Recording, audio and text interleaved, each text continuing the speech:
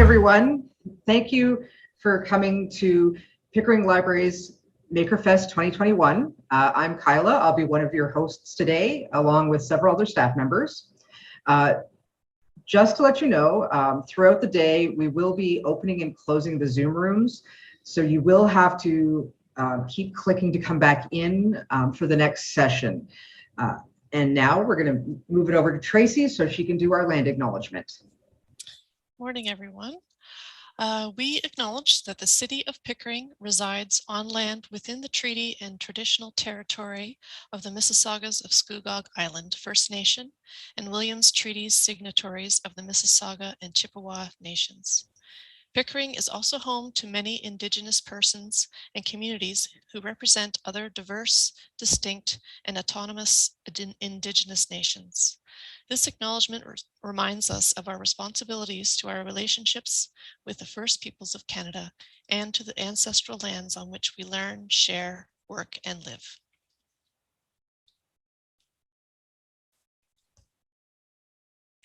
Hi, everyone. I just wanted to share a bit of information about social media and how you can share your photos or projects with us. We would love to see what you're working on today and the projects that you're creating during the sessions or after the event today. So please share your images with us, and you can do so by using the hashtags MakerFest or hashtag PPLMakerFest. And you can tag the library on Facebook, Instagram, or Twitter, and our username on all three of those is @PickeringLibs. So that's Pickering LIBS, same username on all three. And so thank you, and we look forward to seeing any photos that you want to share. Thanks, Alexandra. I'm going to kick off with our Learn to Loom session. My name's Tracy again, and I just wanted to remind everyone that please be advised that we might record a portion of this program or take screenshots to be used for library purposes. If you would rather not appear in any recordings or screenshots, please feel free to turn off your camera when we let you know that a recording is taking place.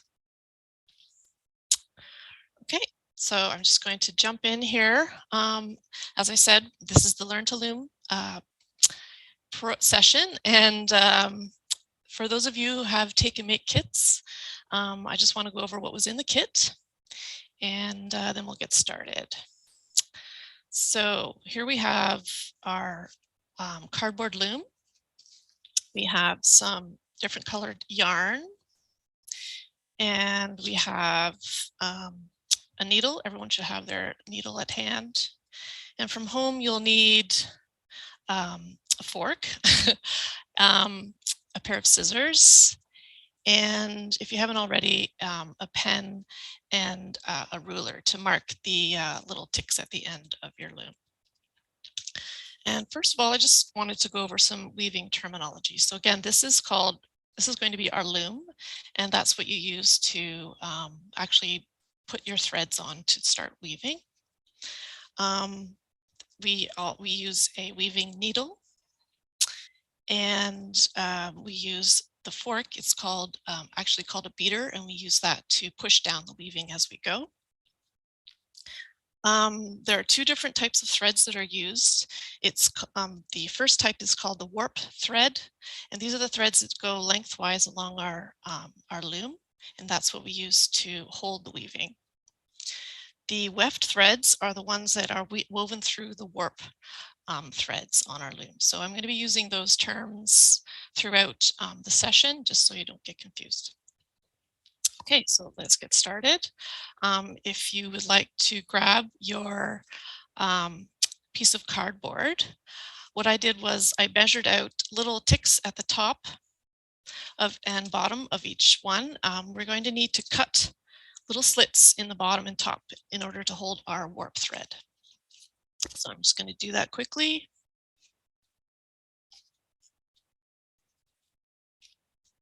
cutting it not too deeply.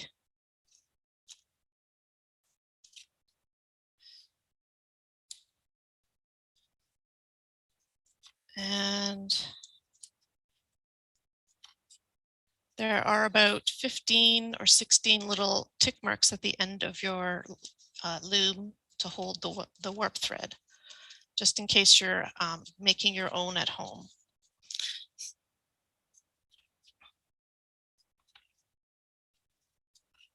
So I'm almost done here.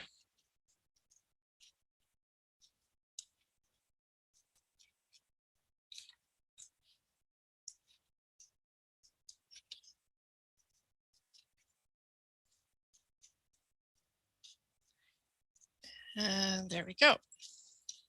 So the next step is to warp our loom using our warp thread. I'm going to use the dark thread that was included in your kits. I find it's provides a nice contrast for the brighter colors of the weaving. So we're making a woven bookmark today. And it's going to be a couple of inches wide. So we're going to warp enough threads on the loom in order to create that width. So to start out, probably in about the third little slit at the top, just sort of wedge your warp thread in there, leave a good tail at the end. And we're going to wrap the warp thread around the loom, bring it down into the corresponding slit at the bottom, and then wrap it around the back and up to the top again. We're going to do that for 8 warp threads, and that will give us the width for the bookmark.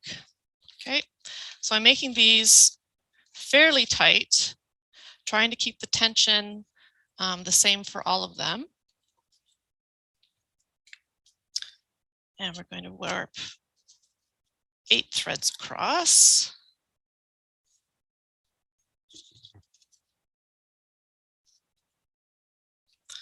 4 so far. 5.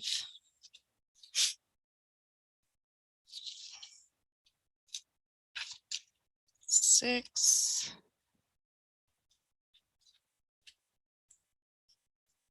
7.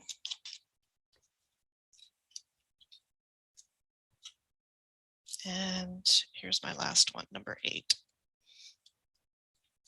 I'm going to bring it down and then back up again and tuck it in the next little slit at the top. And I'll just trim it off, leave a little tail. Okay, so we've warped our loom. There are 8 threads across, as you can see. The tension is fairly good, not too tight that you bend your loom, but that you can fit your finger under, and just sort of, they're all about the same kind of tension. So next, I'm going to choose a color to start weaving with. How many strings did you have? I had 8 strings. Okay, thank you. So 1, 2, 3, 4, 5, 6, 7, 8. So I'm going to grab my needle and I'm going to thread my first color that I want to use to start weaving with, my weft thread. We're going to string it or thread it through the large eye of the needle. I find it easier to sort of fold over the yarn and kind of push it through the eye like that. We'll pull through a little tail at the end, and then just leave the rest like a tail like this. Don't tie a knot in it like you would if you were sewing with a needle and thread. Okay, so now we're going to start weaving. I'm right-handed, so I always start on the right side. You can start on the left side, but we are just going to do what's called a plain weave. It's just a basic under-over stitch through the warp threads. So I'm going to start under. Excuse me. Yes. You cut the extra black string after. Yeah, I did cut it at the top, just so it doesn't get in the way. Okay.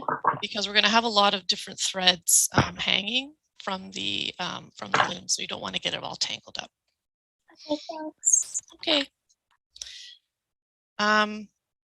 Yep, so I'm going to start weaving. So you start under, and then over the next warp thread, you go over, and then under, and then over, under, over, under, and over. And then you pull your thread through. All the way through until you leave a bit of a tail at the end, because we're going to weave that in at the end when we're finished our weaving, okay? So we're going to take our fork, which is our beater in weaver terminology, and we're going to use it to push down the weft thread, just so it's nice and even and not too loose. Okay, so we've done our first row. We're going to take our thread again and go back the other way. But this time, if you'll notice, I ended with the thread on top. This time I want to start with the weft thread underneath and go back the opposite way. So I'm going to go under, over, under, over, under, over, under, over. And I'm going to pull it through again. Not too tightly. And I'm going to use my beater to push down the weft threads as well. Just sort of tap it down. You might want to tighten it a little so there's no loop at the end. And just so it looks kind of even and the row is somewhat straight. Okay, so that's basically it. You just keep going until, so as I said, I ended on the top warp thread of the top the warp thread. So I'm going to start underneath this time again. I'm going to go back.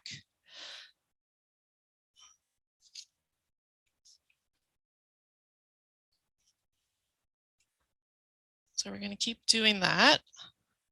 I'll just do a few rows in this color so you guys can get the idea.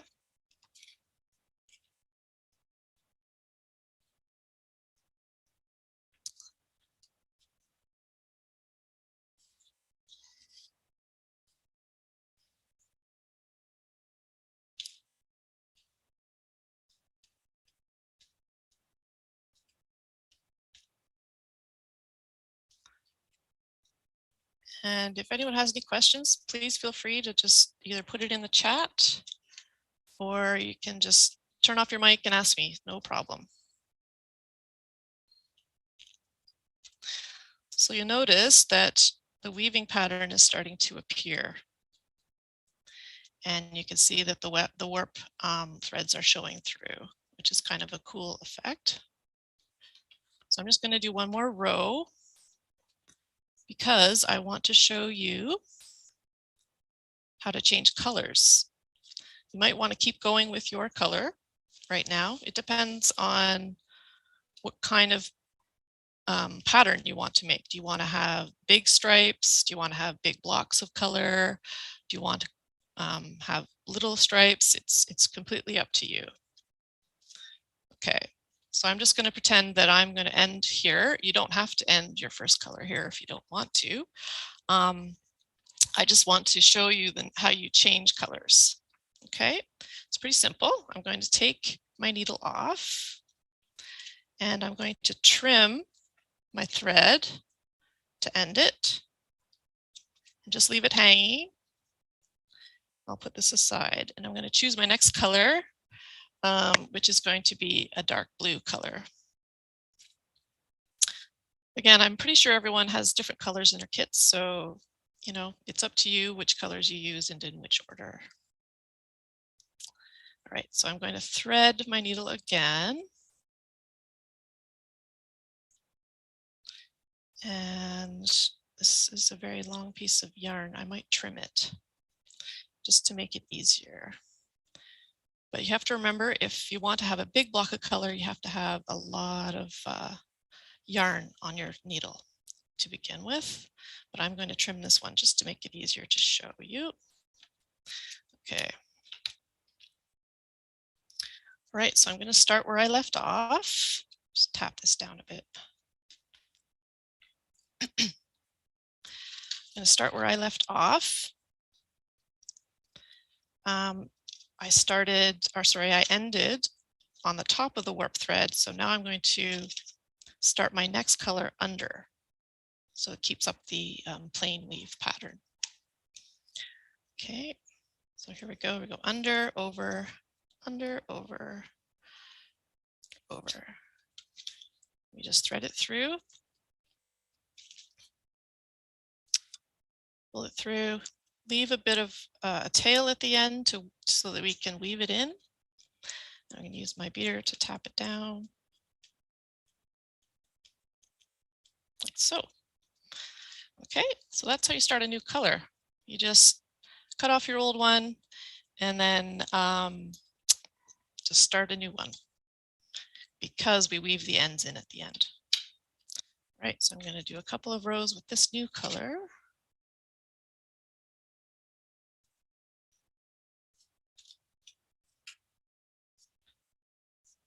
So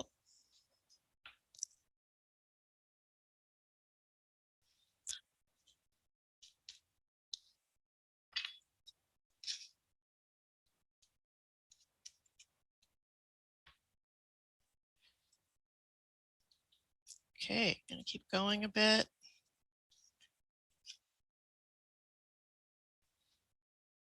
Is everyone okay? Does anyone have any questions? Want me to slow down or go over anything again? Okay, just let me know. I'm gonna do one more row.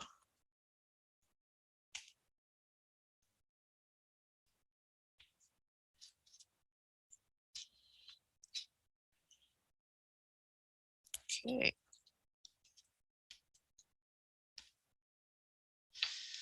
All right. So that's how you start a new color. If I were going to start yet another color, I would again cut this thread off and then just start weaving again with my next row. So I just happen to have a completed bookmark here. So I did my yellow and then I did a big chunk of blue. And then I did a big chunk of orange. And I sort of finished off with my yellow again. So I'm just going to tap it down. You can make it as long or short as you would like. It's completely up to you. I just felt like this was kind of a good spot to stop. But as you can see, I've finished my row. I'm going to trim off my final thread here and leave it loose.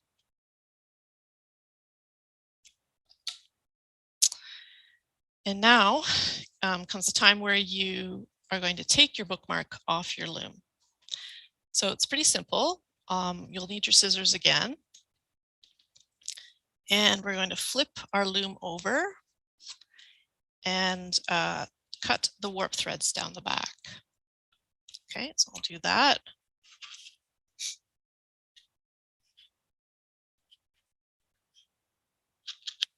Okay. All right, so I've cut my threads. I'm going to flip it back over. Don't remove them from the slits because if you do, everything will start to unravel. What we're going to do is take off the warp threads 2 at a time on each end and tie them off. Okay, so I'm going to carefully remove these threads. The first 2, I'm going to start on the right. Take them together and we're going to tie them in a knot. Like this, not too tight, else it'll warp it. And we'll tie it in another knot. Like so. Okay, and so I'm going to do that for each of the each pair of threads as we go across.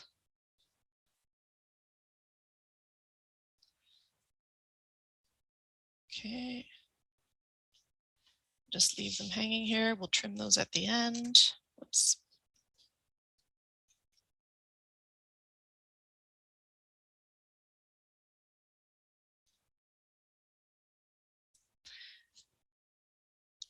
So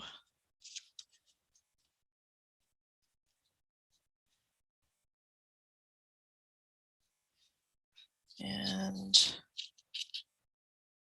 there we go. That side's done. Oh, just have to tie one more knot.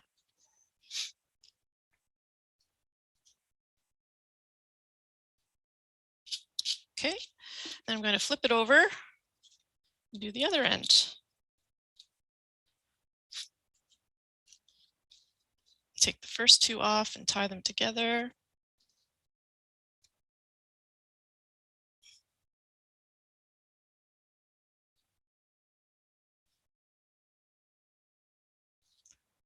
Move on to the next two.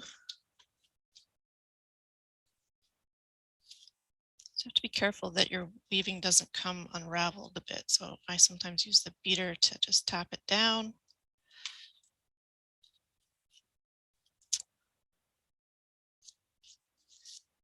These guys are in the way here. Okay. Keep going here.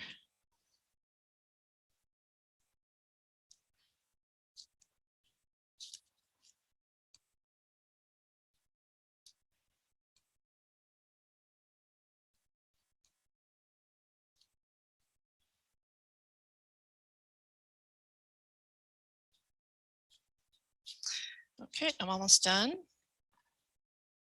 tying these off.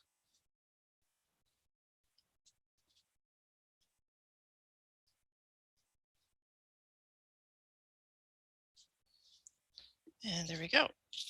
So we've got these long fringes that we can trim at the end. My bookmark is now off the loom.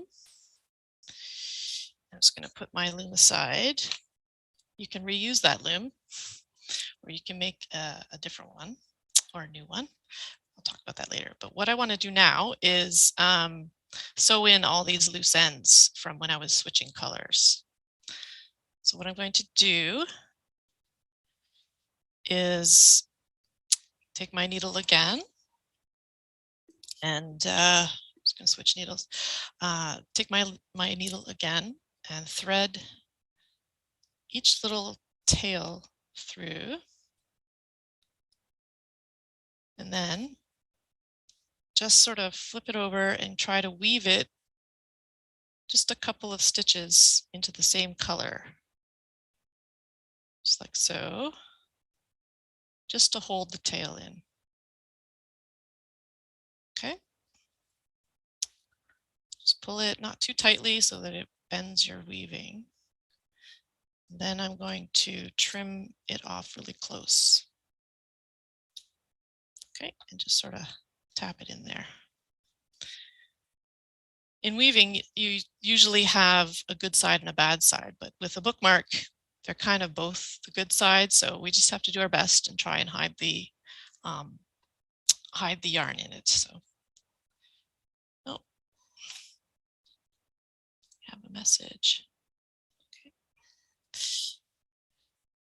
Yep, Victoria just said in the chat, if you would like to share what your project, you can turn on your camera if you like and share it with us at the end. Okay, so I'm going to continue weaving here.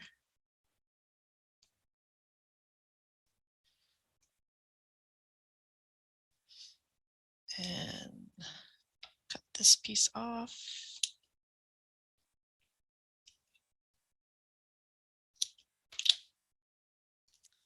Right, I'm going to keep going here.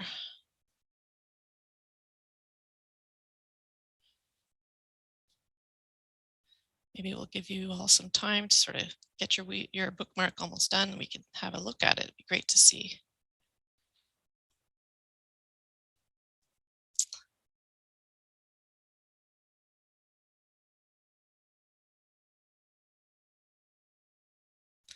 So I've pulled mine a bit tight here, kind of made a gap in my weaving, so you have to be careful.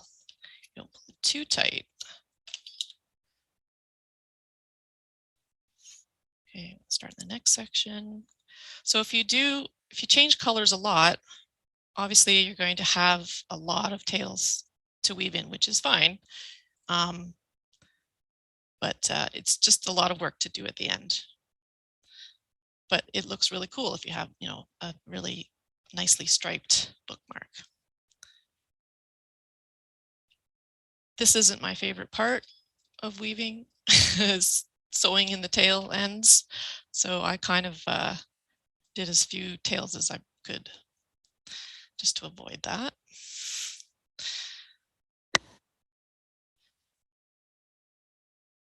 All right, I'm almost done.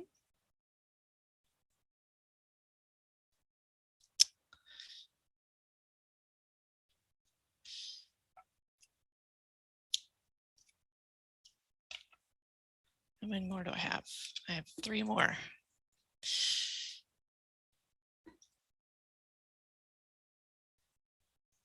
Okay.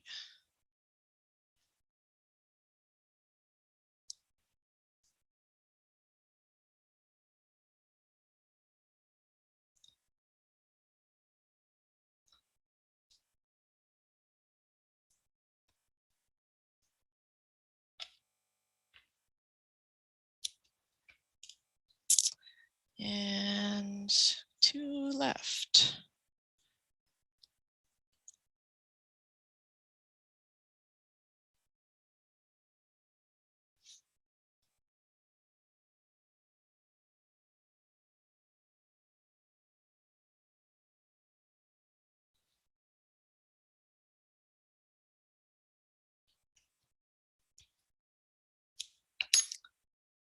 All right.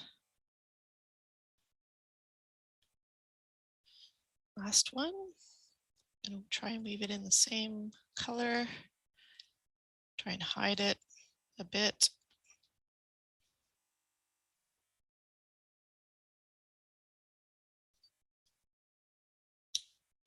Okay, so now I've woven all my ends in.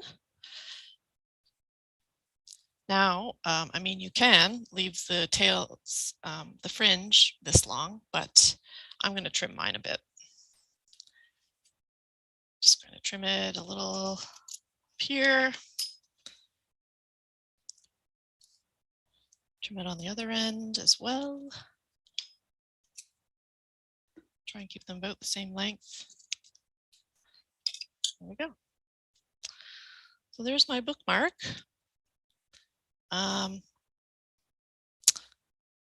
Pretty simple project. As I said, with your loom, you can make any size of loom that you like. If you would like a wider project, you just create a wider loom and put more slots for the warp threads to go in. If you want a longer project, you create a longer loom. So this was just basically to show you the basic techniques of loom. It really, you can be really creative and create any size thing. I mean, you could have a room size loom, you could have a lap loom or a little hand loom like this. And my first loom project was to make a coaster. It's a little shaky, but I also tried a couple of little patterns where I would weave halfway across and then go back again. So I put little triangles in it. So I was trying different patterns as well. So you don't just have to keep going straight across making just bars. You can experiment with different techniques. Just do whatever you like. It's a lot of fun.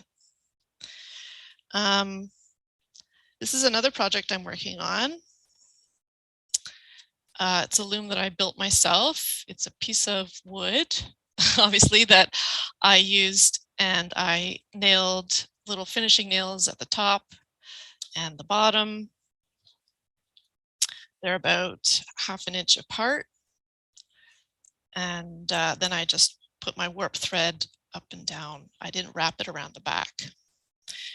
So what I'm starting here is I have this little piece of cardboard at the bottom to keep my weaving really flat and even. Sorry.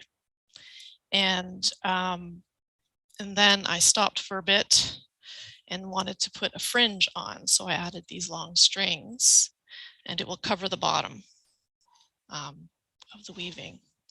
And I'm going to put another row of fringe, and that'll hang down. And then I plan to continue weaving up here and trying to put different patterns in. So really, you can use the same basic technique to make any size project, and you can do lots of cool things with it. I found this idea for the fringe on one of the library's electronic products. There's an actual tutorial in it on weaving. The product is called Creative Bug. And I'm not sure, maybe Victoria was going to put the link to our electronic resource in the chat. Yes, she did. Here's the link to Creative Bug. So what you need for that is it's a resource that the library subscribes to, and it has like thousands of different projects. There's knitting tutorials, there's again, weaving tutorials, sewing, crochet, all kinds of different crafting projects. So you just need your library card to sign into that. And you can just go wild with all the different projects on there. So that's pretty much the end of the Loom tutorial. Does anyone have any questions? Would anyone like to share their project?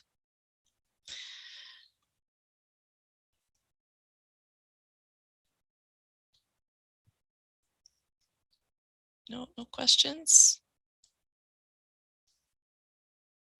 No one wants to turn on their camera? Oh, Christine and Aiden turned on their camera. Oh, very nice. Oh, that looks great. Perfect. Thank you.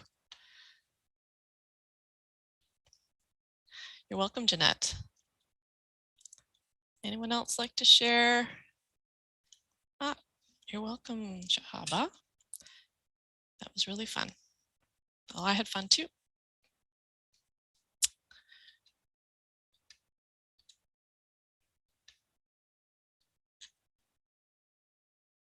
So what we're going to do now is, if no one has any questions, or if no one wants to share any of their projects, we're going to just take a break until the next session.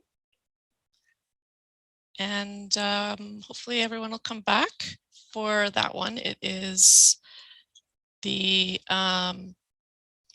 Make Your Own Flashlight, and that's going to start at 10:45.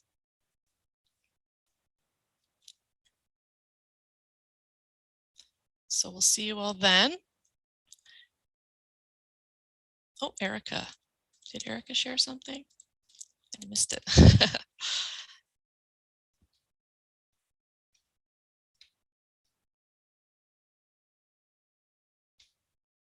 Hi, Erica.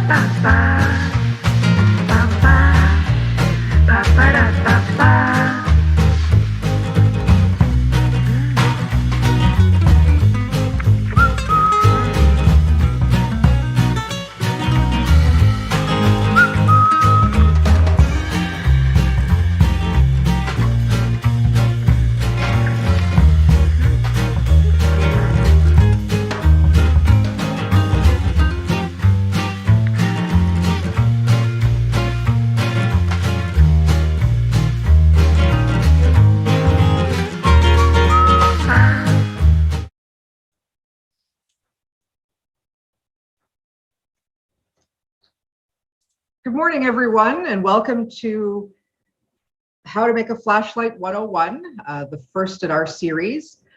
I'm just going to switch over so we can see what you have in the kit a little bit more closely. So in your kit, I gave you several craft sticks or tongue depressants. There should be a battery, a binder clip, a couple of LEDs, and some copper tape. When we're all finished, this is what it's going to look like. But to start, that down again so I don't. We're going to pick up the battery, and there's a positive and a negative side. You can see the little plus sign. And we just want to test to make sure that your LED and the battery are working. So the LED has a long part and a short part. One is the negative and one is the positive side. The positive side is the long side. We're just gonna fit it around your battery. Can you see it this one lighting up a bit? That's a nice tight fit, so it does light up pretty easily. If it isn't, try one of your other ones. And now everyone's ready. What we're going to do is we're going to start by putting a positive and a negative sign on our sticks so we know afterwards which direction the LED and the battery needs to go. So just a little P, a little N.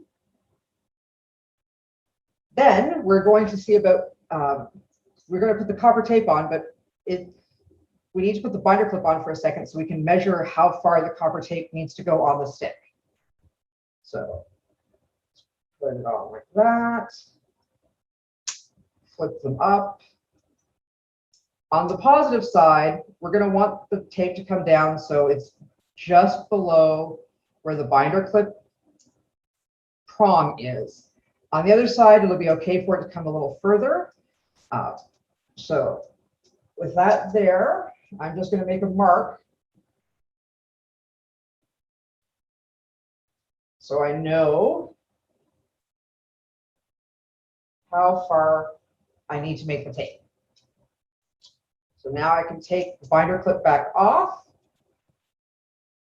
and you have copper tape. First step is you can use your ruler or just measure by eye. You're going to want to leave a little bit of a gap up here. It can't wrap around, otherwise the conductive tape will end up shorting up the battery.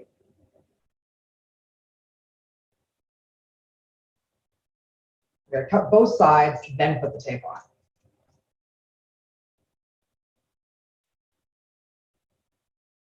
One thing when you're going to put the tape on, it's a little hard to get started. My other side. Right side of my hand. You're going to want to peel it, but when you're going to put it on the stick, be careful. Don't peel too much of the backing off the tape. Otherwise, it curls around like Christmas ribbon or gift wrapping ribbon. It makes it a little harder to put on the stick.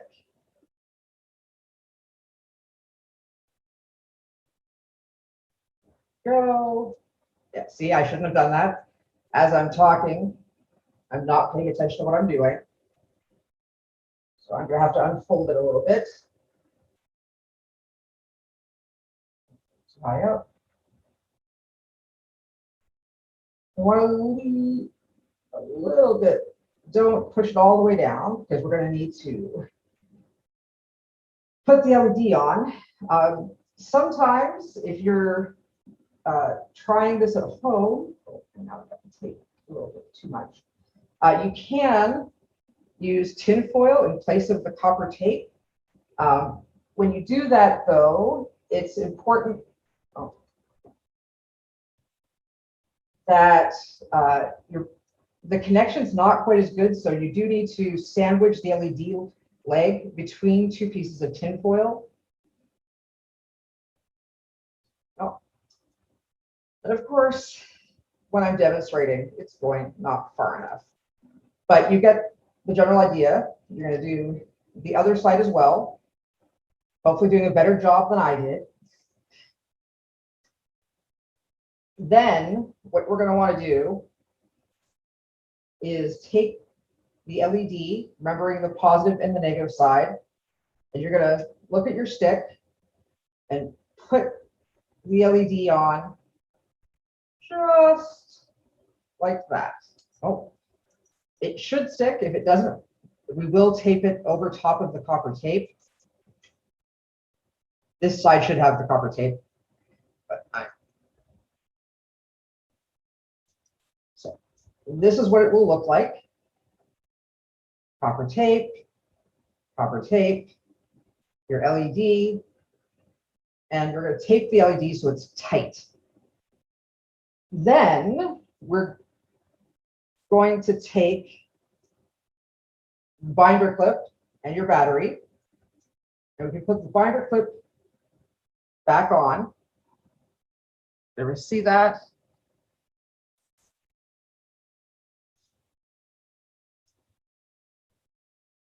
And you're going to want to put the positive side of the battery on the positive side of the tape and the positive side of the LED. We will tape it down later, but when you're first trying it just now, you may need to fiddle with it a bit to make sure you have a good connection. The other side, you do want the leg to come up and to be touching the tape. And then you can close this side. And yeah, you may not see it, but it should be lighting up. If it's not, try adjusting it. Also make sure that you have it on the right side. Once it's in the right spot, you can go ahead and put a small piece of tape over top here to hold it in place, or a tiny bit underneath, but it needs to be making contact with the copper tape still. So, and you don't want to tape it completely, just a tiny bit. And then when you're all finished, if you press the binder clips together, it should light up. Mine, you probably can't see because of the lights I'm using. So I hope that makes sense and that you had some fun making it. We did provide extra sticks and LEDs, so feel free to make one, maybe decorate one, and then you can have your parents post pictures to our social media showing us how you did. Okay, I don't think there's any questions because no one said anything. Thank you for joining us for Flashlight 101, and I hope to see you later in the day for 201 or 301. Thank you.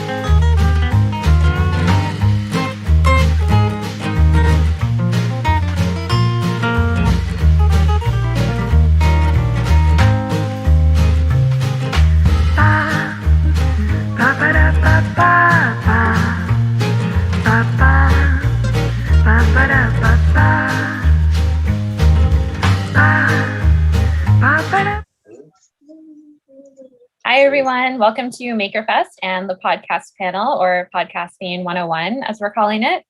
In this session, we'll be giving an introduction to podcasting and discussing some different aspects of creating a podcast, such as recording, editing, and distribution.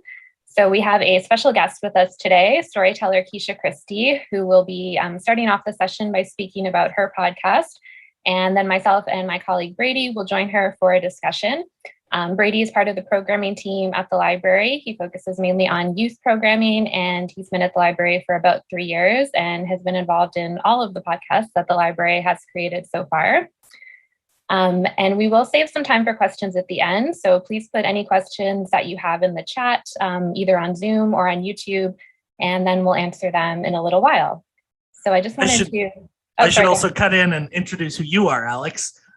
This is Alexandra speaking to you. She's been with the library for about 2 years. She was absolutely essential to putting together our early podcast, and she can make music, which is a wonderful feature that I and almost no one else at the library possesses. So that's been really helpful. Sorry, Alex. No, thanks, Brady. So I just wanted to introduce Kesha to all of you that are watching. So Kesha Christie is a dynamic storyteller and passionate motivational speaker. And she proudly shares Caribbean folklore, West African tales, and original stories that hook listeners and ignite the imagination. And some of Kesha's recent accolades include participating in Storytellers of Canada's Stories from the Motherland and Many Lands. And of course, she has a weekly storytelling podcast called Walk Good, which she'll be telling you all about today. And she's also the founder of an annual storytelling event that celebrates our stories and the way we tell them. And also, to find out more about Kesha and her workshops and performances, you can visit talkintales.ca or subscribe to Talkin' Tales on YouTube, or also on Instagram, talkin_tales. And we'll put those links in the chat later so that you can follow along and connect with Kesha. But I'll turn things over to her now.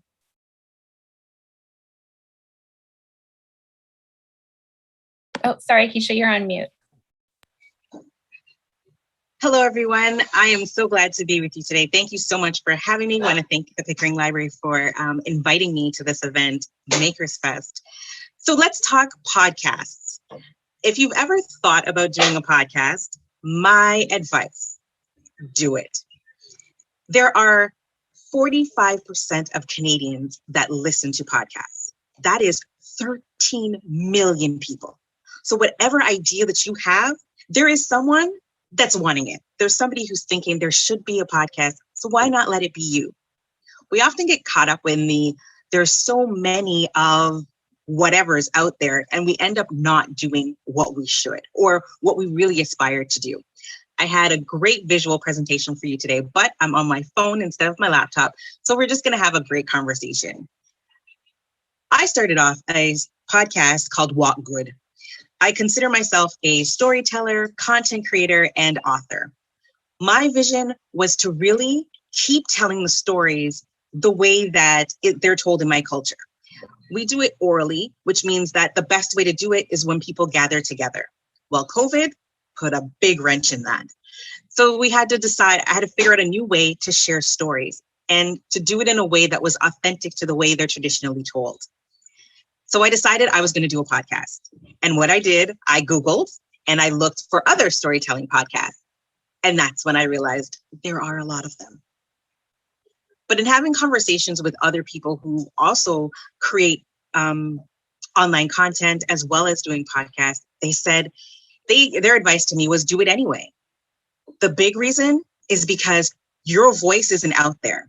So even if there are 1 million people doing podcasts on aviation or other things, it's not your voice. It doesn't have your spin or your experience. And that is needed. There is an audience out there looking for exactly what you have to give. So I jumped in. I jumped in with both feet. I had no idea where to start or what I really needed to do. But it's not that hard. Starting a podcast is really, okay, I won't say easy because there are a few struggles, but there are simple things that you can do. One, have a topic. And if you already know what that topic is, that's great. If you don't, I would suggest using something that you're interested in or a hobby, something that will give you easy access to information. So if you know everything that there is to know about aviation, you could do a podcast on the history of airplanes. You could even do the mysteries of airplanes. There's always an angle that you can use. And if it's already something that you enjoy, it's a labor of love as opposed to a burden. The next thing you need to do is really decide what's your format going to be. And that's easy for some and difficult for others because there are essentially 8 different formats. Not all of them are perfect. If you've got friends that also want to come and join you doing a podcast, you might want to do a conversational podcast where you guys are literally having a conversation on the things or about the things that you like or dislike. There's a market for that. You can also do a solo or a monologue type podcast, which is what I do, where it's really yourself. You speak on whatever your thoughts are, you tell stories, you can create your own format when you're doing it on your own. Or you may just want to interview great people doing amazing things in your community, in your neighborhood, political, religious, whatever your heart desires. You can literally interview a new guest every week, which is great because now you pick the subjects, you can pick the points that you really want to focus on. And as being guests on a number of different podcasts, I'm going to say it's a lot of fun and a great way to expand your network and learn about new industries and people and what they're doing. You could also do a panel type podcast where it's you're the host and then you have a number of people that join you and you can just have conversations or make it structural. The best thing I would say is create your own format. Do one type or mix them all together. Guess what? It's your format and you can make that decision. And in doing that, you learn a lot about yourself because there are some challenges that you may have to overcome, technical, or there are other things that you learn along the way that help you expand and grow. Once you've got your format, okay, you really need to have a great title. To be honest, something that's less than 4 words. It's just easier. And you want to make it catchy as possible, and still in line with what you're wanting to present. And once you've done that, the bonus tip is really having a great piece of cover art. And that easily done on Canva. And you can do that for free. And really, it doesn't have to be a picture of yourself. but it could be fancy words, it could be images, whatever's going to be catching to the eye, but it's your decision. The important thing is to put your content out there. Let me tell you the story of Walk Good. We were in the middle of COVID, and like I said before, I still wanted to continue to share the stories that I've been able to do years before. So I decided that I wanted to put together a podcast. I got nothing. I had nothing. I just knew I wanted to do a podcast and I had no idea. So where did I begin? I knew my topic. I had my title. My title, Walk Good, is really in honor of Miss Lou, who's a famous storyteller out of Jamaica who really brought patois and our culture to the world. So that is my homage to her. And when we went on, I decided, okay, let's put it together. What do I need to do?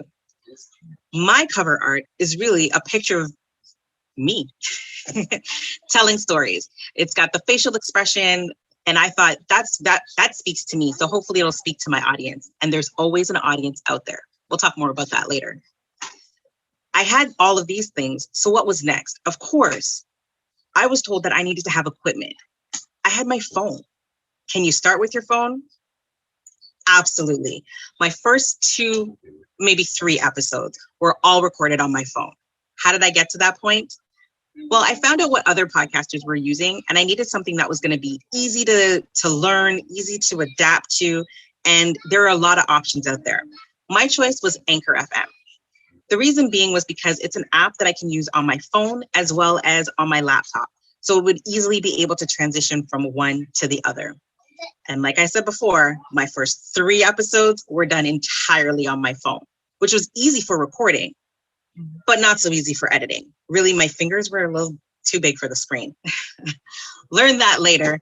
So the first 2 episodes, when I listen to them now, I'm like, what was I thinking? But guess what? You got to start somewhere. Might as well make it today. And that way, tomorrow, you're going to be better than you were yesterday. And you continue to grow and evolve. After doing a few episodes on my phone, I got a mic. The mic that I use today is a Fifine, but the first mic that I had was really a monophone, and it had the arm and the mic. I really looked like a podcaster, and I took some pretty amazing pictures. And literally, I got it on Amazon for less than $100. I was able to start my podcast easily. Learning how to use Anchor, I was able to record, edit, upload, and it released it to a number of platforms. Right now, Walk Good is accessible on 10 platforms, including Spotify, Apple Podcasts, Google, iHeartRadio, and a plethora of others. This made it easy because I didn't have to think about that part, because that was a step I wasn't sure how to get to or what I needed to do. So Anchor took the guesswork out of it, which was pretty cool. After doing that, I started to evolve. I found out about Audacity, and I found that was great to use my laptop. I was able to see what I was doing, edit as I go, and I learned different tips and tricks to help me along the way. After that, I realized that I needed to have an intro and an outro. I know. The intro is really telling your audience who you are, what you're doing. And I added some music. Where do we get this music from? I know. Some things that I learned today, if I knew then, would have made life a little bit easier. But I started with SoundSnap, and I literally went through the kind of how I wanted people to feel when they listen to my podcast. And I just found a beat that kind of represented that. So it was a really cool little beat that went with it. And I did my intro, talked about what we do. Literally, we tell stories, talk about culture.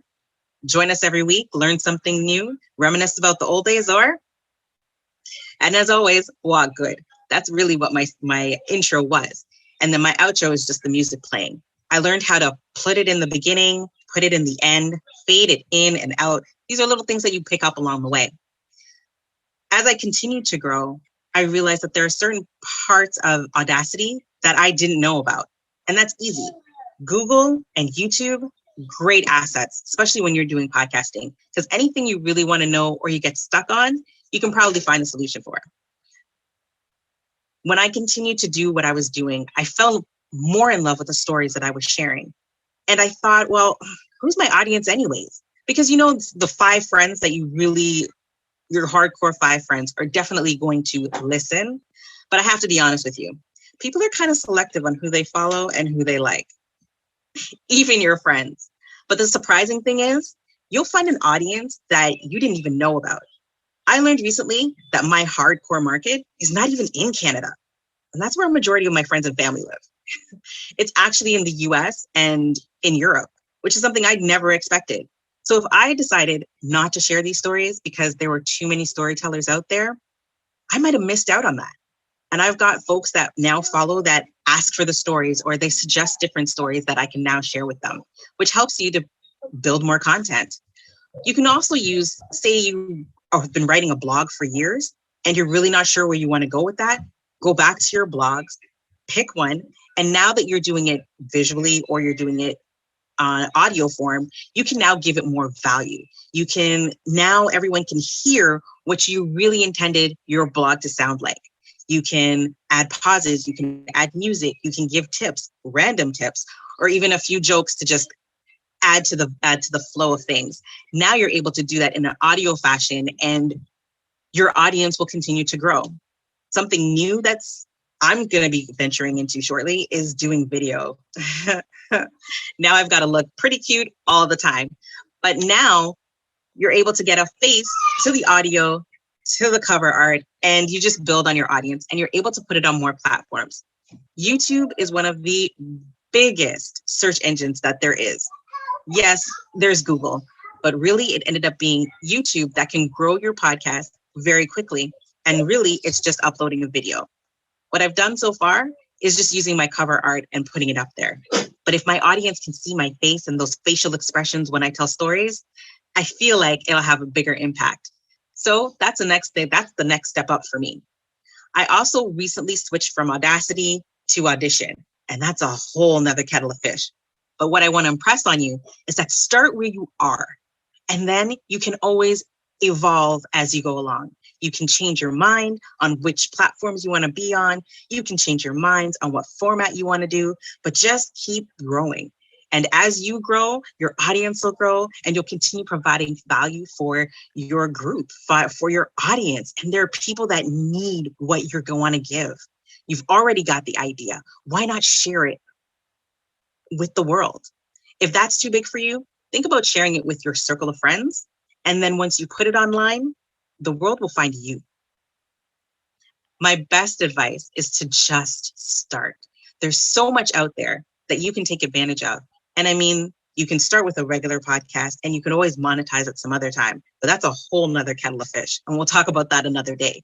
But today I just wanted to impress upon you that starting a podcast seems daunting. It seems difficult, but there are little tips and tricks and tools that you can use that'll get you started right away. And if you start today, you can start your journey and start growing and moving forward. And hey, the evolution of a podcast is a beautiful thing. Thank you. Thank you, Kesha. That was wonderful. I love your thoughts on focusing on your passion and finding your own voice and, creating a unique individual podcast. So we have some questions and things we want to chat about, but I guess first, Brady and I will just give a bit of an overview of the podcasts that the Pickering Library has created. So just for some background information, about a year or so ago, some of us who were part of the programming team at the library were looking for new ways to try and create some original programs or types of events that we hadn't offered before. And one thing that we decided to focus on was audio programs. And this sort of came about because of some research we had done and speaking to some clients and members of the community. And some people mentioned that they were experiencing screen fatigue and were a little maybe tired of all the programs on Zoom. This would have been about 6 months or so into the pandemic. So we thought that we would focus on trying an audio program and a podcast, and that might be a new medium to explore for the library. So the first podcast that we created was called We Listen, and it's a children's podcast that myself and Brady and our coworker Jessica worked on together. And we did a series of 6 episodes, which were usually about 10 to 20 minutes each. And they would feature a couple of stories, as well as a song and some jokes and some fun facts or interactive games in there as well. So we'll talk a bit more about that one in a minute. But Brady, did you want to give an overview of the other podcast? Yeah, sure. So once we'd gotten some confidence under our belt, as it were, from doing that, we did People and Pets Pickering. And People and Pets Pickering was a collaboration between some of our staff and the Pickering Animal Services. And it was just a 3-episode miniseries where we talked about all sorts of different things. We talked about animals, like wild animals. We talked about pets. We talked about caring for your pets. We talked about outdoor dog parks. We talked about all sorts of different things, just everything related to animals. And that is also available there at pickeringlibrary.ca/podcast. So we have a few questions and sort of topics that we wanted to discuss. And the first thing was just sort of why we started a podcast and what we think it can offer to clients and the audience. So I know we all sort of touched on this a little bit, but all of the library podcast, as well as Kesha's, were started during the pandemic. And at least from a library perspective, it was sort of to reduce screen time that clients were experiencing. Kesha, was that sort of your thinking behind the podcast as well and offering it? Yes, because everyone is either on their screen or they're listening to, the new thing is listening to audiobooks. When I was driving to and from work, I was listening to audiobooks, and now the travel was cut down. So what do you do now? So it was just an option to give people the ability to listen to your favorite podcast while you're working out or while you're now out exploring your neighborhood, because that was the thing. Everyone was stuck inside, but now you're able to be outside. And if it's an audio based, you're able to move while you're listening. Yeah, definitely. And I think podcasts are obviously shorter than an audiobook, so you don't have to sort of make that commitment to an 8 or 9 hour book. You can just tune in for a couple of short stories, which I think Most podcasts. most of them. I like the audio medium just because it's such a different experience as a listener to something like YouTube, Netflix, something with video. You can do other things while you're listening to it, whether that be the commuting that Kesha was talking about, or all sorts of other options. It's a very nice, different experience to listen to something. Should we move on to our next little topic here, Alan? So, yeah, sure. Okay. So what does a podcast offer to its listeners? What is the value that the podcast provides to its listeners, do we think? Kesha, do you have some thoughts? Absolutely. Podcasts are amazing. They can entertain, where you're either getting humor or, it may be something more serious, like you're learning a new skill, learning to write a speech, learning to, build an engine. You can also be historical, where you're just learning about things that have happened. I have a new favorites every week. They say that podcast listeners literally listen to at least 7 shows a week, and they subscribe to 6. So it's just a way to expand your knowledge, to be entertained, and just to relax. Sometimes it's just learning how to meditate, and it's just easy, and it's short, it's quick, and then you can determine how long if you want to binge listen, which is also a new thing. You can do that, or just take it 1 episode at a time when you have time. It's always there for you. Yeah, I like that it can provide some interaction between the hosts and the clients as well, especially with like a weekly podcast. You can get feedback pretty quickly from your audience. And I think, one thing we did with the library podcast, We Listen, was have clients send in their own stories or audio recordings sometimes. So that was sort of a way for our listeners to get involved and join in and make it a bit more interactive. Yeah, that was something that came to my mind when Kesha was talking earlier about doing a podcast that's just sort of a monologue. Like it's just you and that microphone. And I think that it can be so intimidating. It was sort of a nice comfort blanket to be able to say, okay, we're having a conversation with each other. So we're not just by ourselves, but we're also having a conversation with our audience, and letting people join in and offer their thoughts.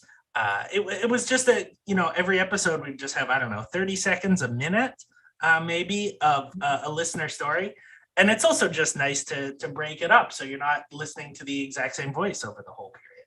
Now, that's not for everything. Like some podcasts, like Kesha's, are meant to be monologues, are meant to be one person. But it's just a nice alternative way you can approach it that maybe makes it a little less intimidating. Mm-hmm. Yeah, and Kesha, I love what you said about maybe just sharing it with your, group of friends or family first, for people that are just getting into podcasting. So you don't have to release it to everyone right away. You can share it with friends and get some feedback first, which I think is a great idea. Absolutely. I shared it with a few friends and family, and I relied on my cousin a lot because he already had a podcast that was very successful. And I was like, I don't want to do what you do, but something like it. And I got some great advice, a lot of great feedback. And it really was just, as long as you start, you can definitely grow. So it's really easy. It's a lot of fun. And people find you. They know what they're looking for. All you have to do is put it out there. I guess the other thing we wanted to talk about a little bit was how we pick out a topic or content for the podcast. So for We Listen, we had 6 episodes and each one was a different theme. And then we picked a couple stories that focused on that theme as well as a song that worked with that theme. How is it with People and Pets Pickering, Brady? So for People and Pets Pickering, it was just 3 episodes, so it was pretty short. But each one we sort of had the same general format where we'd chat a bit, we'd talk to animal services, we would go over a book that we'd recently gotten from the library about pets, and then we would hear a success story. Again, like We Listen, we'd have people send in, people who had adopted animals would either we'd have a little conversation with them or they'd send in a recording. And so that was sort of how we ran People and Pets Pickering in that sense. What about for you, Kesha, in terms of picking out stories and things to feature on your podcast? Is it different finding things for the podcast as opposed to in-person storytelling programs, or is it a similar process? It's a similar process, but when you're doing storytelling and you're doing it in person or for an organization, they'll tell you what the theme is and you can kind of base it around. Now it was just, I chose a number of different things. I would look at the calendar and I would do stories based on Independence Day for certain islands in the Caribbean. October, I told Duppy stories, which are really scary stories to celebrate Halloween. So I kind of focused on whatever themes were generally happening trend-wise. I also did a mini-series where I did a ancestry DNA reveal, where each episode I shared stories from that part of the world that where it was from. And then at the end, I kind of wrapped it together and I ended it with an interesting piece that I didn't know about. For example, I ended with a Scandinavian story and I was like, that's the bonus kind of thing. So that was 4 episodes plus that 5th one. So there's different things that you can grasp to get your themes from. You can use the calendar, you can use however, if there are historical dates that you want to, depending on what your topic is about, if there are industry stuff, depending on what your podcast is about, there is a vast, you have a vast ability to choose different things to create your episodes. As well as talked about before, if you're already writing a blog, you could go back and revisit some of those blog posts and now make them audio. So yeah. Now, I'm just thinking about this, Kesha, and I mean, you're telling stories each episode. How are you reliably, how are you not getting, I guess, intimidated by the idea, oh man, the content monster wants another story this month or this week? And how do you, how are you finding, are you coming up with some of these, or are you finding these online? Is this something you've heard from other people? How does that aspect work? Because they're folktales, I focus on telling folktales from the Caribbean and Africa. There are a lot to choose from. So how do you narrow it down and pick that particular story for that week? Again, I try to make it in line with my theme. And a lot of the stories are short. So if it's a longer story, that episode, it'll be one great story. If they're too shorter, I might do 2 shorter stories, especially if they're like Anansi stories, which are my favorite. They're trickster tales. They're usually really short, but depending on how you tell it determines how long it is. So there is research. So I can't just come on, every Tuesday, light up the mic and ready to go. I've got a little bit of background that I have to do to either remind myself of the story or learn a new story. But I love that. And it's something that I'm interested in. It's my biggest hobby. It's a love. So doing that research it's fueling my passion. So I love it. That's awesome. I feel like, when if you're considering starting a podcast, that's something you really want to think about. Like how much homework am I going to have to do? and is that homework that I enjoy? Like you love digging into this stuff, so it's a fun thing for you, but you want to make sure it's either topics or themes or something that you're going to enjoy the homework if you have to do it. Or maybe if you don't want to do homework, maybe you want to do a podcast that's, again, more conversational, just people, talking about their lives or something. There's lots of ways you can go in that direction too. Absolutely. Like I said, there's like 8 different types of podcasts that you can do. You can just tell stories. You could read stories. There are podcasts where there are others just reading chapter by chapter.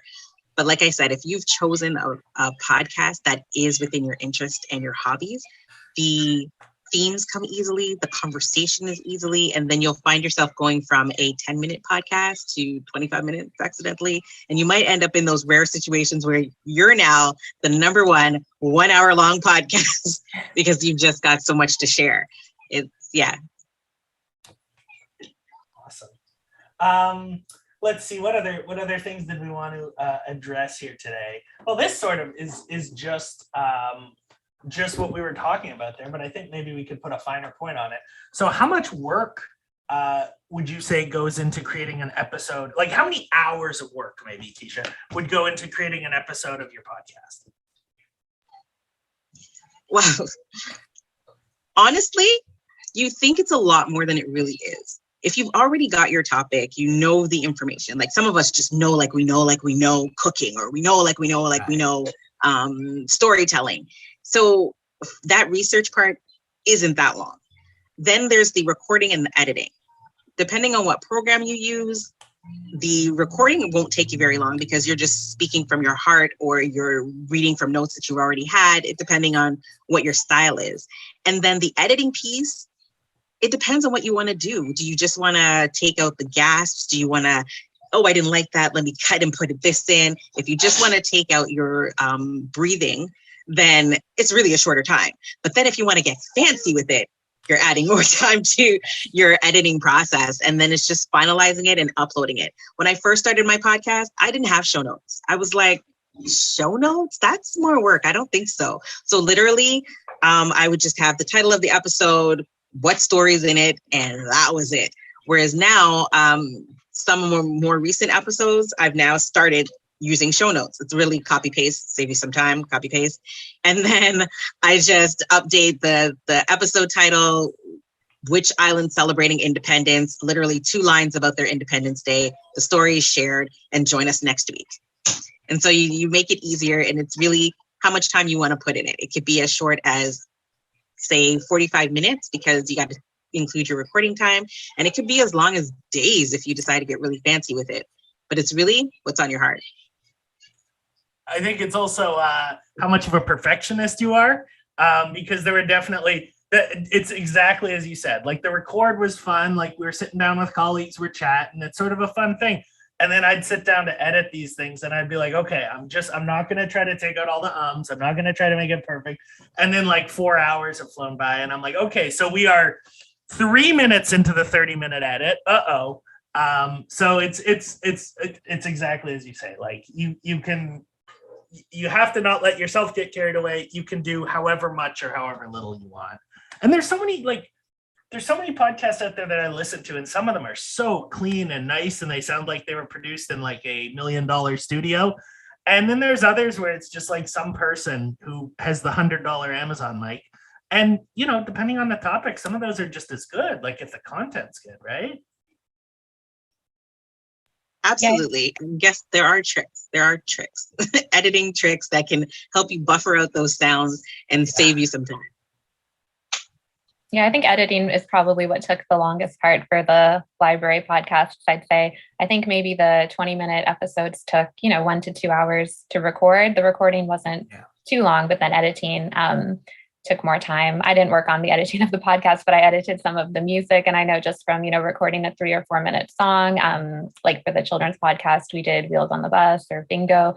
And, the song is only a couple of minutes, but then adding in all the sound effects and things that we put in, it can, add another hour or so to that process. I feel like we're making it sound a little negative by being like, oh, it's so much work to do the edit. But the edit's also fun because you really like you don't realize, how many times you might say or something. When I'm speaking here, I've probably said it 1,000 times already today in our 20 minutes, but there it is. I can't stop it. So and now I'm trapped in a loop. You really make yourself and your colleagues sound much smarter and more erudite than you are. You can really tidy it up. And it's really cool at the end when you go and you listen and you're like, yeah, it sounds like we know what we're talking about. That's pretty good, right? Yeah, it is definitely rewarding afterwards when you get to hear the whole episode put together. And yeah, that's always nice. Absolutely. I loved learning how to do the editing. I knew nothing of editing.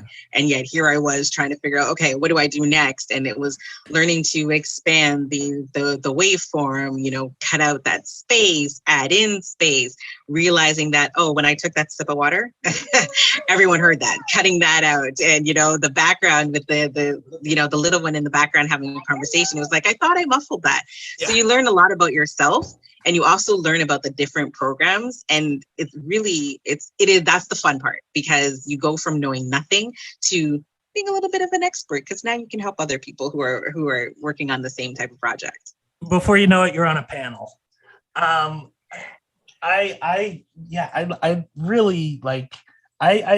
had the same experience. I'd never used Audacity. I looked at Audacity when we went to edit our first episode, and I'm like, what is this? Because it's a little, since it's open source, Audacity is completely free. They don't have teams of user experience experts there polishing it to a fine Apple sort of sheen. So you look at it and you're intimidated. You're like, what is this? There are so many options. I have no idea. I don't know what, I can see the sound. The sound is in wavy shapes. That part I understand. But as you say, before you know it, you figured things out, you Google things, you ask somebody, and you take it in little chunks. You say, first, we're just going to work on this part. And it really is a great, satisfying skill building experience.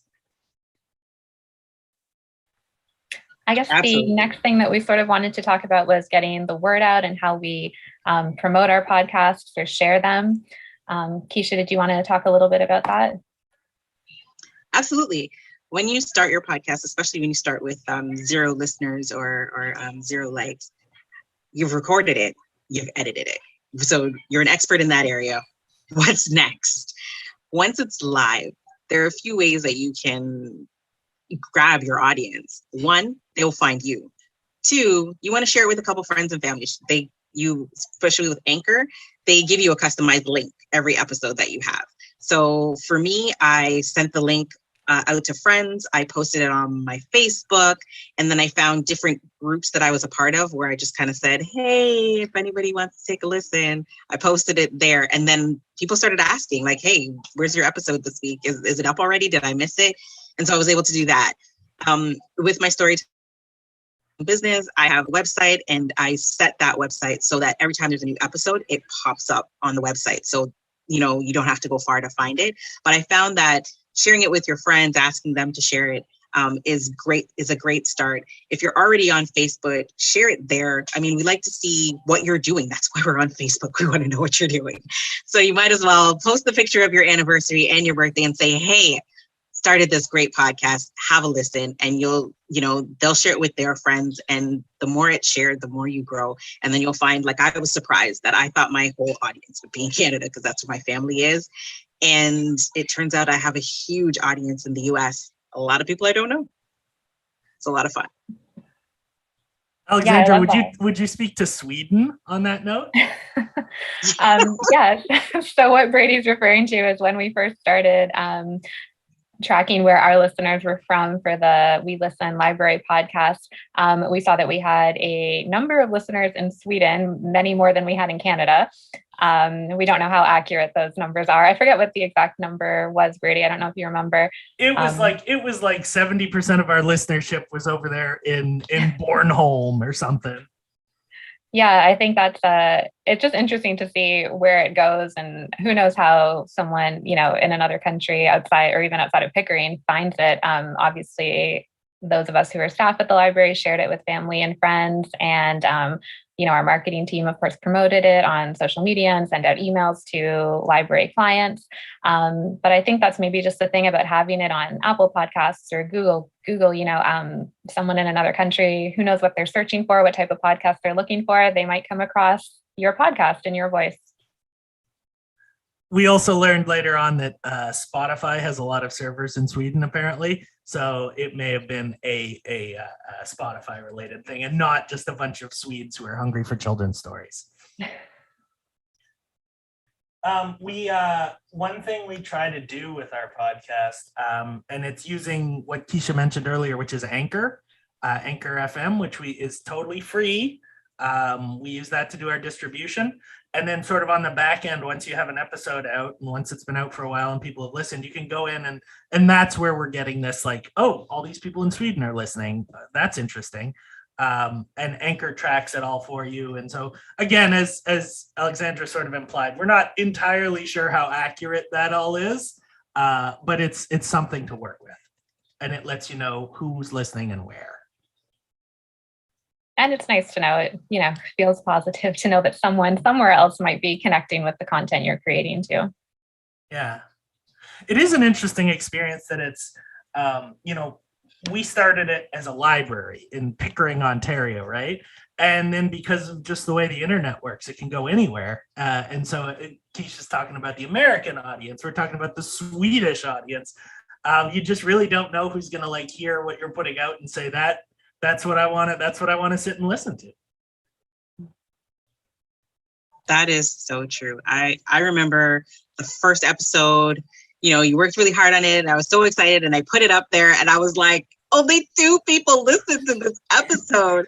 And you're thinking, oh my gosh, what's going to happen? And then you kind of leave it there because, you don't take down your episodes. And then I was like, oh my gosh, look at all the people who've seen this, who've listened to this episode. And it gets you going and you're more excited and you're like, okay, the next one and the next one, because now you didn't know what to expect. So you just put it out with no expectation really, other than maybe your 5, your family members and friends. I use 5 because really it's just a nice round number. And then, so you're looking for that 5. If you see 6, then okay, all my friends have listened to it kind of thing. And then, to just see that number go up, you're like, oh my gosh. And then you look at the demographics and they tell you, the age, they tell you where your people are listening in from, and it's just looking at that stuff. It's like, wow, now I get why companies look at this stuff. It's interesting. Yeah. Go ahead, Alexandra. Oh, I was just going to say, I think also maybe don't be discouraged if the first episode that someone puts out only has a couple listens or views. I think the more you post, if it's like a regular thing, you have a new episode coming out every week or 2 weeks, it's likely to get, picked up by a larger audience and grow. It might be slow, but maybe you'll just get 1 or 2 new listeners every week. And so that's always nice to see when the listenership goes up slightly. And you're building over time, you're building that back catalog, right? And people can, when you put out your first episode, let's say somebody searches it up and finds your podcast. If it's me and I'm a listener and I find a podcast and it has only 1 episode, I don't know. I don't feel like I want to get invested in like finding out how this new podcast works, listening to these new hosts, getting used to them. But if you have a big long back catalog of 7 or 8 episodes, I say now there's something I can get into, right? And so when your first episode comes out, maybe the numbers aren't great, but over time, the numbers on that first episode go up. It's evergreen. It's always there. As long as you have it online, people can listen to it. So it's really cool. It's sort of a long-term aspect of it. Absolutely. It's that Netflix mentality. If there's like only 1 episode, then really, but if you've got like 8 episodes, now this is binge worthy. So when you put out that first episode and you've only got a few, like you feel discouraged first because you had that expectation of your 5 to tune in and they haven't done it yet. But now somebody may jump in and meet you at episode 7 and be like, wow, this is great. And they go back to the first one and they, and now they're spreading the word. So it continues to grow. And, the more you do, the more you grow and the more they want to keep coming back and keep sharing your stuff. And as from the production point of view too, like early on when you're doing your first episodes, you're just learning Audacity, you're just learning Anchor FM, you don't know what's going on. And it really takes a lot more time at the start to produce those episodes. So you sort of have to you have to get over this discouragement mountain that you're building, because first of all, you're putting tons of work in at the start and you're not seeing those audience numbers, and you just have to keep powering through, keep going through, because eventually the workload goes down per episode, and the listeners, hopefully go up. Absolutely. I think the next thing that we were going to talk about was a little bit about music and sound effects and sort of how we incorporate that material into the podcast. So Kesha, I know that the beginning and end of your podcast has some music. Where is that music from, and sort of how did you decide to put that in your podcast? Adding music, now that's fancy. So I just wanted to go with the feeling. So like I said before, I thought about how I wanted people to feel when they were listening to my episode. So I was like, okay, it's got to have a Caribbean vibe. It's definitely got to have, that fast beat music, but I wanted something that wasn't going to be overpowering either. So I listened to a lot. When I first started, I got my music from SoundSnap, and I had to pay like $7 for like 5 pieces of music. And then I learned, hey, genius, YouTube's great, and they have royalty-free music. So now you're getting that's in line with what you had in your vision for your podcast. And I took that, converted it to what I needed to, and then I'm able to break it up. When I first recorded, I think my podcast still has my original recording. And so you could hear me go in my podcast in the intro, but it kind of gets muffled by the music, which is now looking at it, now that I'm an expert, in the beginning, it was okay. Now I'm an expert. I'm like, the music's a little loud. But the thing is, I can change it at any time and re-record it. And, you can reduce the sound to make your voice more clearer. You can muffle it out if you want to. It's your choice. You can have no music at all and maybe, I don't know, clap your hands, step, do little things. But when you're adding the music and the sound effects, when you do it for the intros and outros, it's a lot easier. When you're doing it in the middle of an episode, now you got to work with a little bit of timing and things like that. But because you're enjoying it and you're kind of getting into it, you might have a little bit too long music. I'm guilty. But you just get into a groove and you're like, yeah, this is good. Oh, I didn't know it was so easy to just drop it in. But you learn how to add your music. You learn how to change the volume so that, you're being heard better. You learn how to tweak the music because it might be rough or something fuzzy. You're able to now become the expert on fixing that and placing it wherever it needs to go. I think the fun part was finding the music and actually fitting it into where it needed to be in the podcast. The whole process for me was just fun. I got a little excited, but it's all good. Yeah, YouTube is a great source for some royalty-free music. The other ones that we used We Listen was something called zapsplat.com, which was a really good free resource with lots of different sound effects. And then the other one is freesound.org. That's sort of where anyone can upload sounds that they've recorded, and some are completely copyright free. Some, you do have to credit the person that created it and mention them in your podcast. So that's another thing to look out for when recording, that the music that you're featuring is royalty free, like Kesha said. One thing I thought really, at least for me, made ours sound a little more professional was we selected for both We Listen and for people in Pets Pickering.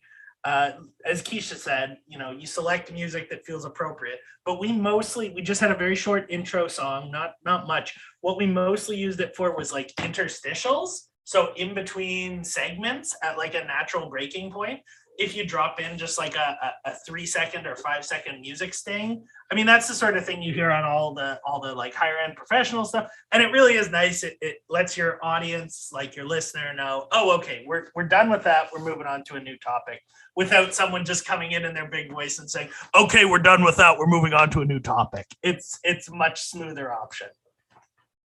Yeah, I had a lot of fun with the sound effects too, and some of the songs that we did, like I think I mentioned Wheels on the Bus and Bingo. So we added in, the sound of a bus honking or the doors closing on the bus or a dog barking.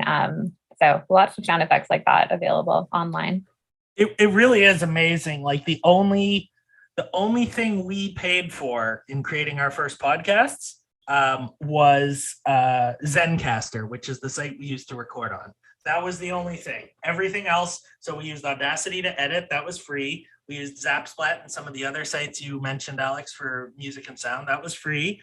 And we used Anchor for distribution, and that was free. So like, there's so many options that don't necessarily require you to dig into that wallet, especially when you're getting started.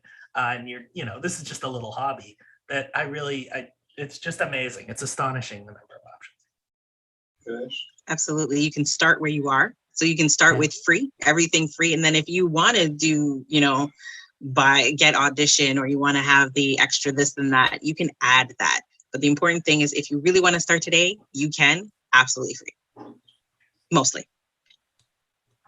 Okay, we have a question. How would you go about sourcing guests if you're not doing a monologue style podcast? That's interesting. One of our guests we sourced was for We Listen was Kesha. And I think I may be mistaken, but I think our colleague Jess knew you from a previous program. Kesha, is that accurate? It wasn't me who did this, so I don't remember. I think it was me from an outreach presentation. Sorry, Alex. No, that's okay. We had both been at an outreach or community program, I guess a couple months prior to when we had started the podcast. And I just thought Kesha would be a great guest to come and tell some stories on We Listen. When we're also currently, it's not out yet, but we're currently working with our teen advisory group to make a podcast, and the teens are running it. Like, it's all in their hands, so the teens are doing it. And one of the things we included in it was an interview. And so we had this exact problem where the teens were like, how do we get an interview person? And our answer was just like, who do you know? Like, who do you already know? You have so many contacts in your brain. You have so many people you've met, whether that be through work, through activities, through just like knowing somebody all your life. There's all kinds of people you can pull in. And most people, at least in my experience, if you say like, hey, you're interesting enough that we would like you to come on and we'll talk to you. Most people find that flattering, right? Like, that's a nice thing to have somebody say to you. They're saying you're an interesting person, at least in some extent. So yeah, just going through your sort of mental, I was going to say Rolodex. That's a very old fashioned phrase. Your mental contact list. Mental contact list. Absolutely. And you're so right. The people that you know in your circle are great. I mean, you follow local people on Instagram. You have some friends on Facebook who tell you, they post, hey, I'm doing this, hey, I'm doing that. And there's also different groups like for young people, what kind of sports are you in? Maybe you want to interview your coach or, the MVP. And then when you approach people and say, hey, love what you're doing, want to talk to you, they're very receptive and they want to come and talk. People like to talk about themselves. Big surprise. They absolutely do.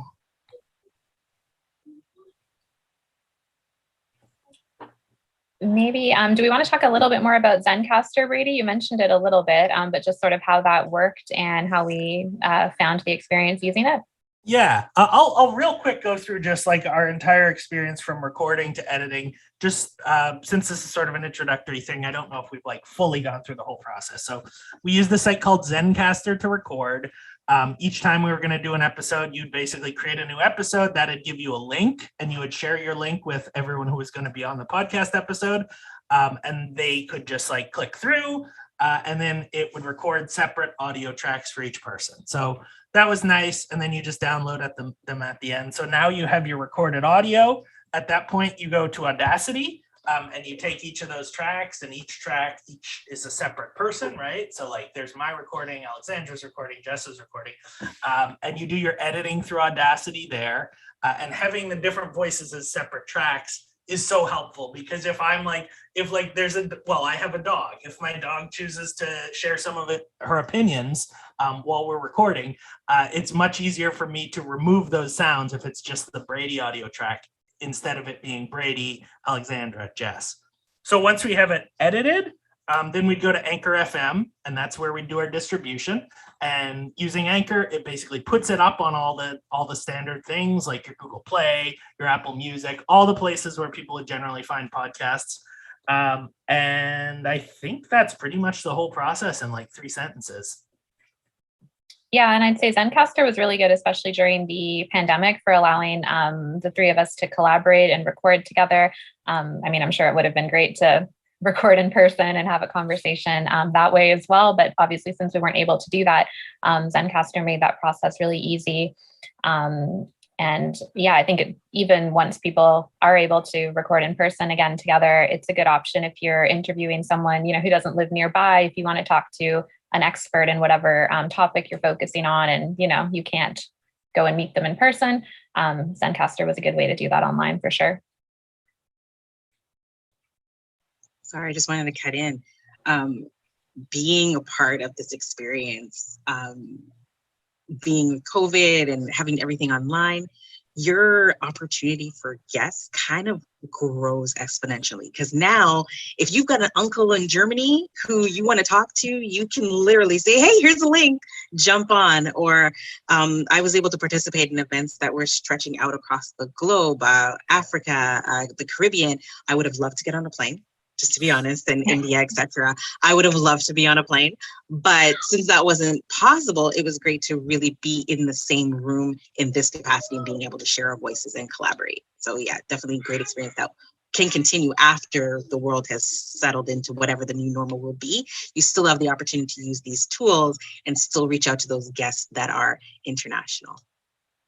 Now, Kesha, you may have mentioned it. I apologize if I just missed it, but what do you use to do the actual recording? What software do you use for that? Just like you, I started with Audacity. Yeah. And then recently I've moved over to Audition, and because I thought, hey, let's try something new.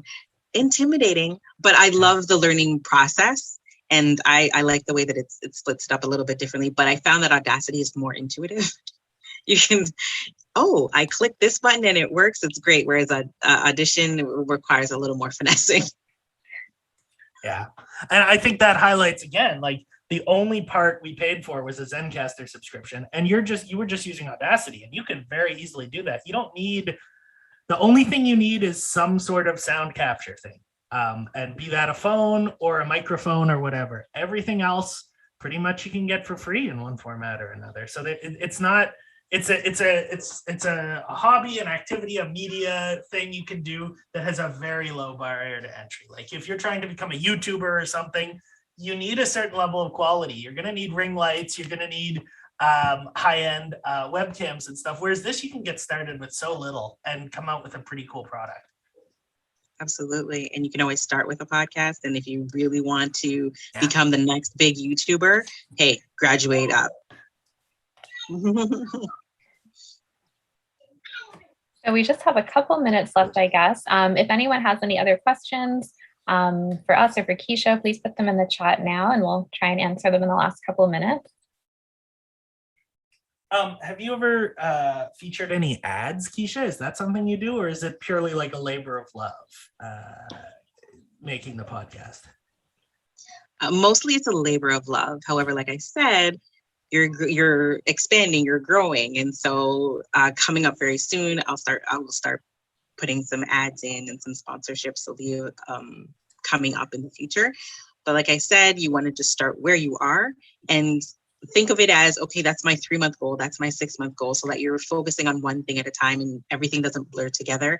I found through this process, if you take it all in one piece, and I want the #1 podcast right now, you're going to let yourself down and frustrate yourself. Take it in pieces and be willing to grow. And like I've done, I've jumped from Audacity to Audition. And now the next step, I've built a following that, are eager about the product or the stories. And now it's like, okay, so next step. And don't be afraid to grow and expand.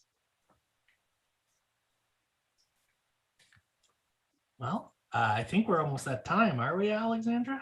Yeah, just about. I love that advice, Kesha, just going back to what you said at the beginning, for anyone who's listening or watching us today, just get started, pick a topic that you're passionate about, try it out and see how it goes. And also, like Brady said, you don't need too much to get started. And then you can always grow and add video and ads and everything later on. So yeah, just give it a try.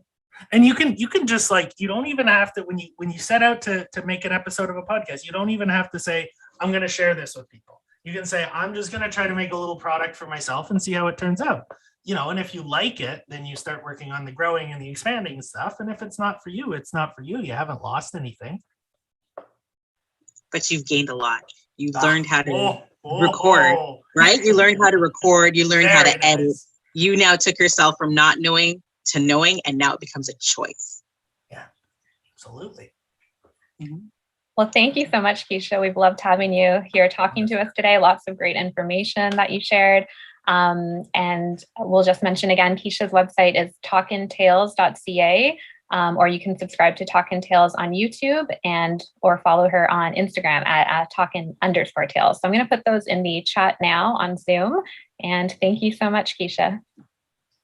Awesome. Thank you so much for having me. I'm happy to be here and join you guys. Have a great day, everyone. Thank you so much. Thank you. Thanks, everyone. Thanks, everyone, for listening.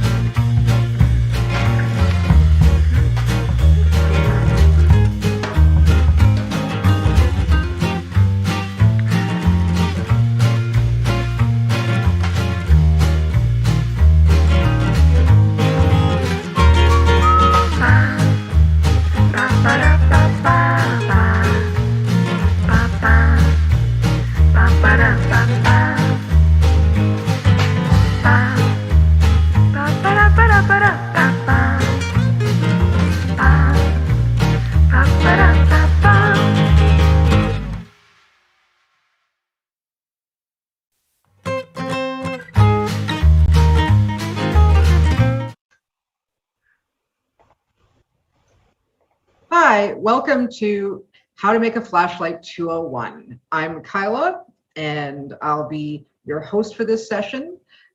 Just a reminder that we will be recording this session to show on our YouTube channel later. So if you'd rather not appear in any recordings or screenshots, please feel free to turn off your camera. And if you do want to talk, though, you can also, we don't mind if you ask questions. And if you want to show your face, then you can. We're going to get started, and just feel free to ask questions as we go. Someone's monitoring the chat, but I can't see it because I'm turning away from the computer this time. In your kit, we're going to switch to the big view. There we go. In your kit, you should have gotten 2 batteries, 2 LEDs, just in case one of them wasn't working, and some wires with the ends already stripped off, and a piece of paper. You will also need some form of tape. Electrical, scotch, or masking tape all work. You can also use duct tape, but I find that with this, that was a little too hard to handle. Also a pair of scissors. So if everyone's ready with their batteries out, the first thing we're going to do is tape our batteries together to connect them to make what's going to end up being part of the inside or body of the flashlight. You want to connect the positive end to the negative end. And we're going to tape that together. I have one already done, but I'll show you this one too. Once we get the tape started again. There we go. They do need to be tightly together. So one of the things I was doing when I was practicing was to hold them together and then start rolling the tape towards me so I could keep them tight. Just like that. You can keep going. Make sure you have enough. If you want to go up and down a bit more, that's good too. And then you'll have your batteries. Now we can set those aside for a few minutes because now we get to the somewhat tricky part. It's a little fiddly. Your LED, this one's a little bit brighter. It's a bigger size than the one we used in Flashlight 101 if you attended that one. This time I'll be a little bit clearer since we did have a question. The LED has two legs. One is a little bit shorter. That's the negative side. The one that's longer is the positive side. And that's important because when we connect our wires, afterwards, we're going to connect them to the battery, and we need to be able to know which end is which of the LED so we can connect it to the right part of the battery. What we're going to do, normally if you had two pieces of wire that were different colors, it makes it a little bit simpler. Right now, I suggest marking one of them either with like a piece of tape, or if you have an actual marker, try writing on it. Just so we know that this is the one we're going to connect to the negative side or the shorter leg. If you have wire cutters at home, you can use scissors too. Just be careful not to cut all the way through. You can always, well, actually this time you would want to cut all the way through because you could make this leg shorter. Which is another way of knowing that it's the negative side. For this though, it was just as easy for me to stick a piece of tape on it. I didn't have to have extra tools with me. This is what's called stranded wire. So I'm just twisting it a little bit tightly. Do be careful when you're doing this, you don't poke yourself. The ends are a little sharp. So now I have my negative. I want to look for the negative leg, which is this side. I'm going to bend it out a teeny bit. And forgive me, this part I did on camera is a little bit harder because it needs to be really tight, and that's not tight enough.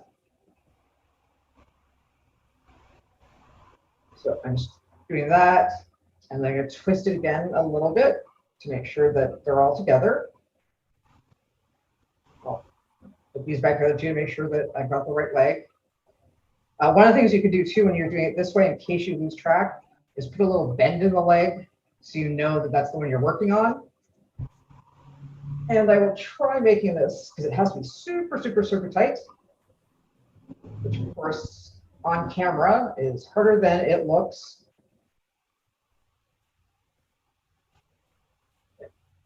Yeah. Hold it. And I'm going to twist it around.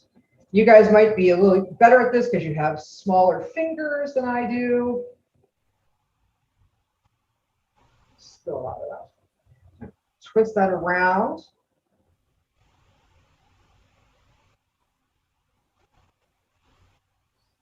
Once you have it all tight, you can take a piece of tape, any type that you like, and just tape around it again. It should be tight and it's not going to fall off, but this way it also protects you a little bit from the wires.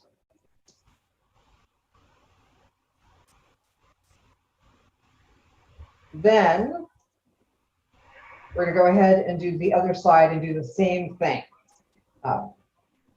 Start it, so you make it nice and tight.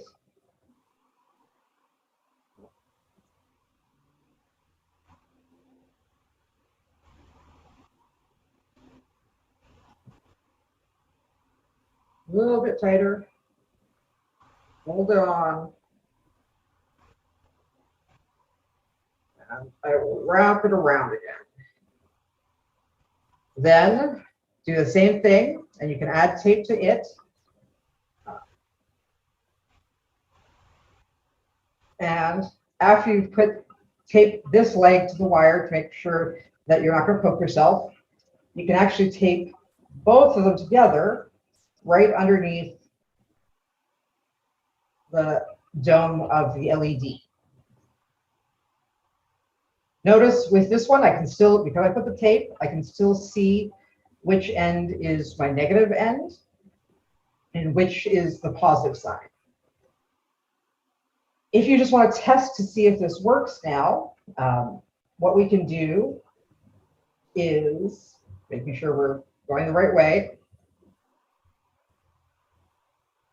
I'm going to hold the negative end. Oh, this is the wrong way around for my hand. And then, I'm not squeezing it tight enough because I'm holding it in the wrong hand. There we go. Now I have it tight. See, my LED is lighting up. This time I decided to use blue because, oh, actually you can't see it because I'm in the wrong spot on the camera. Sorry about that. Now you can see the blue light a little bit better than the white one I was using for the first demonstration. So as long as you can see it light up, you know everything's tight enough. If it didn't, we would need to go back and make sure that all the connections with the wire and the legs were like, it needs to be wrapped really tight. And now what we can do is we're gonna take our piece of paper. I pre-rolled it because I did give you cardstock because it was a pretty orange, which I thought was nice for Halloween. And we want to, you can use a pen if you want, or just kind of eyeball. We're going to want the paper to be just a bit bigger than the length of the batteries. When we're finished, the light is going to be down here so it shines out. At this end, we're going to have a wire touching so we can turn it off and on, like when we've just practiced.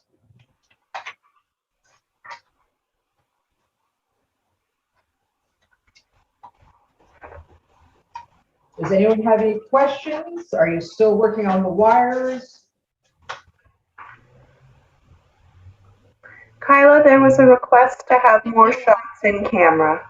Oh, sorry. I think I need to lean forward. The problem is, yeah, I wasn't watching. The computer's on the other side of me. I'm sorry. So do you want me to start? This was when we started and we were tightening the wires around the legs. So we ended up, after you do both legs, you can do them together like this. And then I was testing by holding the negative to the negative end really tightly, and then touching the positive just to have the electric current make the circuit so we can have it light up the LED. And then I was going to make the paper tube that's going to make the flashlight body for this one.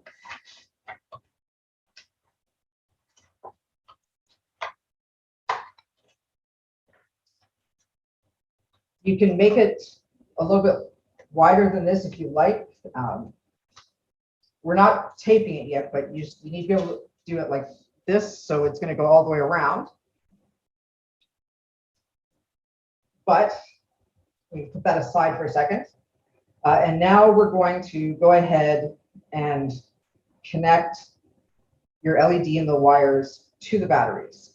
Again, you can use any type of tape, Scotch tape, masking tape, your electrical tape. In this case, I'm just going to use the masking tape really quickly. There we go. And just like when you practice to make sure it was working, we're going to find the negative leg, and we want to tape it to the negative end of the battery. It, again, needs to be really tight. So what I try and do sometimes, I put the tape there. This wire is really bendy, so don't, you can move it around like this to make it easier for you to work with.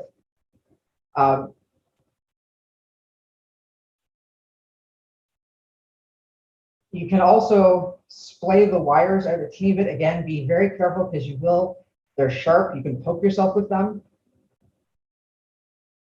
So we can tape it on like this. Rob, I made a question. Yep.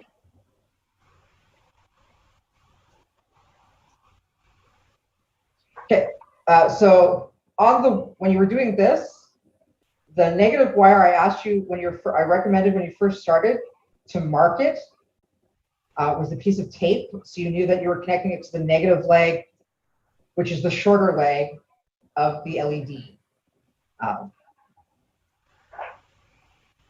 So that one wasn't finished. This one's all finished. So again, test it by holding that one tight. And then, so does that make sense? Is it working for you now?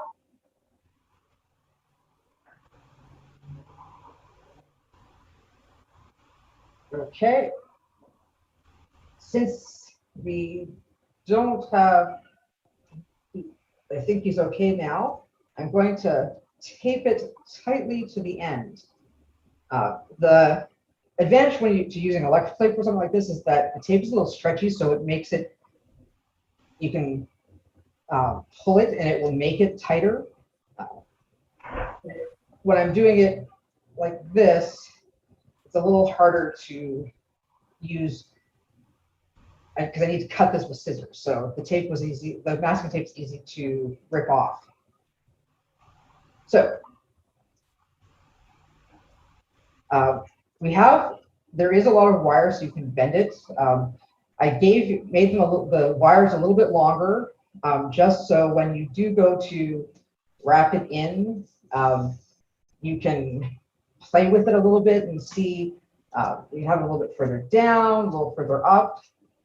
But once you've connected there, I'm actually going to tape the entire wire to the side of the battery, just to make it a little bit easier to work with.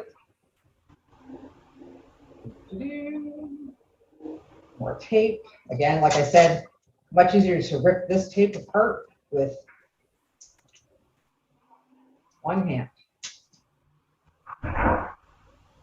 You want to make sure when you are taping like this that you still can, the other wires are going to be able to touch this end.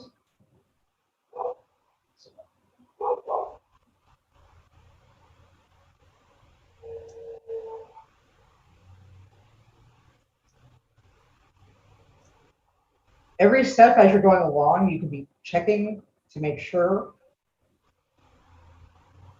that it's still lighting. Oh, sorry, that it's lighting out.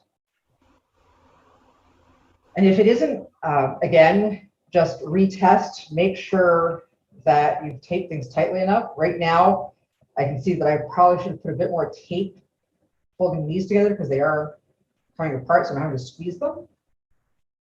But now I'll be able to make the body of the flashlight.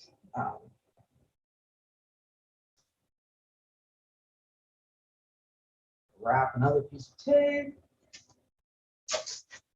This is a little long still because I do want the battery. I need the wire to be able to be down at the end so I can touch it to the positive end of the battery to make it light up.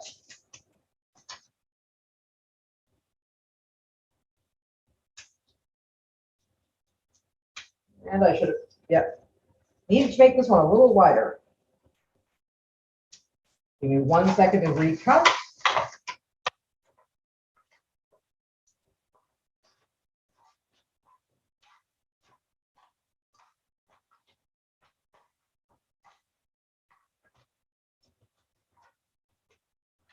Go. That will wrap a little bit better. If you just wanted to use regular paper, you could have done that as well. It does roll a little easier. But like I said, because I was thinking about these flashlights, because hopefully we get to have Halloween this year, the orange was a little bit more seasonal. Wrap it up. And you're going to tape it. The other thing you can do to make it tighter is to actually tape. You can try starting with the battery and actually taping it to the battery. So when you roll, it is tighter. Up to you though. And I'm using tape. If you use regular paper, you probably could try gluing it because it will make a strong enough connection. So right now it's a little too long at this end. So I taped it so the battery might not move enough, but then I can just cut a bit. Just be careful if you're doing this, not to cut the wire.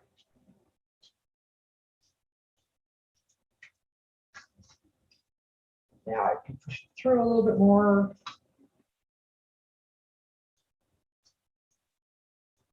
Oh, that tape was a lot stronger than I thought it was.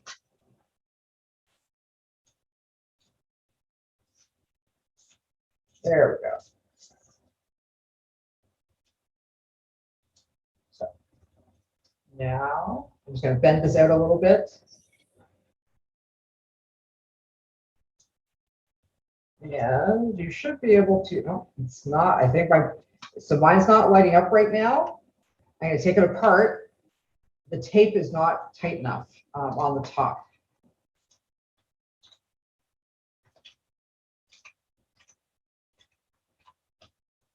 One of the nice things when you're doing this is that it is a learning experience. So if you make a little mistake, like I just did, even though I've made these a couple times, you can untape and then just put it down again and make it a little bit tighter. Oh, and there I did it by accident. So, tape. Let's make sure again.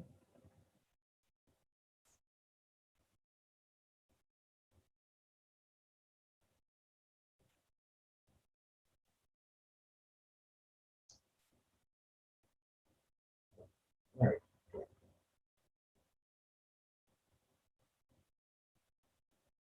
And yeah, we'll go back together, keeping it tight. And I've lost the wire again. It will light up.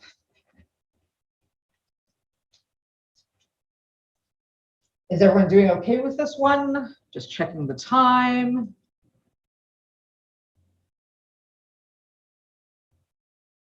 Okay, in that case, I'm going to let you keep trying, and I will tighten mine.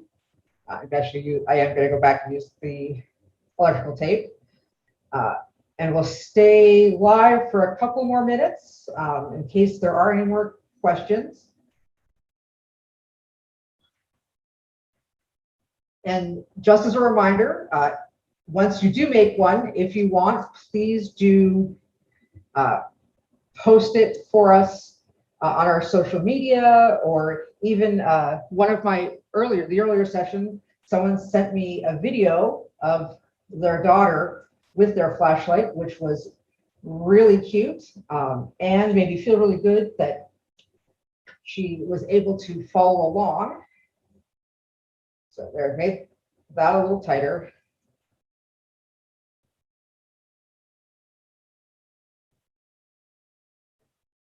Wires going nowhere.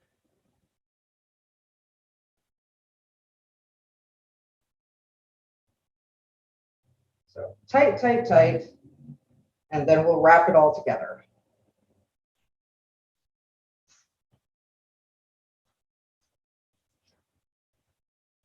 Tight again. Put it down so I can reach it.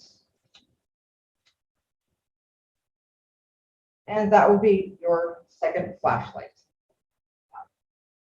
Stay tuned for later today when we make one that will have an on-off switch instead of just using the wire to touch the end.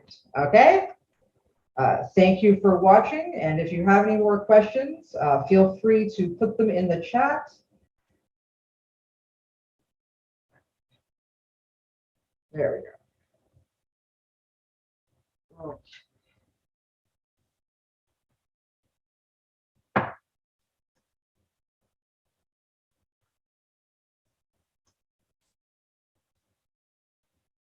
Okay.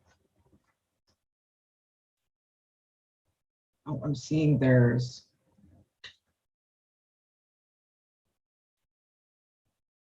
so we had a question in the chat from earlier.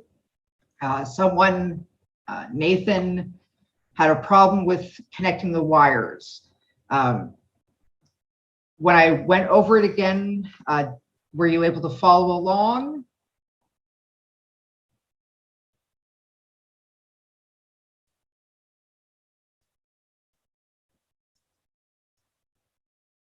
Okay, I think he maybe got disconnected again because I don't see him. Hello. Okay, you are there. So were you able, I just saw the chat message from you. Were you able to, when I re-showed about how to connect the wires to the LED, did you see it the second time? No, I wasn't really paying attention. That's okay. Do you want me to show you one more time? Yes, please. Okay, Okay, we've one updated second. batteries. You're at this. He's at this, sorry, he's at the stage where to connect the two wires together, not to Yeah. connect it to the So, batteries. where's my, put it up here. Once you tightly connect each leg, the wire to each leg, I taped the wire, this one I didn't finish, but I taped the wire and the leg together on each side, and then I just taped all of them together just to make it a little bit tighter. I hate. Does that, and I'm adjusting, trying to make sure I'm in the camera right now.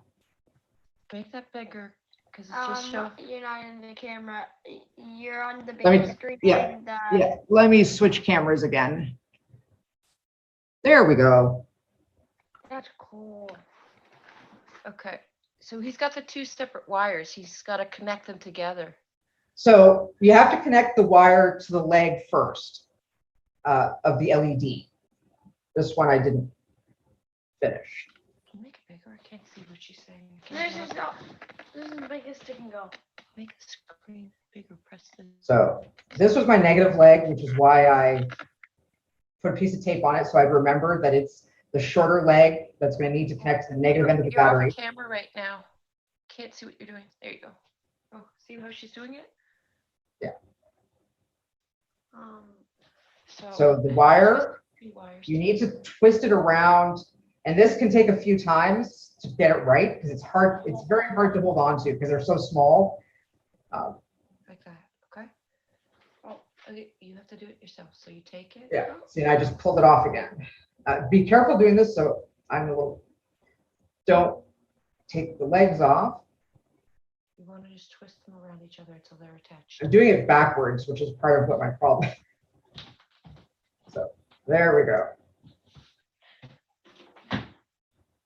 Now am I on camera? It's hard because they're so tiny. You see, it's also the light's bad. Hooray! Oh, never mind. You have to twist them and then tape it, dude. Yeah, it has to be twisted tight. Be careful not to poke yourself. And that's why one of the reasons I put, you put another piece of tape to hold it together. Like it should stay on because of that, but so you don't poke yourself too much. Mom, you mind so- getting the tape for me? I'll do this side too, since I was being lazy and going from the partial to my full product. And then after I did each leg, I just taped them together like this one, just to keep it a little bit tidier. Does that make sense? Yeah. Hold on, can you repeat what you said? I was focusing on getting the tape off the tape wheel. Okay, pay attention to her. I'll get the tape off. Show her. She's showing you. And then afterwards, we connect it to the battery. Okay.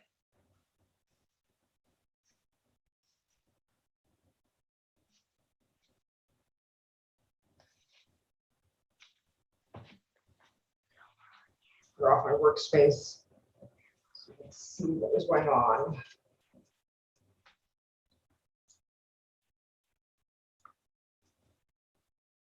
Is that supposed to be taped or is the wires not supposed to? She did tape midway to hold them together. Okay. If you want to keep trying, right now we're going to show some highlights from last year's MakerFest, but I can keep chatting with you if you'd like. You could also email the library at help@pickeringlibrary.ca, and I can try walking through the instructions with you a bit more. Yes, say yes, please. Yes, please. I like that. Okay, so in that case, Shaheen, who's our producer for the day, if you want to switch over to showing our videos from last year, this is also everyone else's lunch break. So I'll keep chatting with you in the Zoom call, even because I think someone correct me if I'm wrong, even if we put them in the waiting room, they can still use the chat, right? No, we can't. Okay. Okay, so in that case, email help.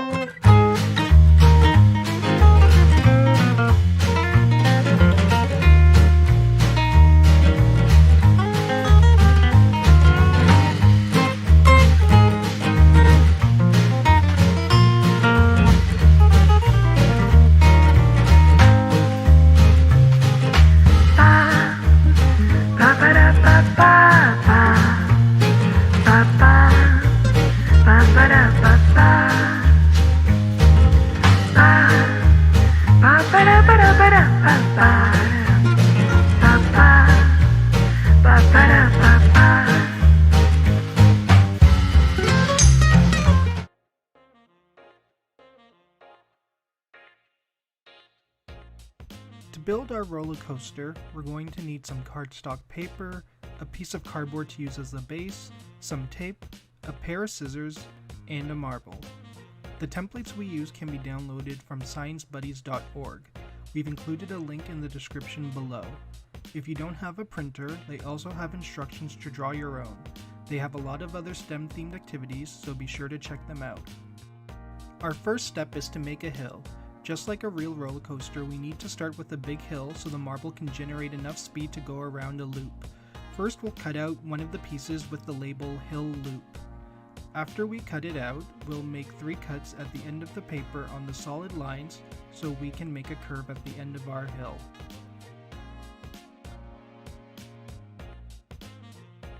Next, we'll fold the paper along the middle dotted lines. With the cuts we made, we can reshape the end to create a curve for our first hill. When you like the shape of your hill, use tape to stick it together.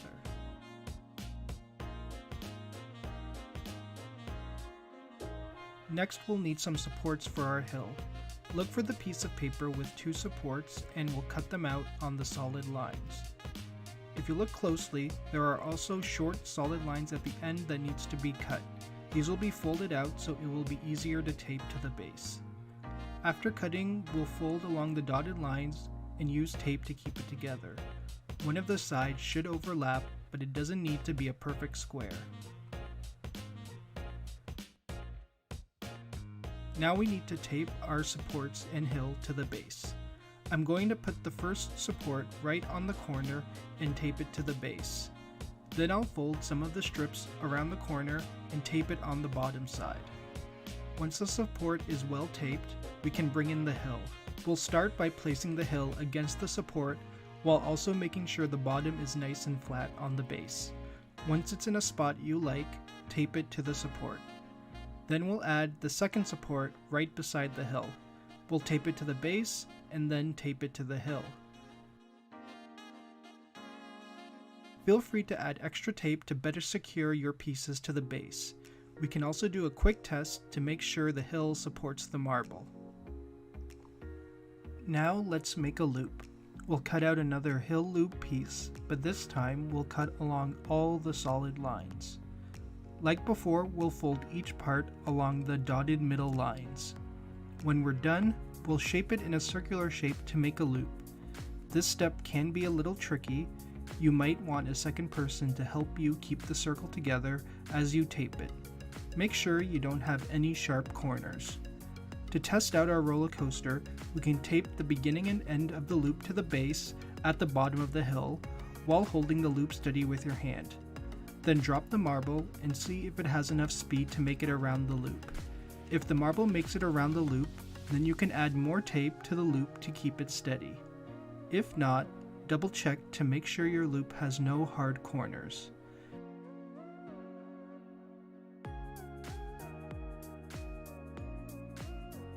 You can even take another hill loop piece and cut it in half to add to the top of your hill to make it even higher so the marble can go even faster. Once your marble can make the loop, add more tape to keep the loop steady and try testing it again without holding it. Now we'll make a curve. We'll cut out one of the pieces labeled curve and fold it along the dotted lines. This time there's 2 dotted lines, so make sure you're folding it twice. Now take the wall that has cuts in it and we can move them together to create a turn. Once you like the shape of it, you can tape it to keep the curve together. Once you're done, we can tape it to the base right after the loop. We can do another test to see if the marble can make it around the curve. If it can't, we can try adjusting the curve. We can also try making the hill longer if you haven't tried that already. And with that, we've finished our roller coaster. You can take it apart and put it together differently, or print out even more parts to add to it. For example, I'm going to make a finish area for my marble using one of the curve pieces. I'll make the curve into a circle and tape it together. Then I'll add it after the curve. But your roller coaster doesn't have to stop there. Try adding different parts to your roller coaster and see what works. But remember, the hill is used to create enough speed for the marble to go around the loops and hills. So if we want to add more loops, we're going to need more hills. Show off your creativity and send us a picture of your creation. Thank you for watching and be sure to check out our other MakerFest videos.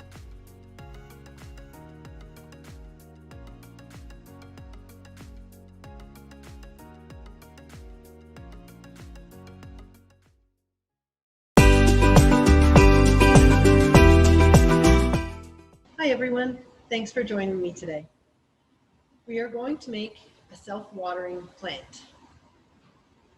First, let's take a look at the supplies you're going to need.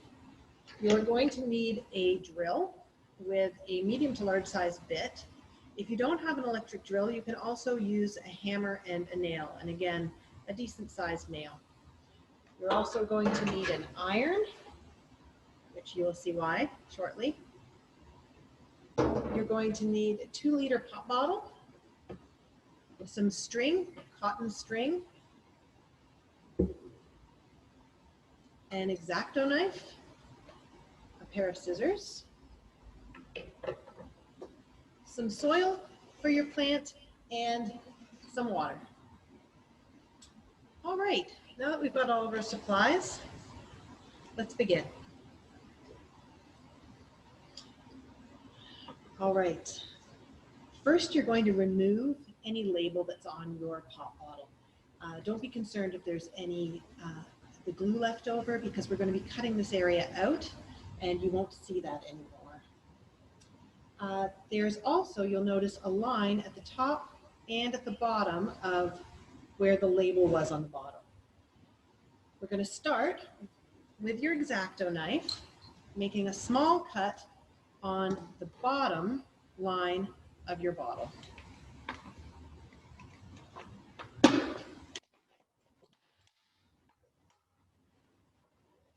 And now that I've got that line cut, I'm going to go in and cut around using my scissors,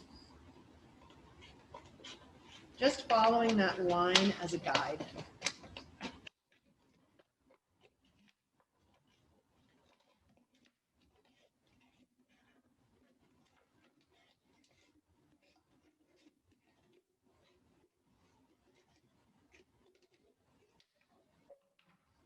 And now I've got my 2 halves. So the next thing we're going to do is we're going to make this half with the lid a little bit smaller. And again, I'm going to use my scissors and I'm going to cut down to the line that's closer to the lid where the top of the label was.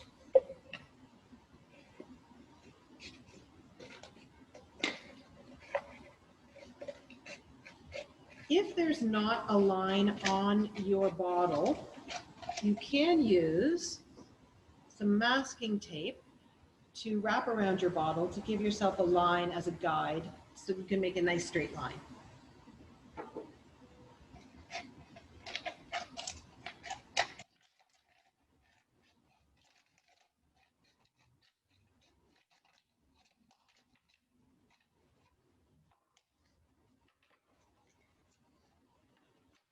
Right. So now we've got the top and we've got the bottom. Right now the edges are sharp, so we're going to use our iron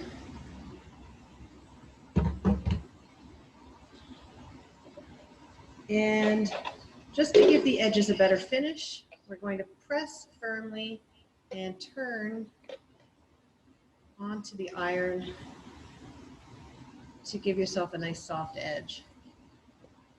You can stop when the edges are the way you wish, and the longer you press the bottle against the iron, the thicker the edges will be.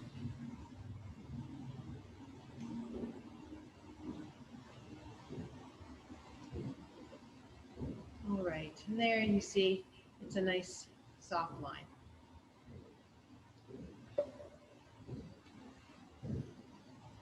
The next thing we're going to do is we're going to drill a hole into the lid of the bottle. And as I mentioned earlier, it needs to be a fairly large sized drill because you're going to want to be able to fit the cotton through, which is going to act as a root and keep your plant moist.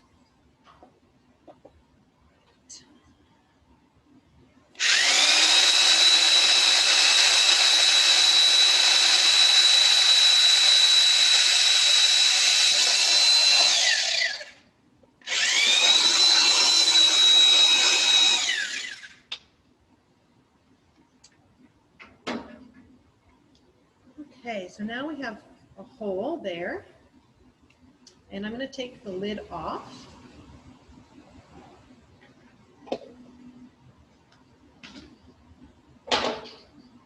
and take the string. I've got 5 lengths, approximately 20 centimeters long of string, and I'm just going to feed that through the hole that I've just made.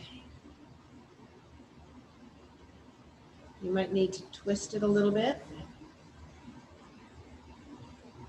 and just fit it in through the hole.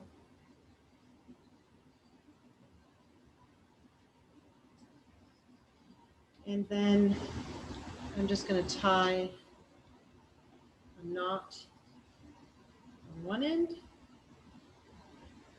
and a knot on the other end.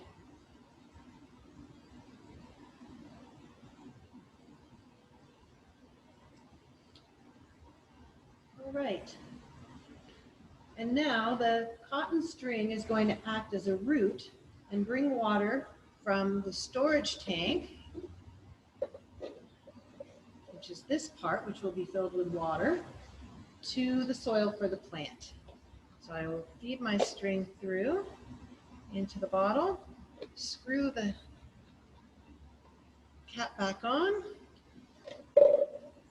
and the planter is ready for planting. Now we just need to put a little bit of soil into our planter.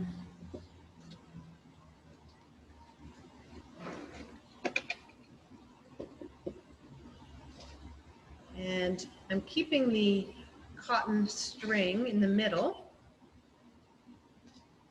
so that it can continuously supply the soil with some water and moisture.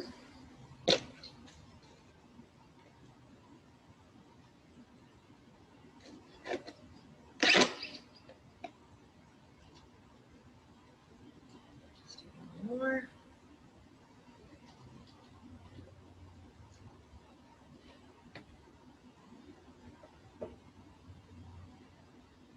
And now I'm going to add my plant here. This is oregano, and I'm going to see, it doesn't have roots, this oregano.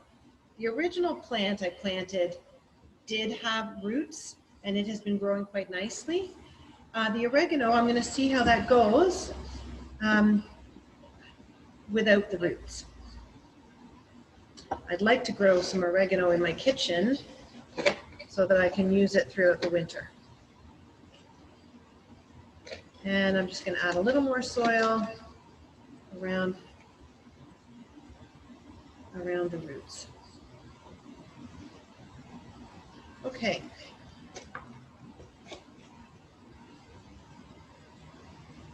The next thing I do is I fill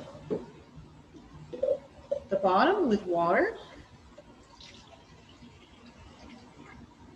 and place it back in, and the string will get wet and bring water up to the soil and keep my plant happy. And I'm going to add just a little bit more water up around the plant.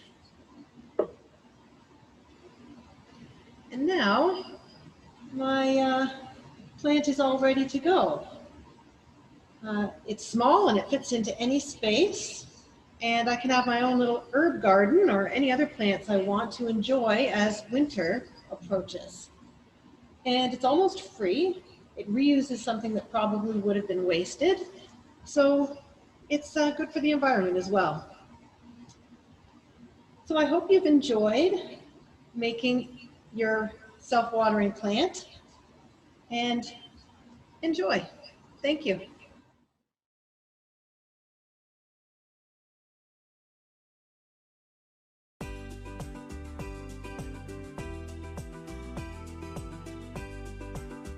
Hey everyone, thanks for tuning in. We're going to start by taking a look at all the materials we're going to need for this build. For this project build, you will need a glue gun or another type of strong adhesive, 1 straw cut into 2 pieces about 1.5 inches long, 1 wooden skewer stick also cut into 2 pieces about 2.5 inches long, 1 9-volt battery,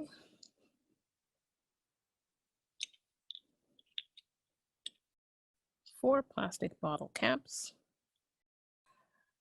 and each bottle cap is going to need a hole in the center. A fan with a small hole in the center. I've got one that I created using the 3D printer at the Pickering Public Library.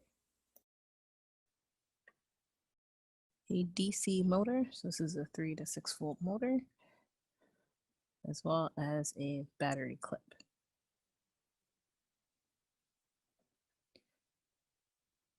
We're going to start by taking our hot glue gun and making 2 lines on our battery so we can attach our straws.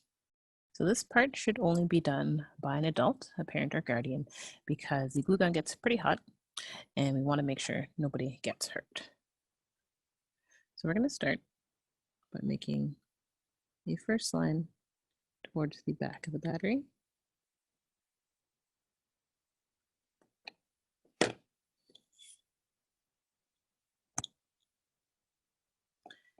Taking one of our straw pieces and securing it on, trying to keep it nice and centered.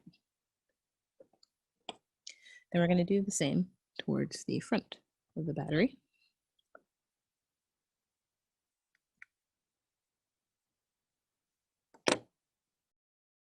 Using our second straw piece, and again, trying to center that as best as possible.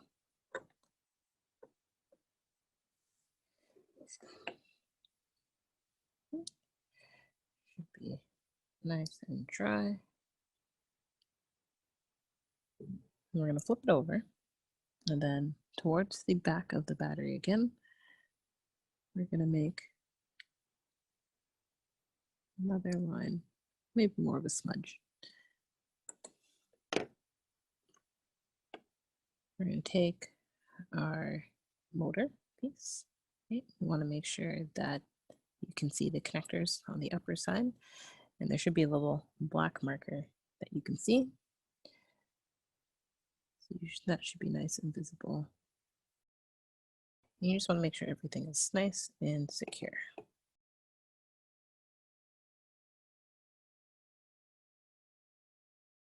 Next, we want to take bottle cap and a wooden skewer. Now these caps already have holes in them, so I used a drill and about a 1/16 bit to create this hole in the center. But you can use whatever works in order to get that hole in that plastic bottle cap. You want to put the outside of the bottle cap and then use the wooden skewer to push through, just through the outside. And you should see, just have a bit of a nub of the skewer facing the inside of the bottle cap.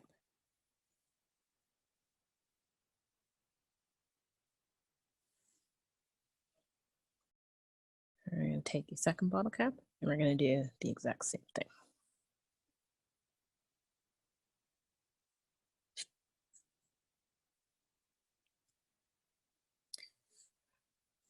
Now there should be a nice firm fit so that it's not too loose. It's not going to go flying. If you find that the hole is too big, you can always use your glue gun and seal this up if you need to. This one has a pretty firm fit, so I'm just going to leave it as is.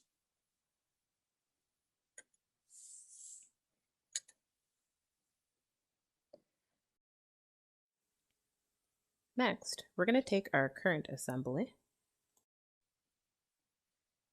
flip it upside down, and we're going to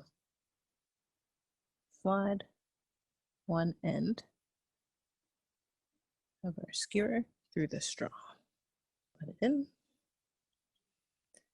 And we're going to take one of our other bottle cap pieces and we're going to seal it off.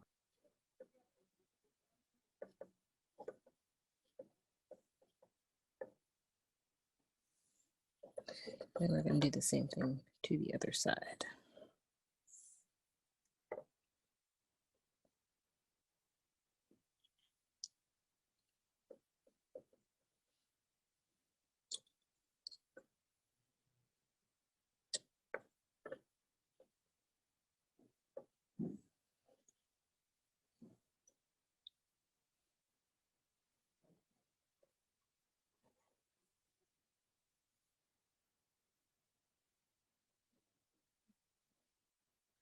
It should be able to wheel around fairly easily at this point.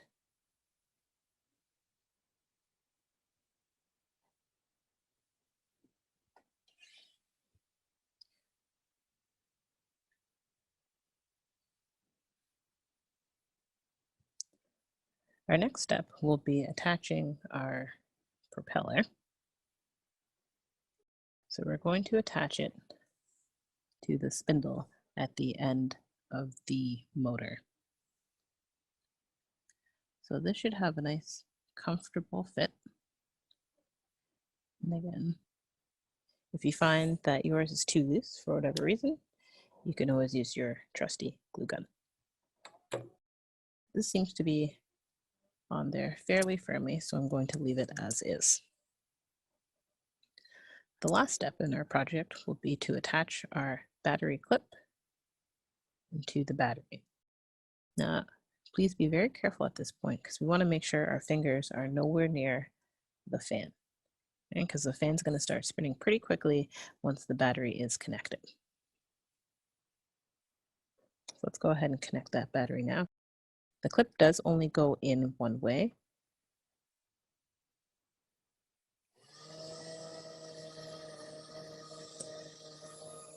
Okay, and we can see once it's connected, there goes our fan.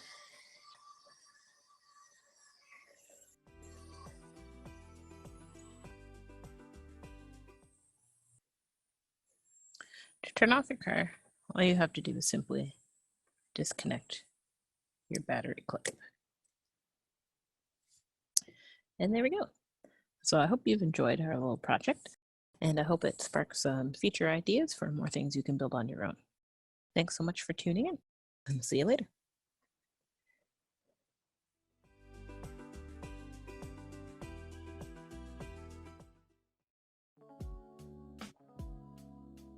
Hi everyone, and thank you for joining me today as we walk through a quick introduction to live streaming on Twitch. To begin, we are going to need 3 different accounts and programs. Firstly, you're going to want to download and install OBS, but we will cover that more a bit later on. Secondly, you will want to create an account on twitch.tv in your web browser. And lastly, you'll want to either link your Twitch account or create a new account with Streamlabs. I personally recommend linking your Twitch account to Streamlabs for the easiest process, but like with OBS, we're going to cover that more a little later on. So firstly, we're going to install OBS. So to do that, you want to go in your browser, type in OBS, click the first thing that shows up, obsproject.com, click Windows or whatever platform you're on to download, and then wait in the bottom until your download's done. When it's done, click on it, wait for it to open, and then you'll install it from there. Now, since I already have this installed, I unfortunately can't show you the process, but it's very easy. Just fill out the blanks as they come along, choose the drop downs. It's very straightforward. When you install OBS, you can log in with your Twitch account. I would recommend this as it will cut out the step of authenticating with the Twitch key, but I'll show you the process anyway. In the OBS settings, it'll ask you for a stream key like you see right here. This key can be found in your Twitch account settings, which can then be copied and pasted into that OBS field. Be careful with this key though, it is a personal identifier and should be treated like a password.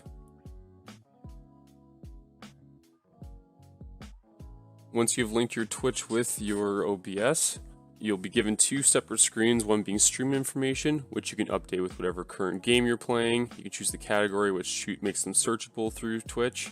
So right here I was playing Doom, but I can swap it out to Rocket League in this case. And then choose tags too, which can make them searchable through the website. Once I've done all that, I can click update information and it'll update on twitch.tv.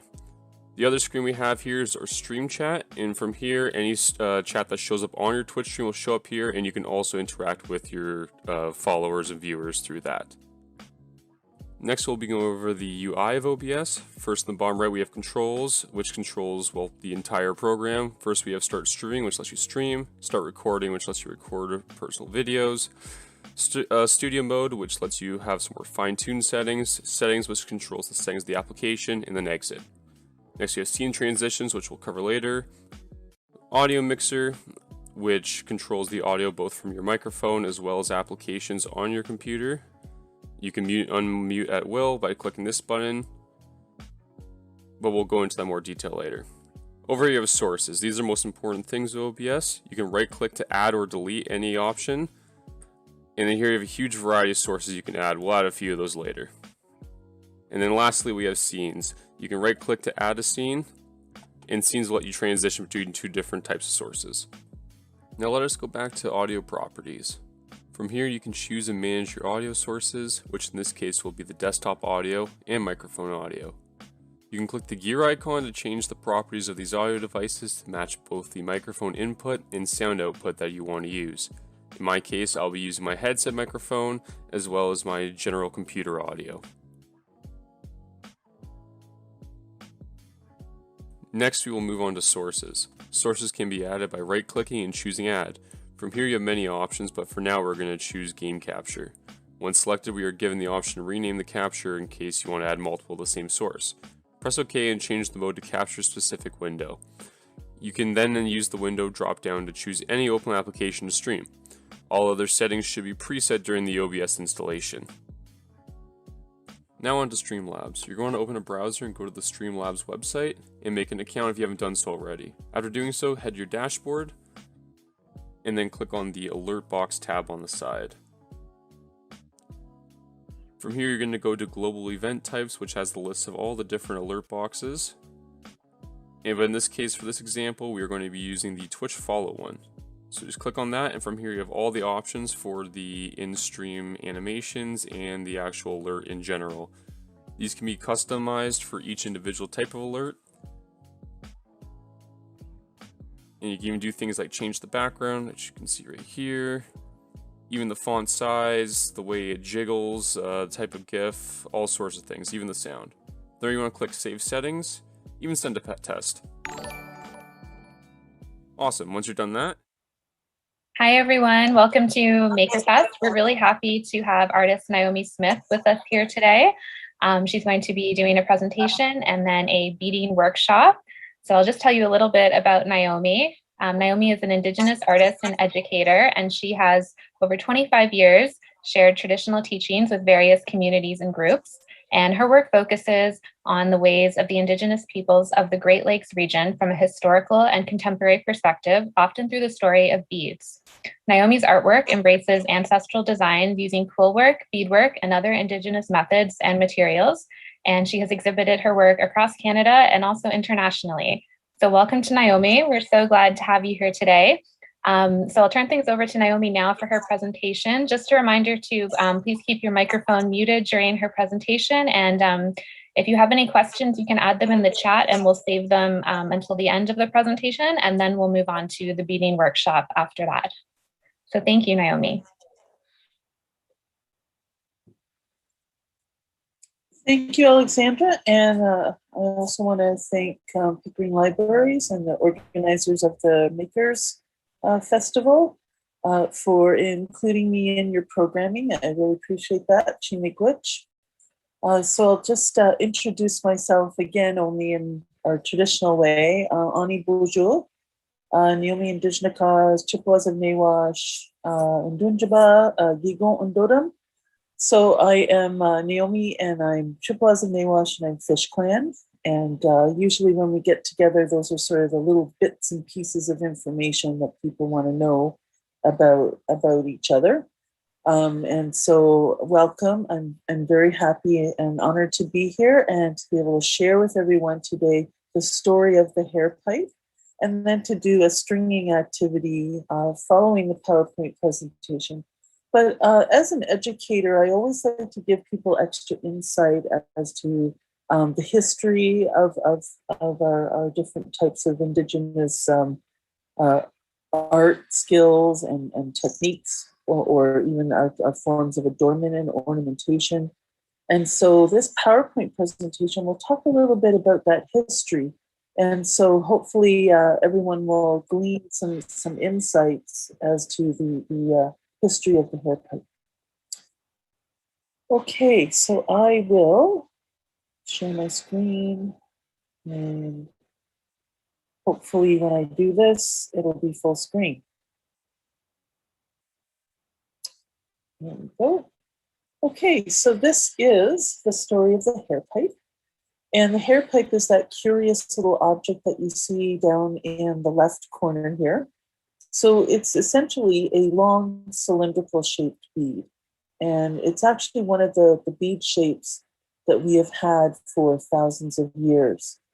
Adornment is very important to Indigenous people for a variety of reasons.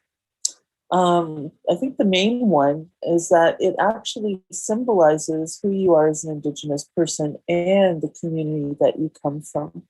Different communities have, and different nations have their own traditions, their own style of dress, and it's very diverse from nation to nation. And so I'm going to be sharing with you what my knowledge base is, and that is like from a Great Lakes or woodlands perspective. And so when I'm talking about the Great Lakes, I actually mean all of it. I mean, on the American and the Canadian side, we have a lot of Anishinaabe communities surrounding the Great Lakes region, and that tended to be part of our traditional territories in North America. And so it's a vast, I guess, area of land. We're also lucky that in this Great Lakes region, we have ample ways to move around from place to place. And of course, we have a lot of rivers, we have a lot of lakes and streams, and so it was easy for us to move on land and on the water. On the left-hand side, we actually have a Chippewa man in and around 1820, 1830, who's wearing a style of dress that was typical during that time. And so if you look closely, you'll see that he actually is wearing a hair pipe as a form of ear adornment. So thus, the story of the hair pipe begins. The hair pipe, a prehistorical bead. There's archaeological evidence of native use of long tubular beads of bone, shell, copper, and stone before the Europeans came to North America. Of these prehistoric ornaments, the long shell bead made from the column of the marine conch seems to have been employed most widely over an extended period of time in the intertribal trade of prehistoric peoples.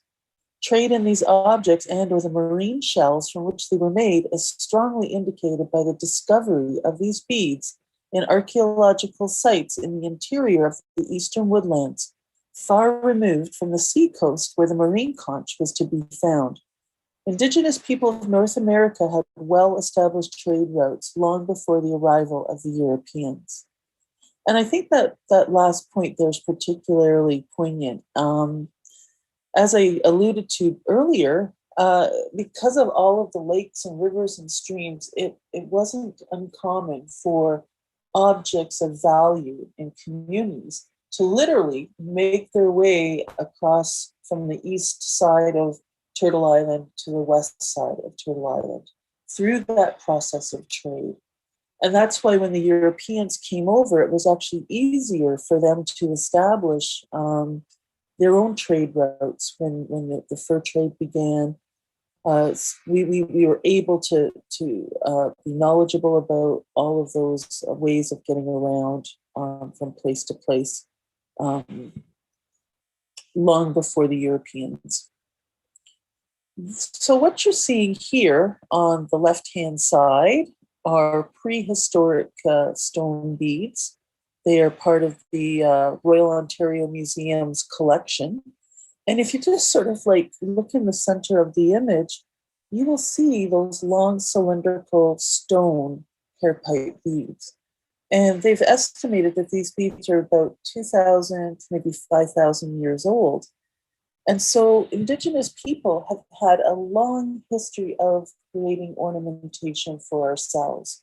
That idea of stringing beads together and wearing them as a form of adornment has been around forever. It's always been something that we've done.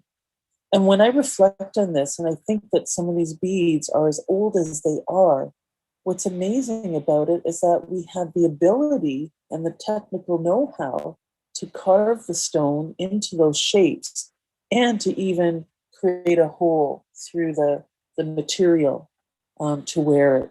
And of course, this would have taken a lot of time, but again, it emphasizes the importance of ornamentation to the woodlands people. Over on the right-hand side, we have the shell hair pipes. And these are the ones that are made out of the central part of the marine conch. And again, they are also carefully shaped and carved and then drilled with the hole through it to create that hair pipe shape. Those ones are also estimated to be a couple of 1,000 years old. Pretty amazing. So how did the hair pipe get its name? Well, we really aren't sure. For nearly 200 years, Europeans who traded with the indigenous people of the eastern woodlands and the Great Plains referred to a tubular bead measuring 1.5 inches or longer by the name of hair pipe. The origin of the name is obscure and by itself fails to describe the many ways in which Native people use these long beads as articles of personal adornment. We know that adornment was important to indigenous people all over North America. The word hair pipe was used to describe any long cylindrical ornament or bead. And that's always been something that people have over the years have been very curious about, how we come up with the name for things. And one theory was that we would braid our hair into tiny braids and then we would slide the hair pipe onto it, and hence the name hair pipe.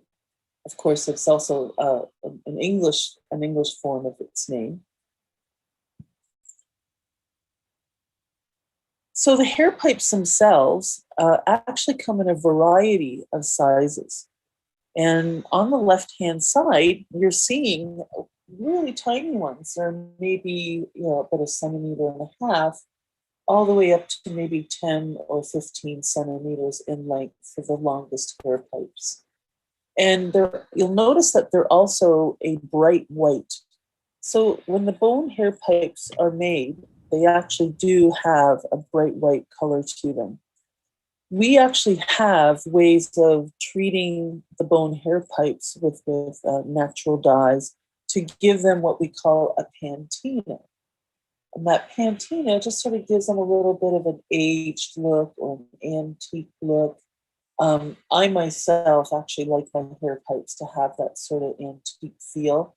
So I tend to dye my hair pipes myself,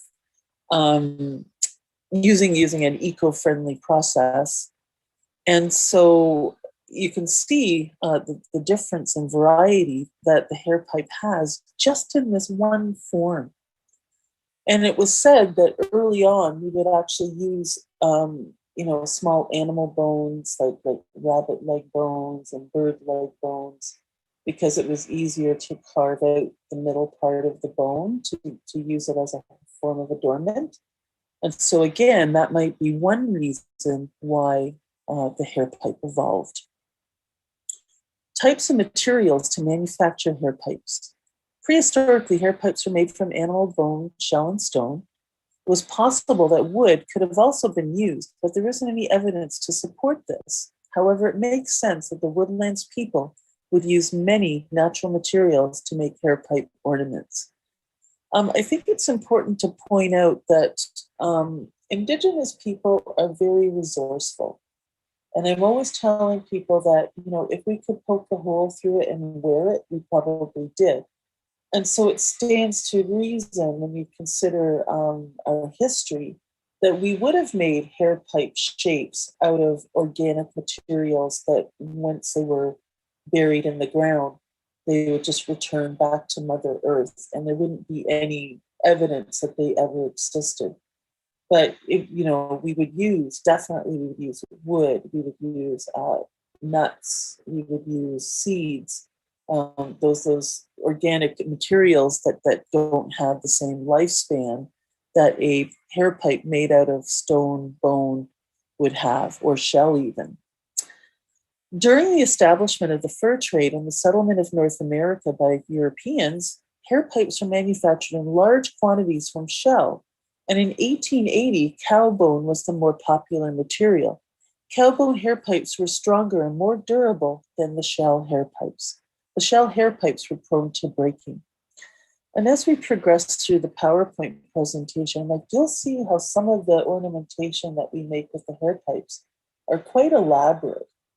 There's a lot of, stringing them together in very impressive designs.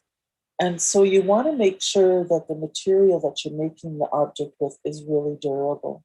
It would be terrible to put a hair pipe breastplate together and then have one of the hair pipes break away or something like that.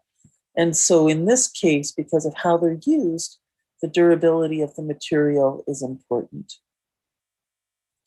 So here we actually have the marine conch that we referred to earlier on in the presentation. And this material had to be actually cut off into roughed out sections. You're actually seeing that process on the right-hand side. So the piece of shell would be roughed out into basically the size and length that you would want the hair pipe to be. And then it would be carefully starting to be rounded into its shape. However, here's something that's a little bit of a secret that some people aren't aware of. You actually have to drill the hole through the roughed out piece of shell first before you start carving that hair pipe into that cylindrical shape. If you try to do it after, once you have everything all nicely shaped, it's almost impossible to get the drill to go straight through the hair pipe. And you actually run the risk of breaking the hair pipe by doing the hole that goes through it last. So in this case, we actually do the hole first. Just an interesting little tidbit there of information that you may not have been aware of. And so, as you can see, the progression with the shell being carved into its typical hair pipe shape until we get over to the far right where the finished hair pipes are. So Indigenous people are also really good at taking materials and adapting them to being used in new ways. And if you look up at the top, you will see how the hair pipe has actually been utilized as the stem for a corncob pipe. So it's actually been carved out and utilized in that manner. In the middle, you can actually see how the sections of cow bone lend themselves really well to making a variety of lengths of cow bone hair pipes. So out of the length of the bone, you can get the longer hair pipes, or the cross section of the bone that you see on the right-hand side, you would be able to get the shorter hair pipes. And so in keeping with our traditional viewpoints, we try not to waste things. So if we're making things utilizing the animal bones, we're going to make sure that we don't waste anything, that we treat that material honorably and with respect. And then, of course, down at the bottom, you're seeing the finished hair pipe. So how were hair pipes used? Well, they were a form of adornment predominantly. But of course, there's such a wide variety of ways that they could be put together to be worn as a form of ornamentation. Over on the left, we have the gentleman wearing what we call a full hair pipe breastplate. It literally almost covers the front of him. And so for certain nations, these were considered to be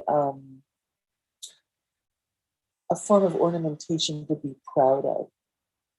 If you had a breastplate, you would wear it with pride because it was something special. Maybe it was gifted to you for doing something noble in the community.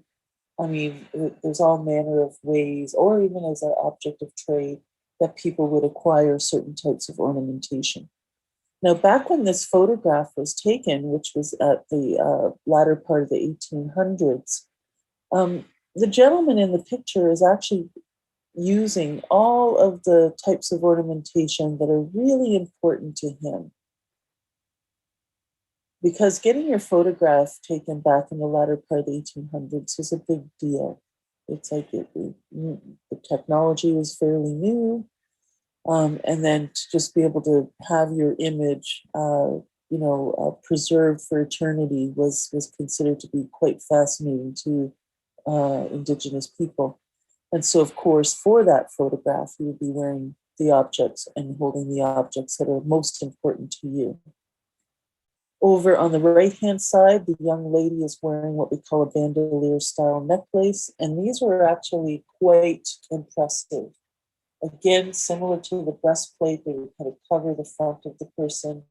And again, they were used as objects of pride, objects that people would be proud to have. And oftentimes they would be considered something that could be passed down from generation to generation. So here's a close-up of the hair pipe breastplate on the left.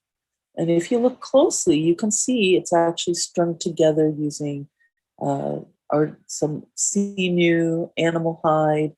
It looks like it even has eagle claw decoration or ornamentation at the bottom of it with glass and metal beads.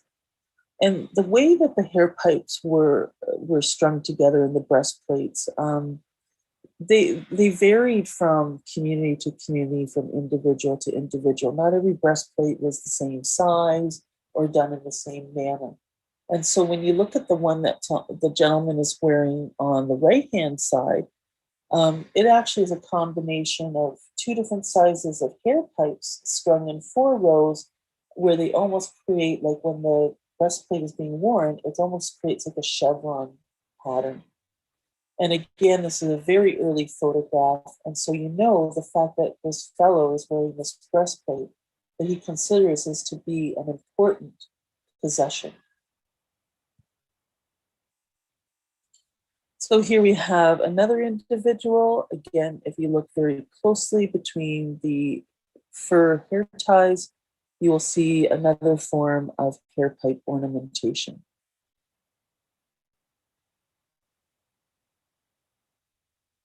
Here's our Chippewa fellow again, with a larger view of his lovely hair pipe ear ornament or earring.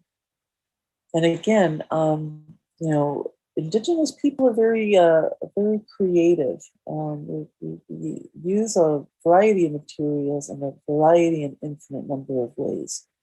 And it's nice that we're seeing this early 1800s rendering of this woodlands man. So this is one of my favorite ways to use hair pipes. I just love the simplicity, but the impact of creating a 2 or 3 strand hair pipe necklace. And I have actually made some of these myself. One of the original examples that I saw of this was in a museum down in the States. And it was dated to be around that 1880 time period. So the lovely lady on the left, of course, is wearing her beautiful hair pipe necklace. And it looks very similar to the one that you see on the right side. Now, what's interesting is this is actually a marriage. This is taking the prehistoric hair pipe, a style of bead that we've always had, and they've been married with the glass beads that came over to Europe. We did not have glass beads until they were introduced to us by the Europeans. And the ones in this historic example, they're probably Venetian. They probably came from either Italy or Bohemia, which is like now known as like the Czech Republic area. And of course, we were immediately fascinated by the glass beads because of the durability, the color, the easy way that they could be used as a form of adornment. And so it's just wonderful to see something so ancient in the same piece as something that's relatively new in terms of, when it was introduced to Indigenous communities.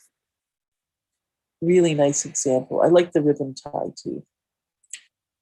So this is a very interesting form of hair pipe necklace that you see on the left-hand side. It is actually exactly the same on the front as it is on the back, which means you can't put it on incorrectly. Doesn't matter which way you put it on.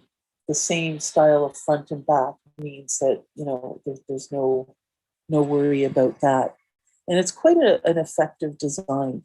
And it too is made out of a variety of different sizes of hair pipes, about 2 hair pipe sizes, glass beads, leather to tie it together, and keep the hair pipes in alignment. It's a beautiful design. What you're seeing on the right-hand side is one of those impressive bandolier style necklaces that I spoke about earlier that we saw the image of the young lady wearing. And you can see how impressive this form of ornamentation is. Like the bandolier necklaces could go almost down to your knees. They could be very long, very impressive. And this one in particular is, again, a married piece where we have like the glass beads that came over from Europe and possibly the metal coins that you see at the bottom with the traditional bone hair pipe. And so again, these would be considered heirloom pieces. They would be passed down from generation to generation. And of course, they would be worn during important times in the community. So here we have on the left-hand side, the short choker style of hair pipe ornamentation. So this would sit high up on the neck, and it would have a ribbon or a form of closure, maybe even animal hide that would be tied at the back to kind of keep it in place. And again, it has those beautiful old looking hair pipes with the wonderful glass beads that came over from Europe. The design, the necklace design that you see on the right-hand side is considered to be an early Lakota piece. And what's nice about it is they actually have a round piece of shell ornamentation as an extra embellishment, along with some brass bells and some glass and metal beads. And then it is all strung together, likely with sinew, to hold that piece in its current form. And it's a nice, simple. This is the kind of piece that, if it were me, I would wear it every day. It's not too showy. It's just a pleasant design. So the hair pipe tradition continues. Here's my example of a hair pipe necklace that I created using the glass beads and the bone hair pipes, of course. And this actually leads us into the activity that we're going to be doing next. And as I said, this is a stringing activity. So it is one of the most earliest ways that we used beads as a form of adornment. Cultures all over the world have a long history of stringing beads together to be worn. And so there's something really special about participating in something that humanity has been doing for thousands and thousands of years. And so here's a sneak peek of what it's going to look like. And there's another little sneak peek of what it looks like when it's being worn. Okay, so that concludes the PowerPoint presentation. Alexandra, do we want to give everyone an opportunity to get those two little things we mentioned earlier? Yes, definitely. Thank you, Naomi, for that excellent presentation. That was great. So for those of you who have a beading kit that you picked up at the library, there are two other household items that you'll need to grab. You'll need to pick up a pair of scissors as well as a small plate. A paper plate will work really well if you have one. So we'll just give everyone a minute or so to grab their scissors and plate. And if you're someone who's joining us who wasn't able to pick up a kit, we hope you'll still stay and watch the workshop. And we'll follow up with everyone afterwards with information about the materials and how you can still make the hair pipe. Make which, Alexandra? Thank you. Could I ask a question while we're waiting? Yes, now is a perfect time. In one of the pictures, you showed a bracelet or necklace. I think it was a necklace. At the very end, there was a circle, almost sequin, and I'm just wondering what they would have been made of. Looked almost metallic, size of your pinky.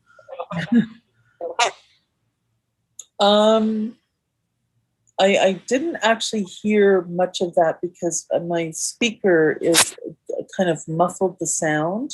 Oh, I can type it in the chat. Okay. Yeah, if you could type it in the chat, that'd be great. Thanks.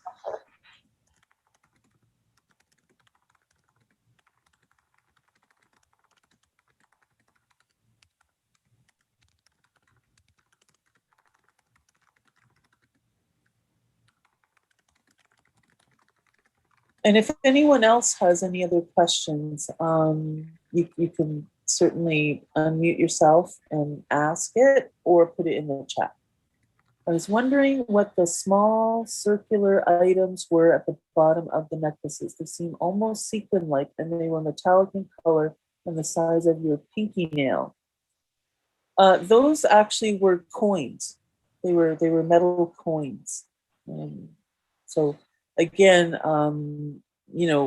Indigenous people like to use materials in a variety of ways.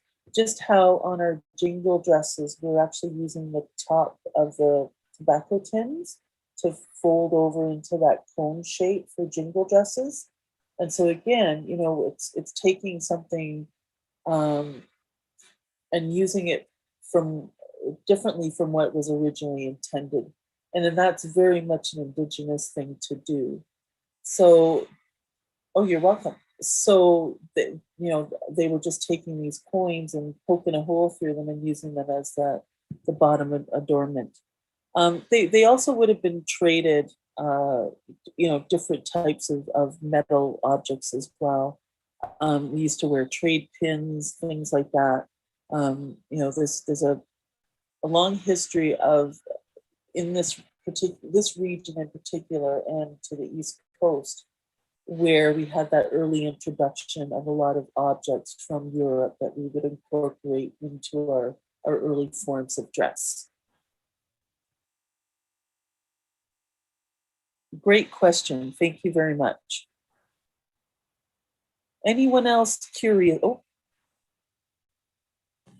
Is there a color significance when creating the beadwork?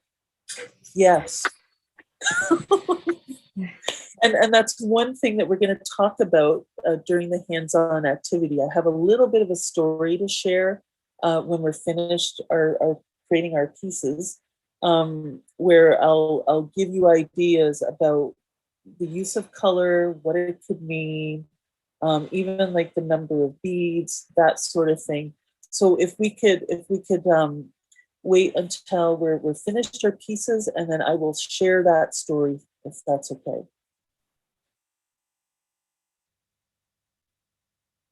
Anyone else have a question before we carry on with the hands-on? Yes. Hi. Hello. Sego, Nyawa Miigwech for being here. I just wanted to ask quickly how you got into beading and where you learned it from. Okay, well, I started beading when I was 7 years old, and I'm mostly self-taught. I'm very artsy, creative, crafty. I've been doing beadwork, like I said, for a really long time. I'll show you a piece that I finished about 2 weeks ago. And it too is based on an early historical design. But it talks about how our early woodlands designs always honored our medicines and how plants are our medicines. And so I created that design to be a reflection of what I believe in and of what I think is important. And so this purse is a reflection of that. And this is a combination of a flat style of beading and a slightly raised style of beading. And it's a purse. And it has this, they're coming out now with really amazing printed material that you can see. I love the little strawberries. Strawberries are also one of their medicine plants. I just love how there's like what you call native print material that they're coming out now with that are a reflection of some of our earlier designs. And so this is the type of thing that I do when I'm not, doing other types of activities. So just to give you an idea, so if you start when you're 7, you can end up doing stuff like this. But thank you for asking. I've always been an artist. It just seemed to come quite naturally to me over the years. And I'm very lucky that my parents nurtured that. A lot of the times, when children want to be artists, parents are kind of like, are you sure you don't want to pick something else? It's like they never did that. They just let me do what I needed to do. And so it ties in very nicely with my fish plan responsibilities. And so, yeah, it all works out in the end, I think. Thank you for the question. Okay, so I'm going to turn on the document camera. And thank you for everyone's compliments about my beadwork. I appreciate that. And we will go through the activity step by step. And the first thing that we're going to do is we're going to talk about what's in that wonderful little kit. So I've got a little bead mat that I pulled out. You will put all the pieces, little bits and pieces that you have in your kit on your plate. I recommended a paper plate because it helps with keeping the beads from rolling around. You want to make sure whatever you have your kit materials on, that you won't have the beads rolling off and getting away on you and things like that. And younger people should have someone close by to help them. So you can see here we've got a little sneak peek again of what the project looks like on the cover. And then we're going to just take everything and we're going to poke it onto our plate. And then I am going to tell you which each one of these things are. So this is everything that I took out of my kit bag. And I have it on my mat here in order to show you how we're going to do this stringing exercise. So everyone should have 2 pieces of deer hide lace. 2 pieces of deer hide lace. The other thing that you will have are 2 rectangles of moose hide. And they actually have 3 holes in them. You have the 2 large holes on either end and a smaller hole in the middle. So 2 moose hide rectangles. You will also have a mix of white, red, and black beads. And then this funny looking pink stuff. Yours could be also a light yellow color, depends on what kit you got. And this is actually called artificial sinew. We do actually have sinew that was one of our traditional sewing threads that's made out of the animal tendon, but this is actually an artificial material. It's called artificial sinew. And so what you want to do is you want to just unroll this carefully so that you end up with a big long piece of sinew. And there's a reason for this, because the design that we're going to be creating is what we call symmetrical. So what we're going to be working from both ends of the sinew. So you just want to unravel that sinew gently so that it's just one long piece. And finally, the other thing that I want to point out, I wonder what this long cylindrical bead could be. This, of course, is the hair pipe. And the ones that we're using in our kit are actually made out of cow bone, the same as in the 1880s. So, of course, this is very strong. It also has the antique patina. So it's not bright white like it would be prior to going through that natural dye process. And so we have our little hair pipe as part of our piece that we're going to be working on. And so, as I said earlier, this is a symmetrical design. So what you do to one side, you do to the other. So the very first thing that we want to do is we want to take our hair pipe and we want to feed it onto the piece of artificial sinew. You take your hair pipe, you're going to feed it onto the piece of sinew. And I usually bring it down so that it's kind of in the middle. So here's my 2 ends, and my hair pipe is right in the middle. So I actually don't really need to have my moose hide pieces nearby. or on my plate. So you can actually put them aside for now. What we want to focus on is putting together the piece with our glass beads once the hair pipe is on there. So the first thing that we're going to do, and I recommend that you work on your plate as you're going through the stringing activity. And that way, if you let go of the sinew by accident, hopefully the beads will fall on the plate and not on the floor. Okay, so words of wisdom. If you work on your plate, that's a really good idea in order to keep your beads from falling all over the place. So the first thing that I want you to do is I want you to take one white bead and string that onto your sinew. One white bead onto your sinew, so it's going to rest right up against your hair pipe. Now again, because we're doing symmetrical design, of course, we're going to take another white bead on the side that doesn't have one, and we're going to put that bead on. So remember, we're doing something that humans all over the world have been doing for thousands of years. And when I reflect on that, I am thinking about the ancestors, and I am thinking about, how satisfying it is to work with our hands and create something beautiful. After you have your white bead on, let's take a red bead and put one red bead on each side of our hair pipe. One red bead on each side of our hair pipe.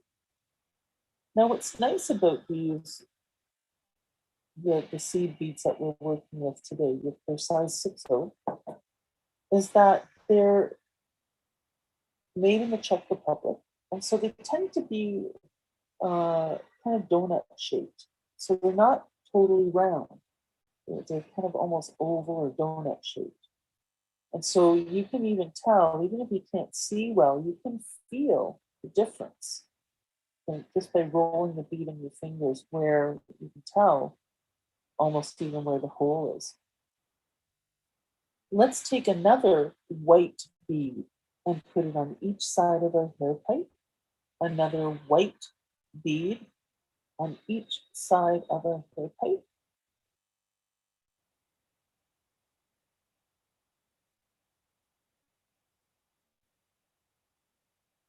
So at this stage, I'm going to have 3 beads on each side of my hair pipe in the sequence of white, red, white.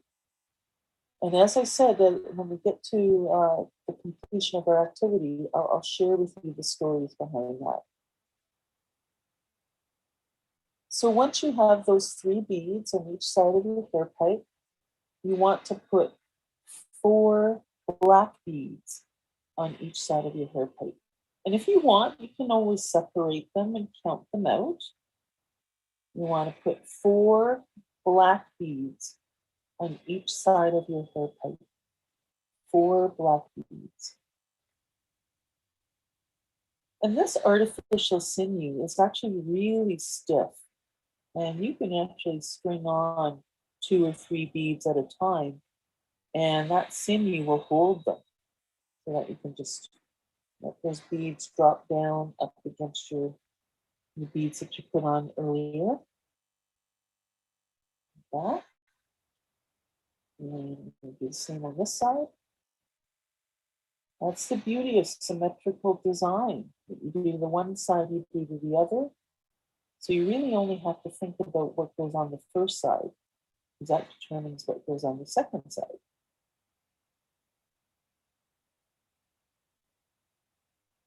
So there's my last set of 4 black beads on each side of my hair pipe. And what's exciting is you're already seeing the little design take shape. So typically, Indigenous people, when we're creating our pieces, we always want to personalize it. We always want to put some part of our creativity in what we're doing. So now is the time where you get to decide and be a little bit creative However, there's one rule. We need to do another sequence of 3 beads on each side of our hair pipe, but the rule is you can only use a combination of the red and white. So 3 beads on each side using only a combination of the red and white. So this could be 3 red and 3 red, or it could be red, red, white, or it could be the opposite of this, where we go, red, white, red, or all white. That next sequence of 3 beads on each side of your hair pipe using only the red and white, you decide how you're going to do that. What sequence are you going to do?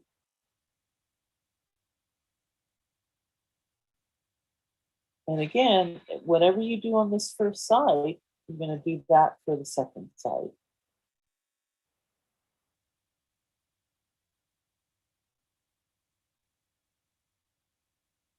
So you can already see I've made a decision. I know what I want to do.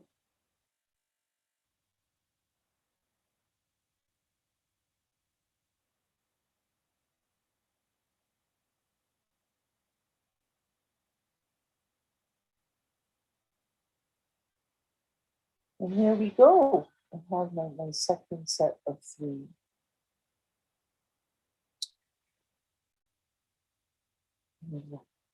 In your kit materials, like we've given you extra beads. So at the end of the activity, you will have some beads left over. And so you can actually decide later on for yourselves, what think about what you could do with those extra beads. When we make up the kits, we want to make sure that we have enough for people that may need to put more beads on because their wrist is larger. This is sized for the average adult wrist. And we also want to give you the freedom to do whatever you want to do for those sequence of 3 where you get to make a choice. So once you have your set of 3 on there, we're going to go back to doing 4 black beads on each side of our hair pipe. Another 4 black beads on each side of our hair pipe.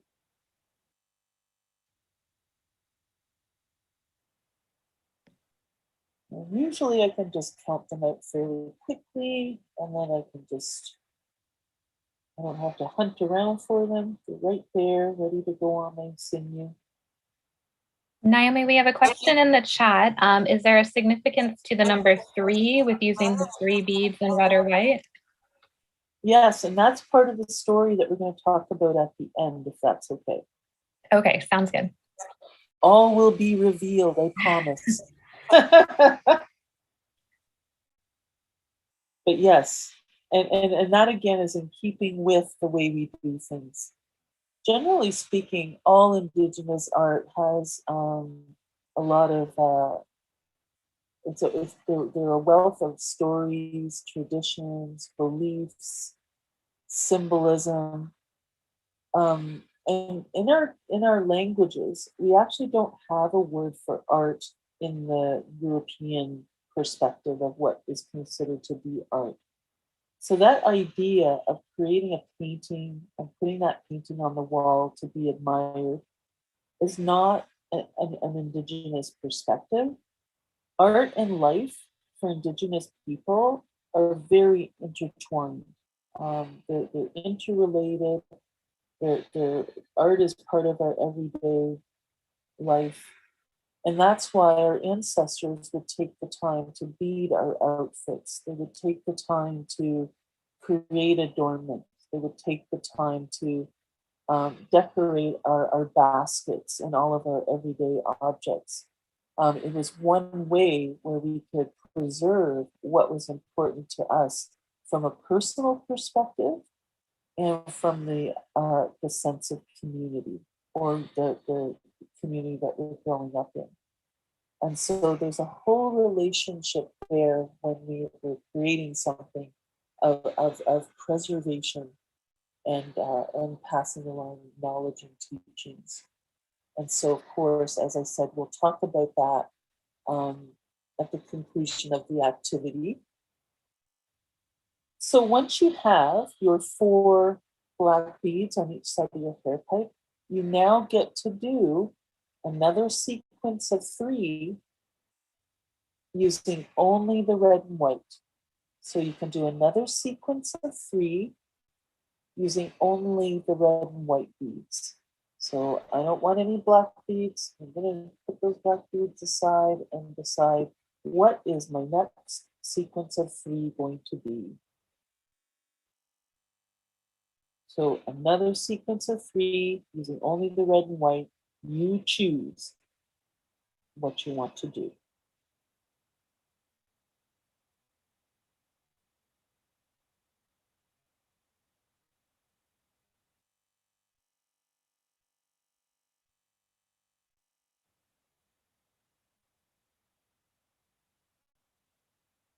And my decision is made. I now know what those 3 are going to be. And I have made a few hundred of these in my lifetime. Typically, it's during times when I'm sharing with everyone like I am today. And even now, I am still playing around with different patterns and seeing how different sequences, even just with the sets of 3, and how they influence the design in its final form. And it never ceases to fascinate me. I'm still always curious about, oh, I wonder what happens if this was a different color, or this was a different color, or I did something else. And that's the beauty of creativity. It allows us to learn and to ponder these experiences. Okay, so at this point, we have 3 sets of 3 and 2 sets of 4 black beads on each side of our hair pipe. What we want to do now is we want to put our final set of 4 black beads on each side of our hair pipe. Our final set of 4 black beads on each side of our hair pipe. So we can go ahead and do that now.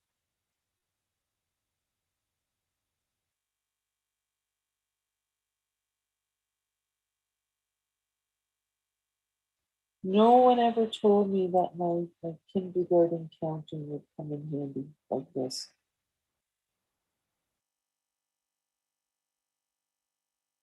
So I'm putting my 4 black beads on each side of my hair pipe.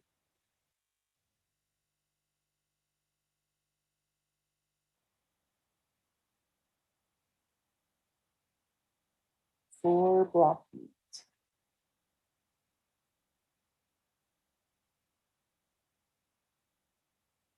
And those of you at home, you're probably glad that you're working on your plates, that your beads aren't rolling away and getting away on you. I have an ongoing battle with gravity. I'm just going to tell you that. And when you're a seed bead, you're a bead artist, yes, gravity can be a real frustration. Needless to say. So at this point, I now have 3 sets of 3 using only the red and white, and 3 sets of 4 black beads on each side of my hair pipe. And as I said, this is a size for the average adult wrist. So what we need to do next is we are going to measure our wrist. And at this point, those of you that have larger wrists, you might have to add beads. Those of you that have a smaller wrist, you may have some youths in our group today. If that's the case, you might have to remove beads. Now, ideally, it's easier if you have someone nearby that can help you with it. If you don't, and I'm going to show you what I do if I'm by myself and I want to measure out whether or not I need to add or remove beads. I have an average wrist. So I know I don't really have to add or remove beads, that this design is good to go. But that isn't going to be the case for everyone. So I'm going to show you what to do or what to look for in terms of how to decide if it's the right size for you or not. So what I typically do is I take my sinew and I grab the ends, and then I wrap the ends around my finger a couple of times just so I won't let go of it, even though I'm working on my plate. And then what I do is I stick my wrist through it, and then I check to see if there's a gap. So I want a gap of about 1.25 inches or 1.5 inches. The reason we want a gap is we need to make room or to save space for the animal hide pieces. So if you have a really small wrist, and then when you put your bracelet on, if the beads are touching like this or the gap is really small, you're going to want to remove 3 or 4 beads so that you have the right amount of gap, which will be, like I said, about 3 centimeters or 1.25 inches or 1.5 inches. It doesn't have to be an exact science. So for those of you that have really large wrists where maybe the gap is giant, like the one that you're seeing here, then I know that I need to add, 4 or 5 beads onto each side of my sinew so that my gap, again, is like this. For me, this is actually almost like a half of the first part of my finger length. Like it's very small. So get that 3 centimeters, 2.5 centimeters, 1.5 inches, 3/4. So once you've done that and you've made the decision whether or not you have to add or remove, you will do that. That's the next step. And as I said, I know that I don't have to do that for my example. I know that it's going to fit. So once you've done adding, removing, or not doing anything at all, what you want to do is you want to set aside 2 glass beads. The color doesn't matter. You can pick whatever color you want. The rest of my beads, I'm going to put those back into my kit bag. So the rest of my beads are going to go back into my kit bag. One more question in the chat. Should the sinew show on your wrist or should it be covered with the beads? So you need to have a gap where you see the sinew, and that gap is going to be about 3 centimeters or 1.5 inches or 1.25 inches. You will see the sinew. If your beads are touching, so if you put this on and the beads are touching like this, you're going to need to remove 4 to 5 beads off of each side so you have a gap. Did that clarify everything? Yes, that's good. Thank you. Oh, you're welcome. Okay, so I've put my extra beads away. So I have more beads if I want to do another project down the road, which is awesome. And what I want to do is I want to grab my 2 loose hide rectangles. So we're going to need those. Now I'm just going to warn you now that this part here is probably the trickiest part. This is the trickiest part of the activity. And this is what I call the loop. And what that means is we have a specific way to secure the sinew so that our bracelet stays together. You must know how to do the loop in order to secure it properly.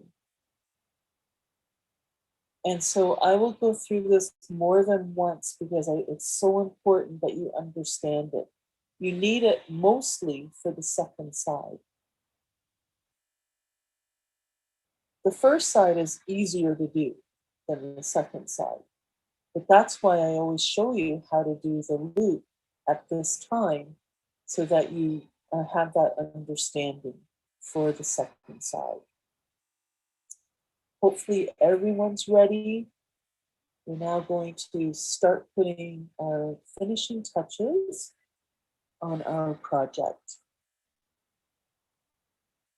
So the first thing that I want to do is I want to pick a side, it doesn't matter which side, and I want to feed the sinew from the smooth side of the hide, and I want it to come out on the furry side. So when you look at your leather pieces, you'll have a smooth side and a furry side. So I'm going to take my sinew and I'm going to feed it through that small hole that's in the middle of my rectangle of hide. Sometimes you might have to stretch it a little bit. If it's like really, really small, you can actually take a little pencil and you can just open it up a little bit if you need to. It's also easier to do it the way that I'm suggesting. It's easier to find the hole on the smooth side and to bring the sinew out on the furry side. So you can see I've drawn it through the smooth side and I'm coming out on the furry side. And I'm just going to let it fall down so that it's up against the beads. And you'll notice that the smooth side is going to touch the beads, the furry side is going to face away from the beads. And so again, we're just doing one side at a time, so don't worry about your other moose hide rectangle right now. That we will use for the second side. So now we're at the point where you want to do the loop. And the reason we do the loop is to control how the bead rolls around on the sinew. So I've set aside those two beads that we talked about earlier, and I need one of them now. And on the side that my rectangle is on, I want to feed that bead onto the sinew. And so the first thing that you notice is that it is rolling around. It's like moving all over the place on the sinew. Well, I want to do something that will stop that bead from moving around like this. Okay? So again, and this is something I really want everyone to pay attention to because this part is also important. When we go to do the loop, we're only going to bring the bead down to about a finger length on the piece of sinew. So when I go to do my final knotting for this bead, it is only going to be a finger length from the sinew. Okay? And there's a reason for that, because we want to have a lot more sinew on the second side when we go to tie off the second side. And so it's so, so important that you give yourself only a finger length of sinew when you go to tie this bead on the first side. All right. Okay. This is the part where we are going to be doing the loop. I am going to demonstrate this more than once. You will be doing it once, but I want to show it to you more than once so you understand how this loop works. Okay, so this is at that finger length that we were talking about where my bead's just sitting, and I want to secure it so that it's not floating around on the sinew like it was before. So what I want to do is what we call the loop. And the loop means that I'm going to take the end of my sinew and I want to bring it around the side of the bead and I want to go up through the hole of the bead with the sinew again so that it creates a loop. So the loop should be coming out through the bead and coming around and going back up through the hole. So when I pull this, when I pull that loop, look what happens. That bead is no longer rolling around on the sinew. You can see that the loop, when I pull it tight, creates a line against the side of the bead. Let me show you again. So I'm going to feed the bead on. And like I said, this is the part of our project that most people find the trickiest. So once my bead is on, I want to do that loop so that it doesn't move around. So I'm going to take the end of my sinew, I'm going to bring it around to the side of the bead, and I'm going to go back up through the hole. So that my sinew, when I pull it tight, is going to make a loop on the side of the bead. And again, I want to be that finger length. I want to save a finger length of sinew where the bead is. And the thing is, you can actually, once, even though the loop is there, you should be able to slide the bead around on the sinew. So if I want to make it an exact finger length, I can move the bead up or down a little bit. It will slide when I make it do it, but it won't move around freely like it did before. So let's do it one more time, and then we're going to talk about knotting.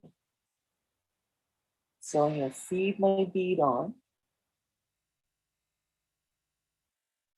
I'm going to be about a finger length from the end of the sinew. I'm going to take the end of my sinew and I'm going to come around the side of the bead, and I'm going to go up through the hole of the bead. And that will automatically create this loop.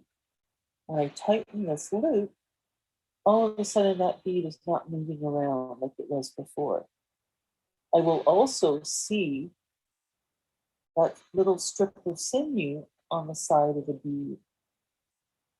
But now my bead is not moving around, which is awesome. That's exactly what I want. So once you've done that, you have your loop, you have your finger length of sinew from where the end of the sinew is to where the black bead is. We're now going to knot it. Okay? And remember, this is on the side that our piece of leather is on. So to knot it, we're just going to tie it like we're tying a shoelace. So I create a loop, I feed the tail through the loop, and I pull. And you can already see it's made a little knot on the side of the bead. I need to do this 4 times at least. So I'm going to make a loop, I'm going to feed the tail through the loop, and I'm going to pull. I'm going to make a loop, I'm going to feed the tail through the loop, and I'm going to pull. So I've done that 3 times, and remember I said at least 4, and you can already see the knots that are collecting on the side of the black bead. I'm actually going to give this a good pull now, so it's nice and tight. And if I was doing this, like if I wasn't demonstrating, it really is a quick little thing that you would be doing. You would just be creating the loop, feeding the tail through the loop, and pull. Now, these little beads and knots that we're doing right now are actually what holds our bracelet together. So I did a few extras. I did like, I sometimes knot it 5 to 6 times with a minimum of 4 to get it so that it's nice and strong. This knot helps hold the project together. So that's why it's important that you knot it at least 4 times. Okay, so once that's done, and I have that knotted, I'm going to take all of my beads, my piece of leather, and I'm going to bring them down to meet up with the black beads. I'm just pulling on the sinew to bring that black bead right up against the moose hide. So when you do that, what you'll notice is that you have this big, long piece of sinew on your second side. So there's a big, long piece of sinew. The second side, it doesn't quite go together the same way. And when you know how to do the loop that we just learned for the first side, it will really be your friend for doing the second side.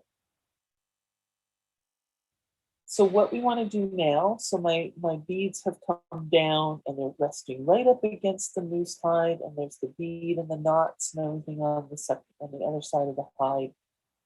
Now I want to do side 2. So I'm going to take my moose hide, I'm going to feed the sinew again through the smooth side, through a center hole, and I'm going to come out on the furry side. So I'm going to feed this through the smooth side, and I'm going to come out on the furry side with my sinew. And if you want to bring it down so it's resting up against your other end of your beads, your other end of your bracelet, you can go ahead and do that. That's fine. We're not doing anything with it at the moment right now anyway. So again, like you'll notice that it's going to be exactly the same way, where the smooth side is touching the beads, the furry side is facing away. So, oh my goodness, I am so glad I know how to do the loop, because I'm going to need it for knotting my second side. So what I'm going to do is I'm going to take my last black bead, set aside, and I'm going to do the loop. Right now, it doesn't matter where on the sinew it is. I'm going to do my loop, and if you do this right, you'll be able to move the bead. That's going to be important. I'm going to tighten my loop. And remember, you'll always see that little piece of sinew on the side if you've done it right. And if you've done it right, your bead will move when you grab it with your fingers. It'll actually slide along the sinew. So right now we've got the bead over here, we've got all my bracelet and everything way over at the other end of the sinew. So what I want to do is I want to bring this bead that I just looped on there, and I want to bring it all the way down so it's right up against that moose hide rectangle on the second side. So I'm going to bring it right up against the moose hide rectangle on the second side. And you can see here that when you do that, it will actually, because of the loop, it'll sort of hold itself in place. And that's what we want. We want it to hold itself in place so that it's not sliding around. And so that's why knowing how to do the loop on the second side is super, super important.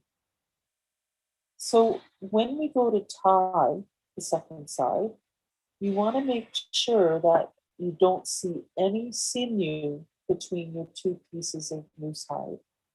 So if you see the sinew and it's peeking out, then the black bead on the second side isn't tight enough. So you're going to have to go back over to here and you have to pull that bead so it's right up against that moose hide, and you don't see any sinew between the two moose hide rectangles. You won't see any sinew at all. You don't want to see that, okay? So make sure that bead is nice and tight right up against your moose hide. And like I said, that magic loop is going to hold that bead temporarily while we tie the second side. So just double check before you start knotting to make sure that you don't see any sinew. Mine looks good. I'm really excited now because I'm starting to see the completion of the project. So when we go to tie the second side, we've got a lot of extra sinew to do that for a reason.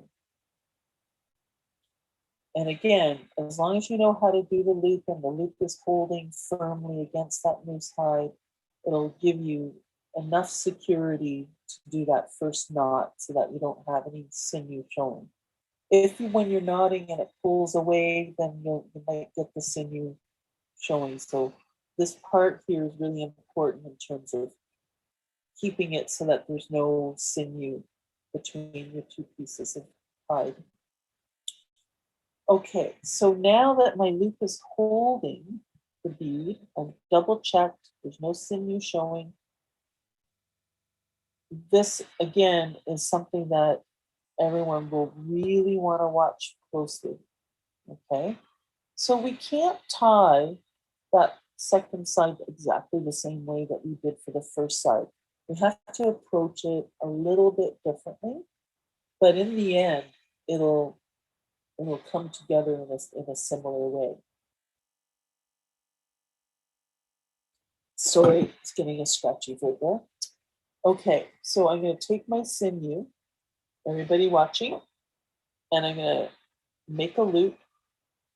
And then what I'm going to do is I'm just going to take that piece of sinew, this loop, and I'm going to stick it between the bead that's holding my bracelet together. I'm going to stick it between the bead and the moose hide. And so what that's doing at this point in time is it's temporarily holding this loop for me. So all I've done is I've just taken it and I've snapped it underneath between the bead and the moose hide. I'm also making sure it didn't pull away from my bracelet, so I don't want any gaps with the sinew.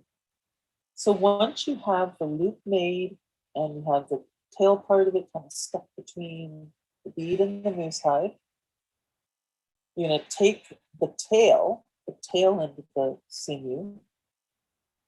You're going to feed it through the loop. And then what you're going to do is you're going to pull this so that it makes a knot that's going to go between the bead and the moose hide. So typically what I do is I just pull it slowly. I don't want it to get loose. And what ends up happening is it goes between the bead and the moose hide. So when and you know from doing the first side, we're going to knot at least 4 times. So again, I'm going to make a loop. I'm going to stick the loop between the bead and the moose hide so that it kind of locks it in. I'm going to take my tail, and my tail is going to get fed through the loop, and then I pull to the side so that my sinew is going between the bead and the moose hide. So I'm pulling to the side so that my sinew is going between the bead and the moose hide. And remember, we're doing this at least 4 times. So I'm going to do another loop. I'm going to snap it again between the bead and the moose hide. I'm going to take the tail. I'm going to feed the tail through the loop. And I'm going to pull to the side so that's going between the bead and the moose hide. So that was knot number 3. And lucky you, I can show you one more time. So we're going to take this, we're going to make a loop, we're going to snap it between the bead and the moose hide. We're going to take our tail, we're going to feed the tail through the loop, and we're going to pull to the side so that that knot is going between the bead and the moose hide. Now, up to this point, because I'm showing you what to do, I've been doing it kind of like in a slow motion. If I was doing this real time, it's always a quick operation actually. So you just make your loop.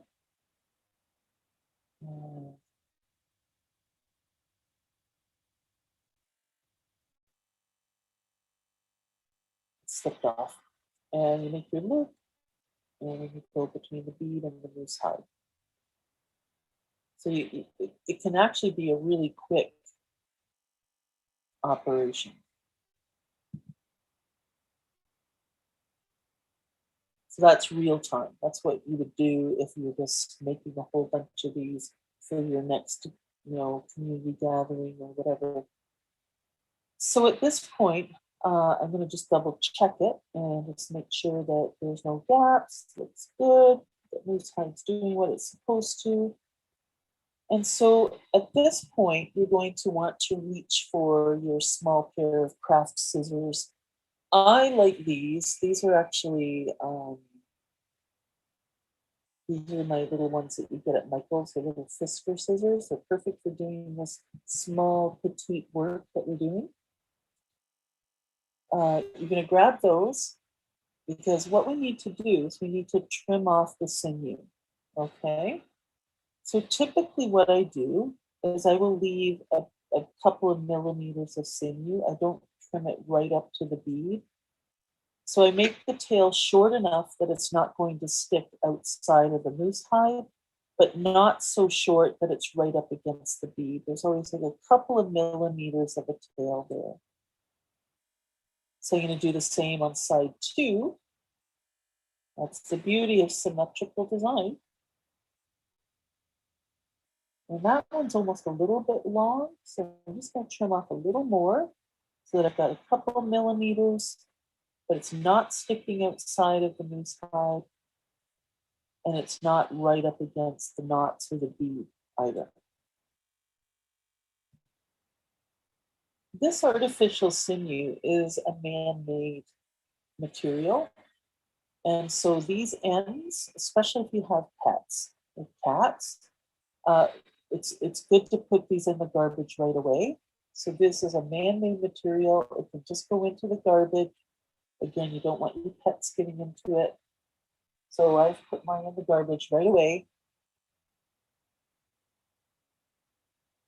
Once we have our sinew trimmed and we're good to go, now we're ready to put on the deer hide ties. I'll take my ties. And again, the beauty of this is that you're going to see me do this twice. And of course, I'm going to do it nice and slowly so that everybody has a chance to see what I'm doing. So you'll notice that you have those 2 large holes on each side of your rectangle. So what you're going to do is you're going to fold the rectangle over that bead that you have at the end. And you're going to match up those holes. You're going to match up those large holes with one another on each side. Okay, and that bead is going to get covered with the moose hide. So once I have my holes matched up, I can take one of my laces. And so you'll notice that they have a point on it. The lace have pointy ends. And typically what I do is I roll it between my thumb and my finger so it's even a little more pointed. And then I feed it from one side right through to the other side. Now you might have to open up the rectangle a little bit to do this if it doesn't go through all at once. Sometimes it does, sometimes it doesn't. Doesn't matter, it's all good. Once I have fed it through from one side and coming out the other side, I want to leave about a half a finger length of leather on one side and a lot of the hide lace on the other side. This is going to be my tie. This is what's going to tie it to my wrist. So I only need a little piece, like a half a finger length on this side. And the beauty of this is that it's, again, just one simple knot that secures the tie to your bracelet. And leather is one of those amazing materials. It's a traditional fabric. It's what we had to clothe and protect ourselves before the Europeans came over. You can knot this once and it's going to hold. So that's exactly what we're going to do. I'm going to take both ends. We're just going to tie it like we're tying our shoelace, like this. And what ends up happening is the knot's going to rest right up on the top of that moose hide rectangle. And in fact, sometimes I'll just kind of pull down on it a little bit so it's resting right up against the top of that moose hide rectangle like that. And because I've tightened it, it's not going to come off. It's stuck there now. So I'm going to do the same on the second side. I'm going to cover this bead by folding that moose hide rectangle up so that those large holes are matching. I'm going to take my lace and I'm going to roll it between my thumb and my finger, like so. It makes it a little more pointy. And then I go right through from one side out to the other side. And I'm going to make sure that I have a half a finger length on one side and a big long piece of lace on the other side. Now, when I'm tying these, I'm not worried about whether or not the smooth or the suede side is showing. Typically, it doesn't matter. So you don't even need to worry about that. So when we go to do our final knot, it's like tying our shoelace. We're just going to tie it once, like this.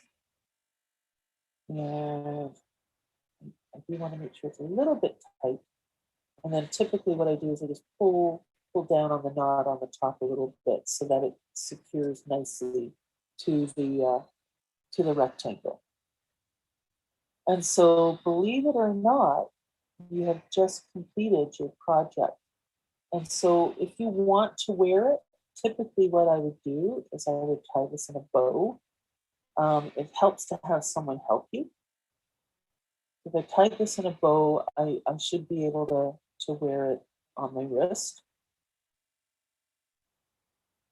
You know, some people, they like to wear it where it's really tight.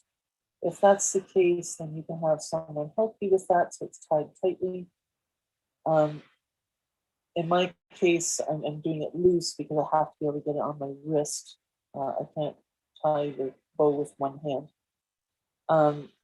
And when you wear it, you want to make sure that your hair pipe is facing up and your hides are underneath. So let's talk about the animal hide before we discuss what we've created here in terms of a pattern. The animal hide, because it comes from a natural source, another living being, typically we do not throw the animal hide in the garbage. What we will do, in accordance to the teachings that was passed on to me by my mom, is that we collect up all of the ends of the hide and they get returned back to Mother Earth with an offering of tobacco. And we thank that deer or we thank that moose for the gift of their animal hide. And our ancestors always knew that having respect for other living beings was very important. It was critical to our survival. It was critical to having a peaceful and happy life, to make sure that we're being good custodians of everything around us. And again, you know, it was a partnership. It was we knew that we needed everybody. We needed all of the animals. We needed the water, the air, the land, to have a good life and to survive. And so we always, when we're doing something with a material, such as the hair pipe and the animal hide that have come from another living being, we always treat it with some respect. And finally, we wanted to talk about the colors. So we've actually incorporated in our design all of the colors of the contemporary medicine wheel. And of course, there's varying stories from community to community that talk about what the medicine wheel means. But basically, it's a teaching that talks about how to live a good and balanced life. You know, each of these directions, it's also called the 4 directions. Each of these directions means something.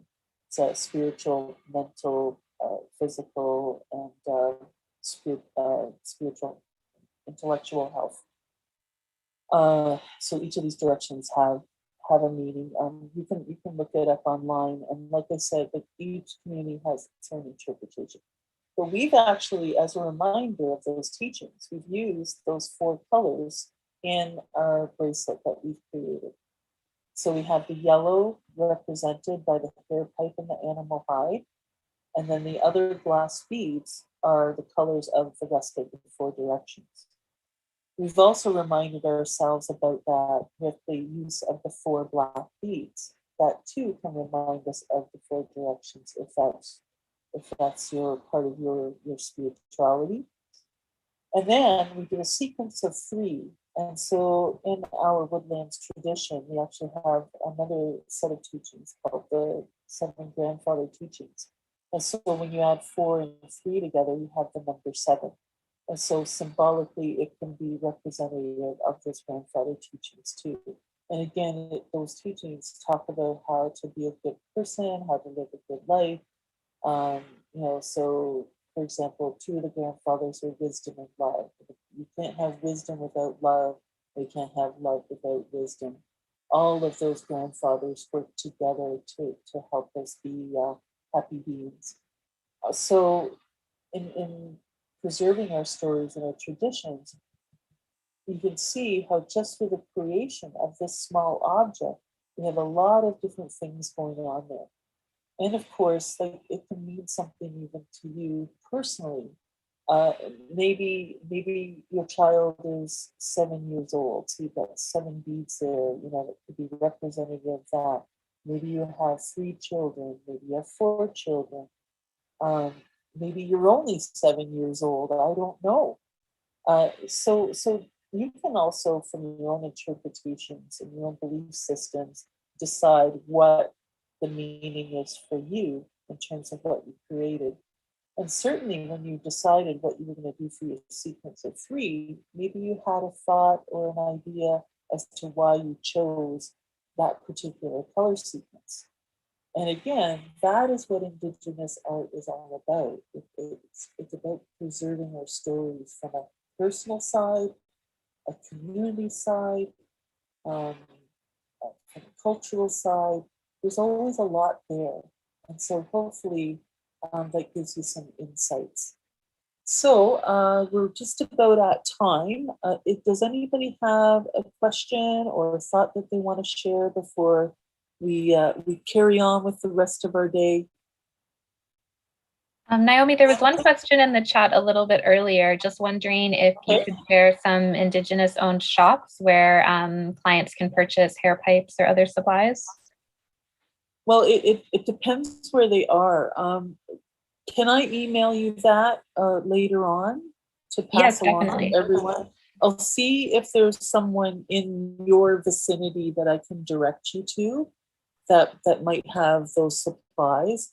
Of course, anyone in the GTA is welcome to reach out. I always have these supplies. I have extra kits, things like that. You can always have that conversation with me later on as well. But I'll see if I can find local sources too, so that, because I know not everybody's mobile and can get around great distances and things like that. But the one thing about the stringing exercise for me personally that I really love is the fact that it's very relaxing.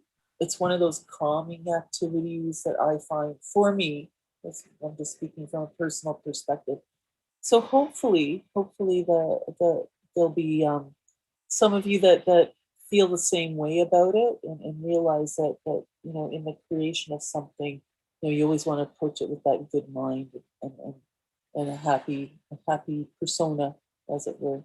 I'm always happy when I'm beading. It's just the way it is. Okay, any other thoughts to share before we let everyone go, Alexandra? I don't see any other questions in the chat. Lots of comments, people saying thank you. And on behalf of the library, I want to say thank you to you as well, Naomi. Thank you for sharing your skills and your talents with us today. We really appreciate it. Oh, you're welcome. welcome. For being here with us. This was a wonderful workshop. It's already on. Thank you. Oh, you're welcome. You're welcome. Thank you. And thank you to all of you for joining us today as well. Yes, I appreciate that. Thank you, Pickering Libraries and MakerFest. Thanks so much. Okay. Bama P, take care, everyone. Be safe. Take care. Bye.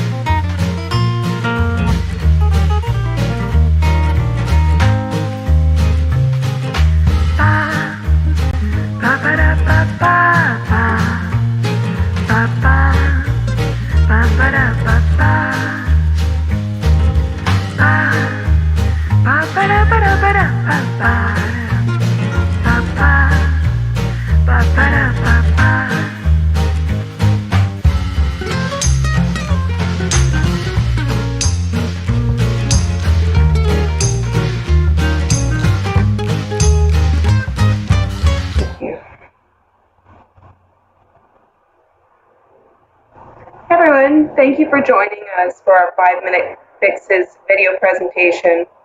Sorry, it's a bit noisy in the background here. This will be a video presentation, just short of 30 minutes. We hope you can stay and enjoy all of it. If you have any questions throughout it, please feel free to put them into the chat and I'll respond directly there. Thanks so much.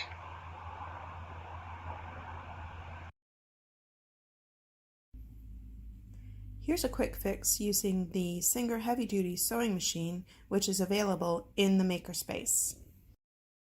It's possible to sew a button on using the machine. All you need is the button sewing foot.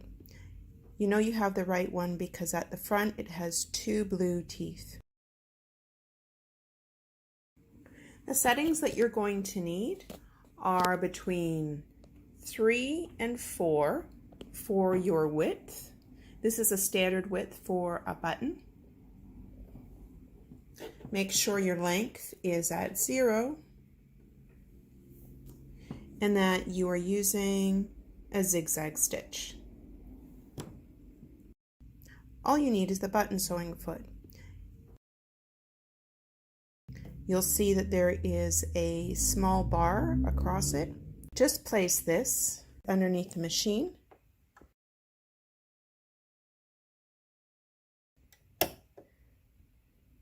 When it's in place, it will lift up. You will have to make sure that the feed dogs are in the correct position. To do this, remove the accessory box by sliding it. Located at the back of the machine, you just have to slide it into the correct position. Place the accessory box back down, slide it back into position, making sure the threads are out of the way. Slide it back into position. And then place your fabric and the button underneath.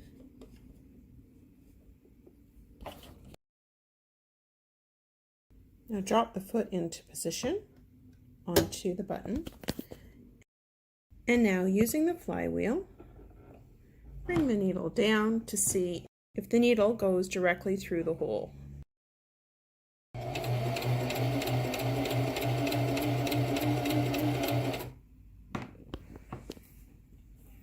Lift the foot, move the needle,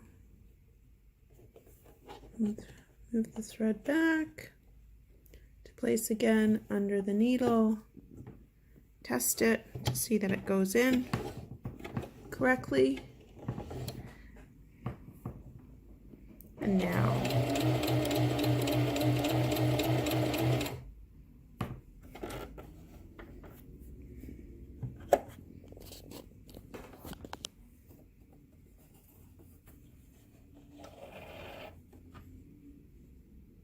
there's your button secured to your fabric, and now you can just use the little sharp, use the knife, which is at the side of the machine, and there you go. And that is how you can sew a button onto clothing by using the machine.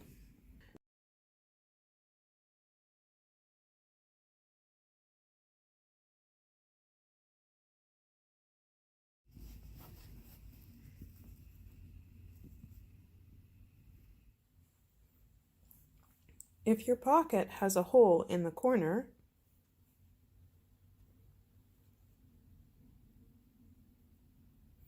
remove any excess threads and then see if you can push it back in so that you now have a nice straight line.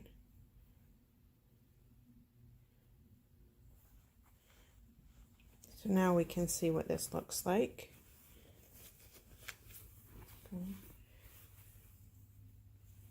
we've pushed it to the inside. Let's see what we can do here. Just straightening it out, taking out any threads. Let's just use the sewing machine to stitch a straight line right across here, and to stitch a straight line and to close up the hole. Let's place the fabric underneath the foot. Let's bring it down. We're starting at the end where the hole was. Now let's just bring the needle down a couple of times, making sure the fabric is right underneath it. Let's bring the needle towards us 2 or 3 times. Making sure to bring the, there we go.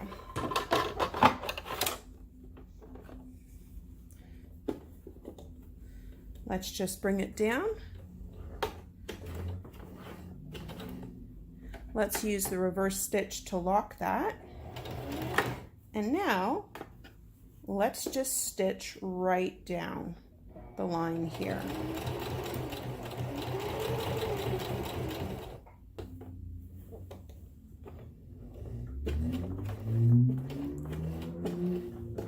Use the reverse. And let's just go forward.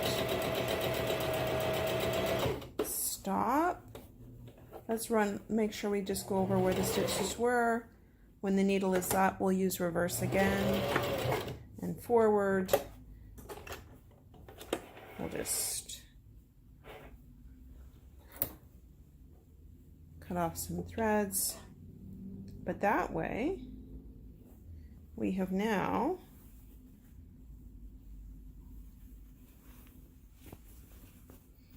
fixed the hole that was once in the pants.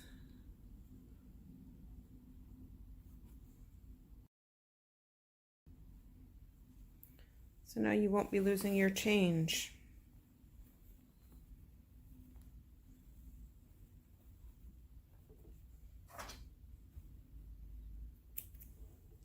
And if we have to make any adjustments towards the end there, maybe that's exactly what we'll do.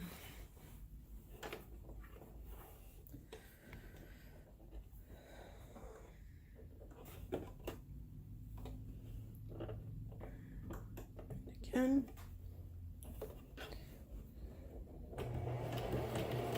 Going down, and then using the reverse to go back to the end, and then forward again, just to lock it into place.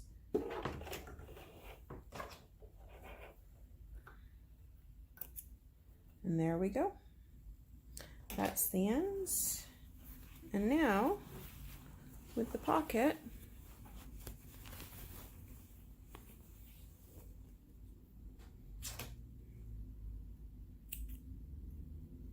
we'll snip off the old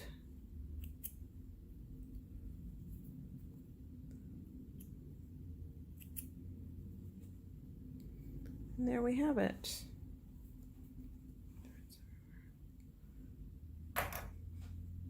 In this video tutorial, I will show you how to undertake some common repairs to lengthen the lifespan of your clothing. Here are the sewing tools you will need to get started with repairs. Measuring tape that has both imperial and metric measurements, a thimble to protect your fingers when hand sewing, some hand sewing needles of different sizes, straight pins, and some thread. When sewing on a button, you might find that you can see where the button originally sat, if the holes are still visible. If this is the case, then all you need to do is mark this space with a pin. If no sewing holes are visible, you will need to measure the distance between existing buttons. Take your measuring tape and measure from the end of one button to the center point of the next button. Use this measurement to find the placement of the button that you will sew back onto the shirt front.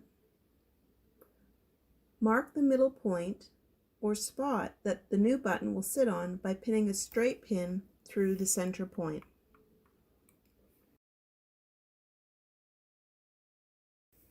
How much thread do you need to sew on a button? You will need at least 12 inches or 30 centimeters of thread. Select a hand sewing needle that will fit through your button and then thread it.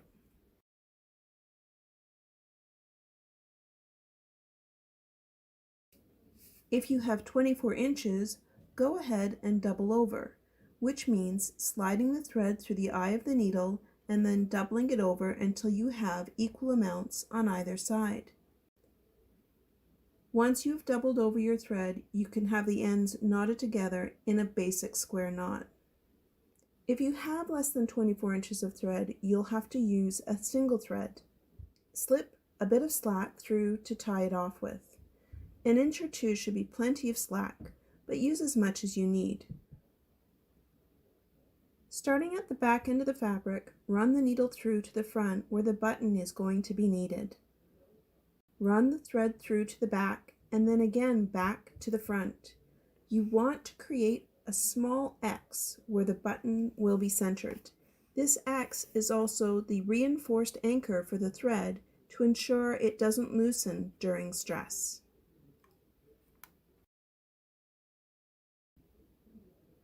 Put the button on the anchor X and begin sewing by pushing the needle from the back to the front through the first buttonhole.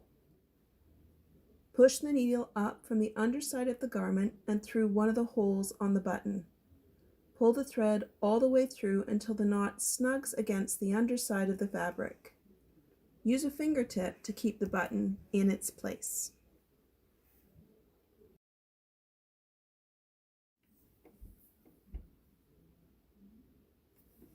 Continue sewing through the buttonholes, passing through opposite holes each time and always pulling the thread tight until you have passed through each set of holes 3 times.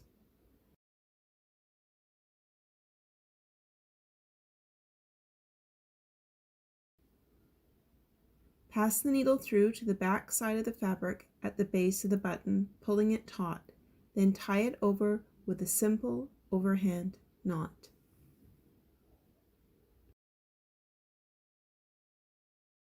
Do this as many times as you feel necessary to secure the button to the shirt. Check to see that the button is secure and then cut off any remaining thread. And that's it, you're finished. Congratulations, you've sewn on a button. For our next demonstration, we will patch a pair of jeans. Here are the tools that you will need for sewing a patch. Fabric that is close to matching the color of the jeans that you are going to repair. The fabric should be the same weight as the jeans that you will patch. Thread that matches the color of the jeans, straight pins, shears, and denim needles. It is always best to patch a hole as soon as it starts. This will allow you to stabilize the fabric and prevent further damage. Measure the size of the area that needs to be covered. We will need a patch that is 2 inches by 2 inches square. Measure the material that you will need to cut. Always cut the patch to be a bit bigger than you need. The patch can be trimmed once it is sewn onto the jeans. Turn the pant leg inside out and pin the patch to the inside of the pant leg. Because it is a pant leg, make sure that you are only pinning through the fabric and not to the next leg. Make any adjustments to the placement of the patch.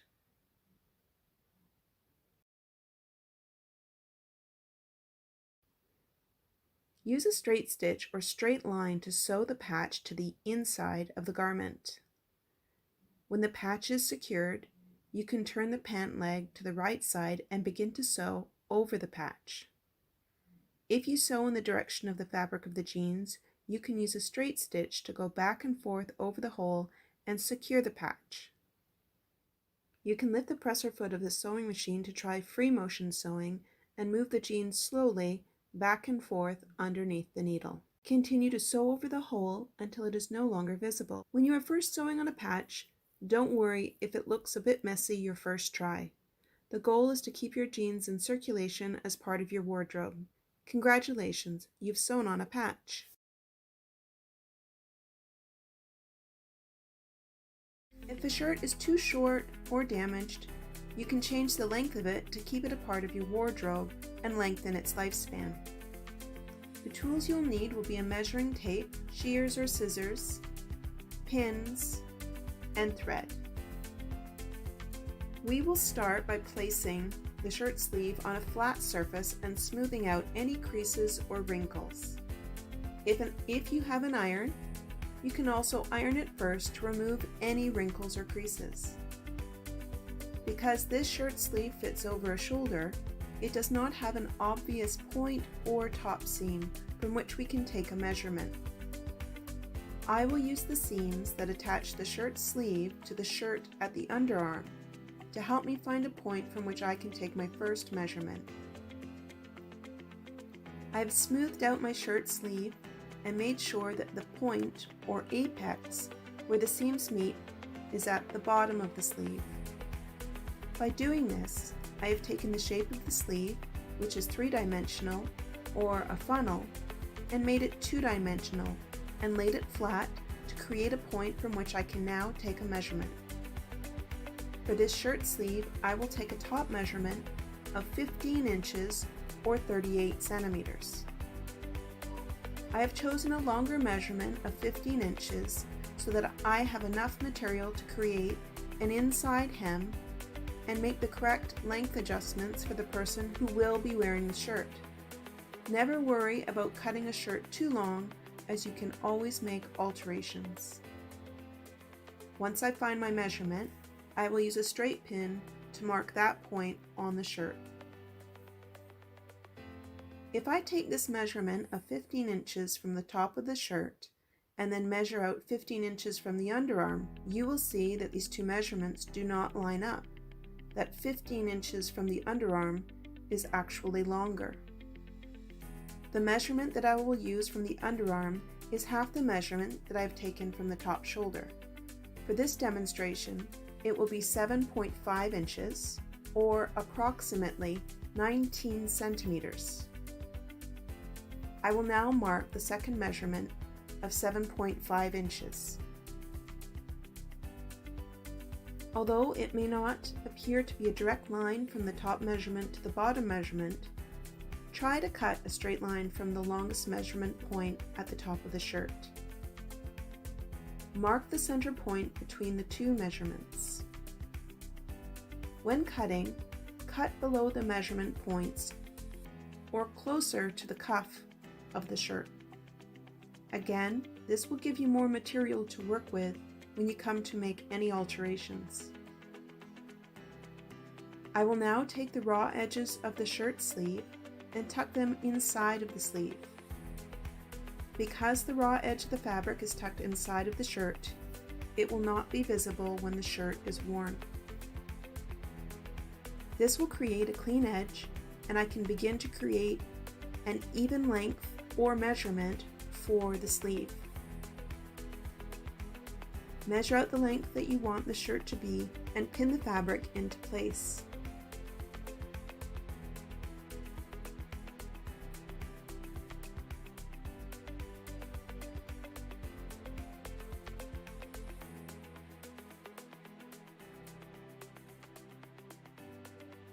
I will now use the iron to prepare the fabric for sewing. Ironing and pressing fabric will create a strong, clean edge for the hem of the shirt.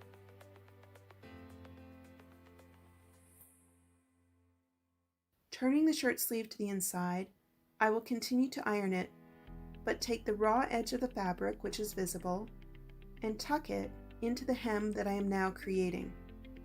This will keep the fabric from fraying inside of the shirt when it is worn. You should now have a clean edge on the inside of the shirt. Once you have finished ironing and pinning the inside of the shirt, I would recommend having the person you are making the alteration for put on the shirt and make any adjustments to the length of the shirt sleeve before sewing. Once you have done that, you are ready to take the shirt to the sewing machine.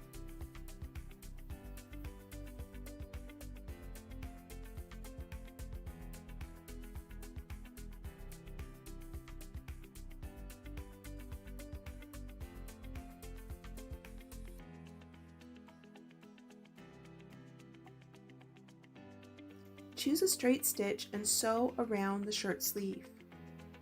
You can choose to create a smaller or deeper hem depending on where you place the shirt under the presser foot of the sewing machine.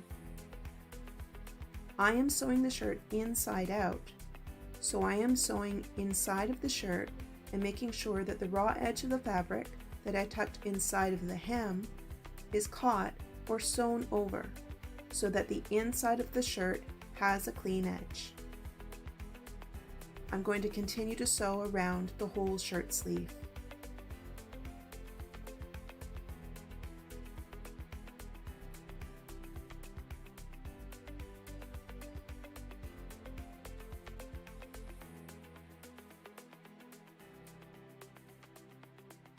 Here is the finished shirt sleeve on our model. I can now complete the second shirt sleeve by following the same steps.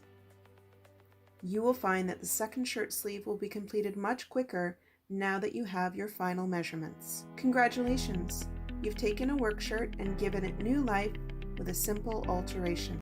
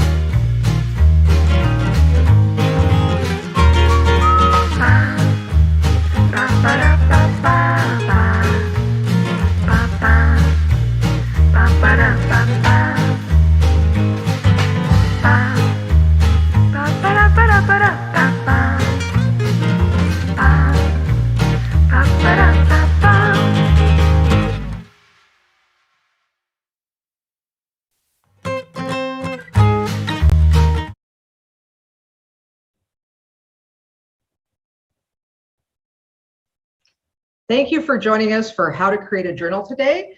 I'm Kyla, and I'm going to be showing you how to make some homemade paper that you can use for journals after today. After I'm finished, Tracy is going to take over and show you how to make homemade covers and how to bind your journal all together.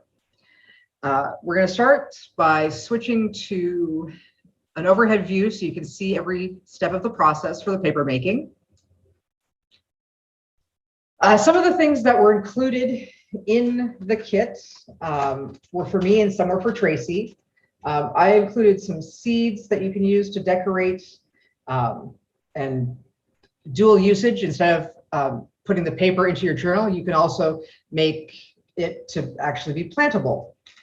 Some sequins or glittery type things, and some ribbon that can be cut up and put into the water afterwards to embed in the paper.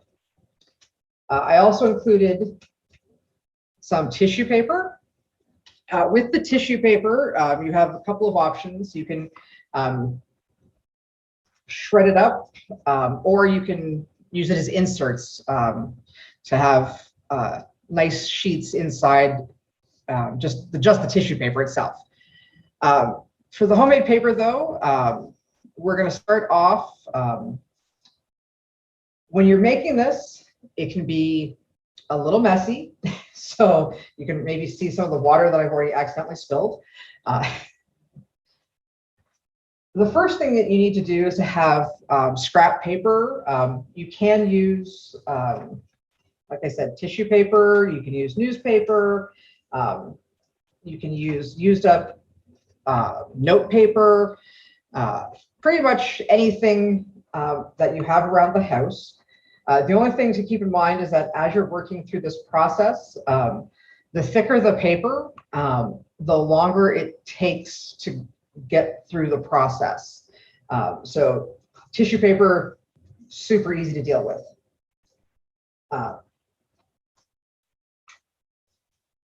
After, I'm just bringing up to put on the table.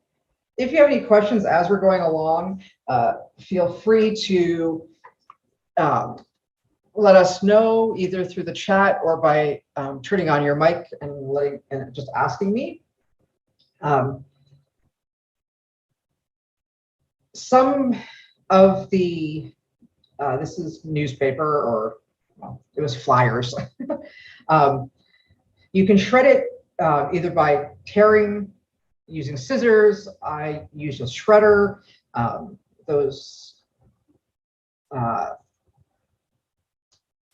The fancy scissors that are meant for shredding. Any method you like. If you have kids, make them tear it. You're going to want to soak the paper anywhere from a couple of hours to overnight. Again, this is where if you have thicker paper, it plays into it. The thicker the paper, the longer it needs to sit to get absorb enough water. One thing that can speed up the process for that is to actually use boiling water. It breaks down the fibers faster of the paper, but be very careful you don't burn yourself. After you let it sit like this for however long, basically check it, and if it looks like it will shred or get really squishy with water, you're good. If not, leave it sit for a little longer. And if you let it sit for longer than overnight, that's okay too. I accidentally ended up having to leave mine for 3 days because I started the process outside in the backyard, and then it started raining and I couldn't get back to it. The only thing to be aware of when you let it sit for that much longer is that it may start to smell a little bit, but that's not going to affect your final product. It's just the paper decomposing into the water, which actually makes it easier to do the next step.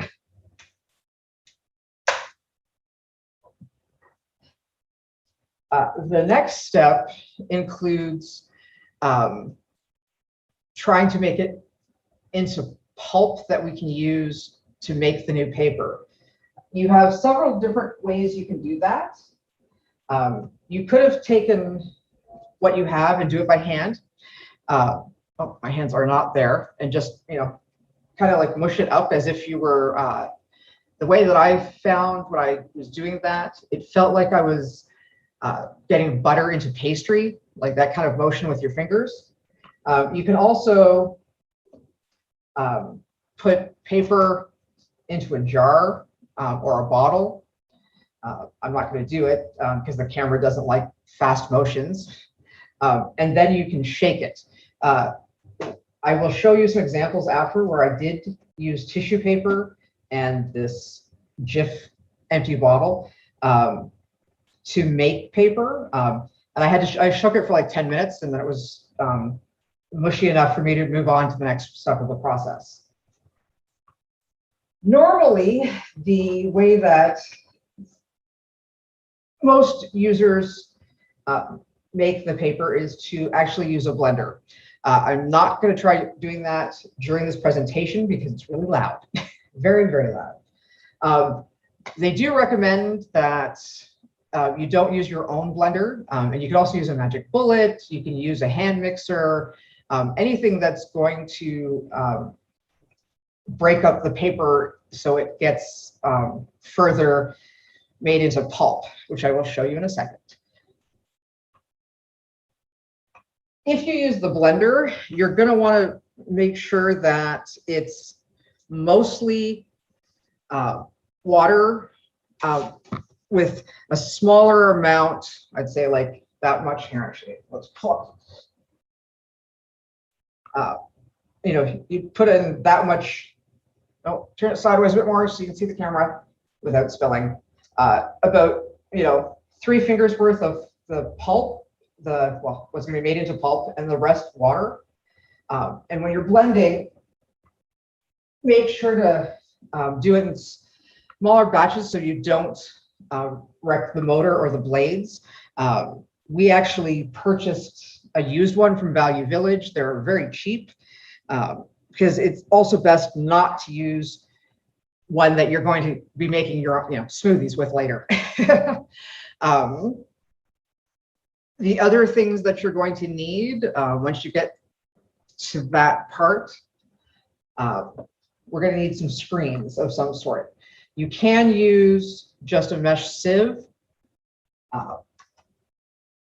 You can use the grease catchers or whatever you're going to call them from the dollar store. The other thing with when you're using these is that you do need to have a large enough bowl or tub that they will fit into afterwards. I did that at home, but I couldn't bring that tub with me. So I'm going to show you the other method once we get there, which is using a frame. First, though, we're going to make the pulp that we're going to use with the screens. 1 second, this is a heavy thing of water that I need to bring up.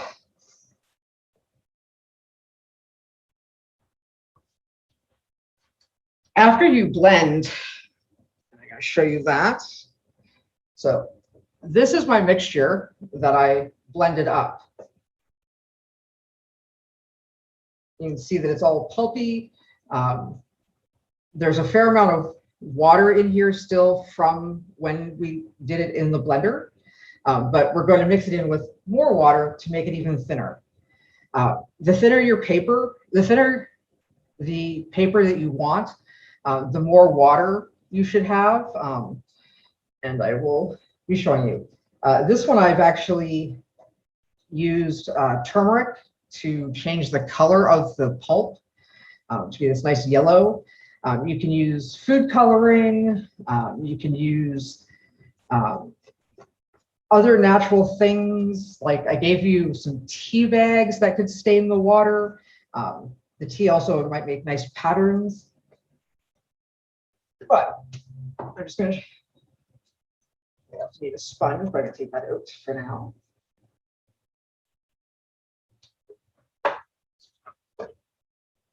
A bunch of cups so we can scoop the mixture. Pulp on the side so it's out of the way.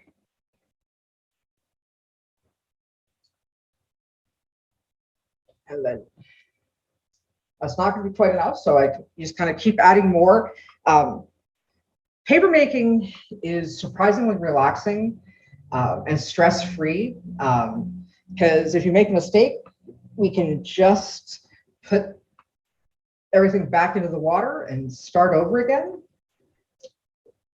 It's also a bit of a trial and error as you learn to make paper, to see how this is. I could add a bit more.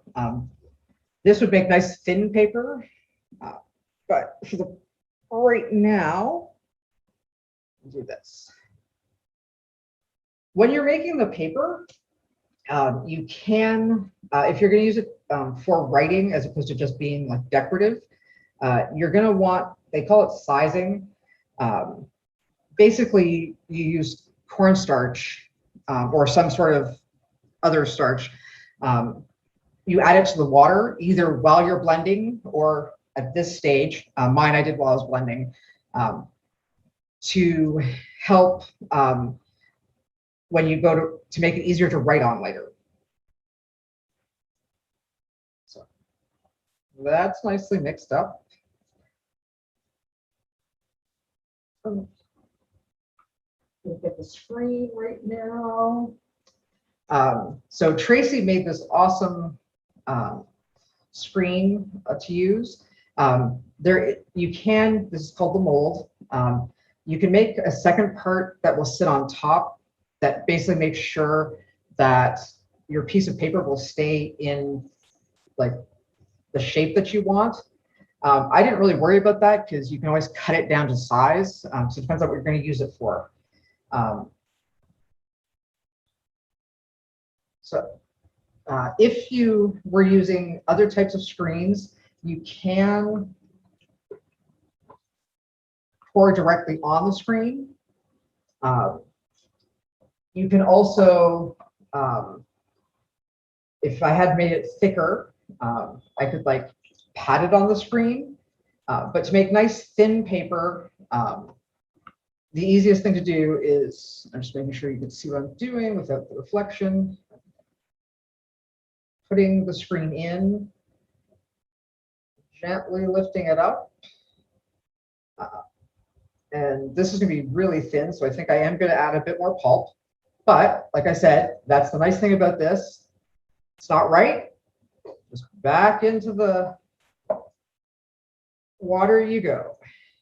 Just reach over, grab some more of the pulp mixture. I'm also doing this inside, so I'm trying to be very careful not to make a mess on the carpet in the quiet study room. Definitely easier in the backyard when you have more space to spread out. Take that out, stir it up a bit.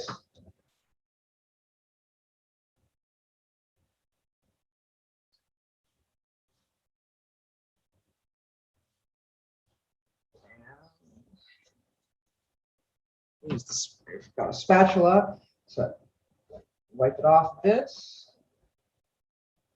And I'll try one more, another sheet.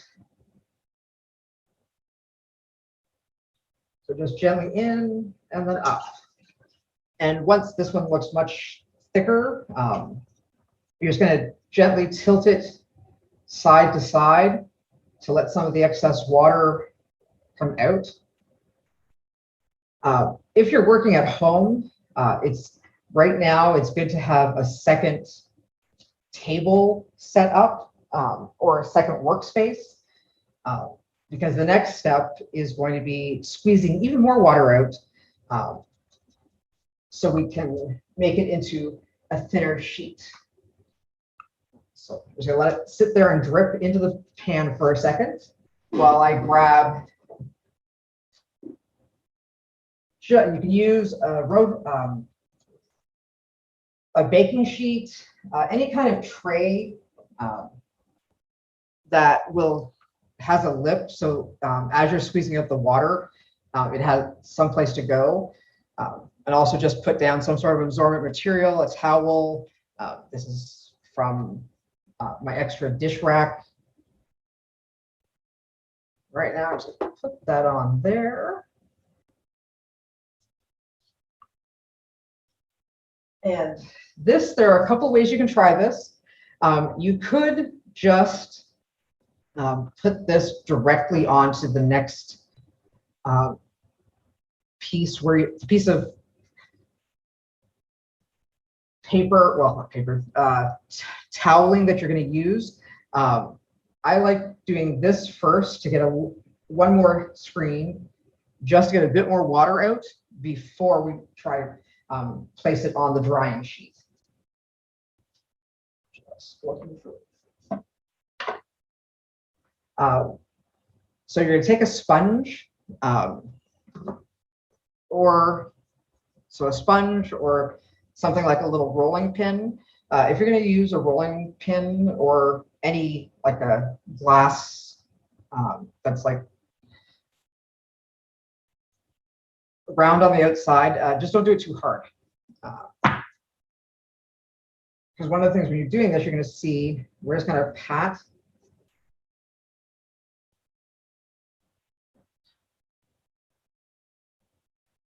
As you do this, you're getting the water into the sponge. You're just going to want to, oh, where might want to go? Keep squeezing the sponge out. If you use the roller right now, sometimes if you do it too hard, it will stick to the top screen, which is not what you want, because then when you go to lift it up, it tears the sheet in half.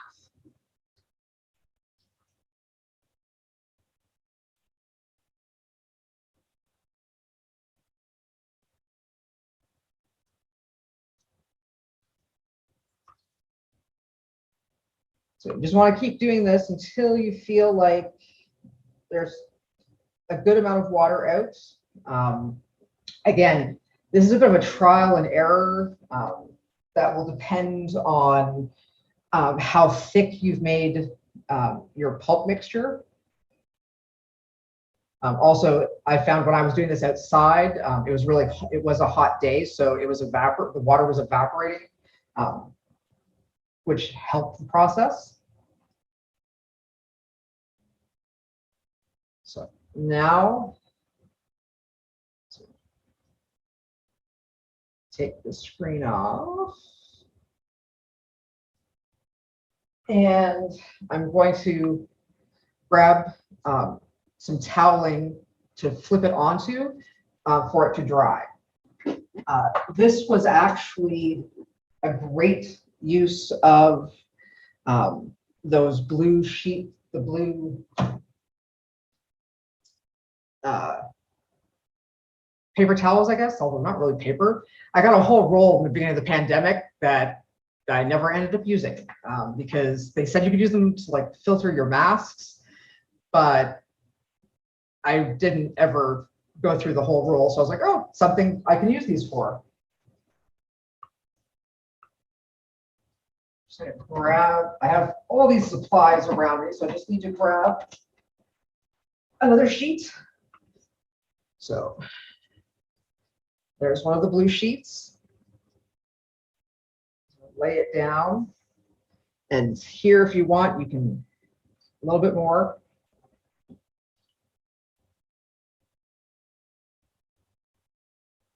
But now I'm going to flip it. Same thing, if you thought there was too much water still, you come do it this way. You could use this, just squeeze it out some more. But then you're gonna, yeah, you can see the edge. You're gonna peel the screen up. So we're gonna go the opposite direction.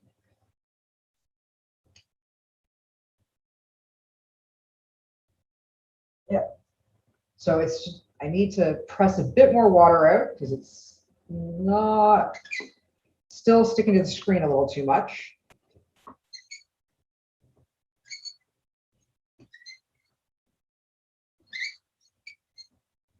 And again, if at any point when you're doing this, if it tears, you can just go ahead and re-immerse this in the mixture and start again. It made me feel very good that it didn't have to be perfect the first time, and that you can keep making new things and improve on your technique.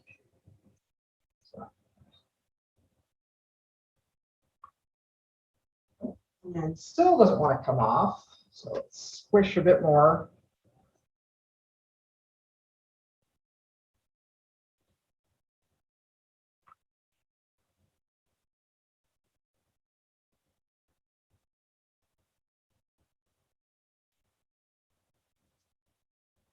Sometimes you can use a ruler or your finger to start the edge of it so it comes off the screen a bit more.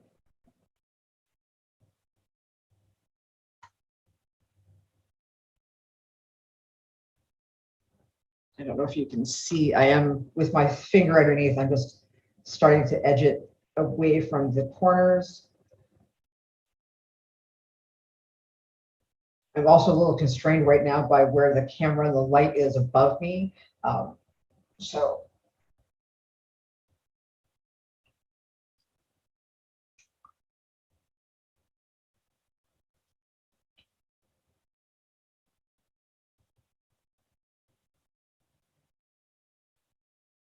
come on, I want to do it.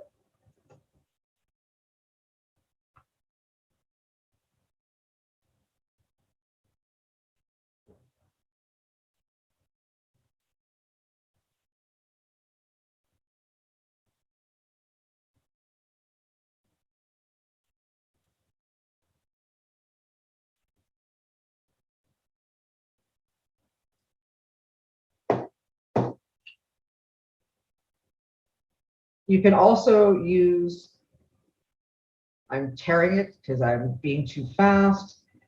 You can use a fork to poke the bottom of the screen. But basically, those are the first 3 steps. You blend, you soak, blend, use your screen, and then the next step is drying. Drying, you can use various methods. Air dry, you can air dry this by setting it outside on another screen, actually not even outside, but on a screen, or just like this, somewhere on a flat surface. I tried all 3 ways. You can also hang this sheet to dry, and I kept seeing videos. I was like, oh, it can't work. It was like, I was like, it's gonna fall off. It doesn't. It dries on, and then you can peel it off. 2 other methods that I found much faster than doing it this way was to iron them. I'm just going to put this away for a second so I can show you the next.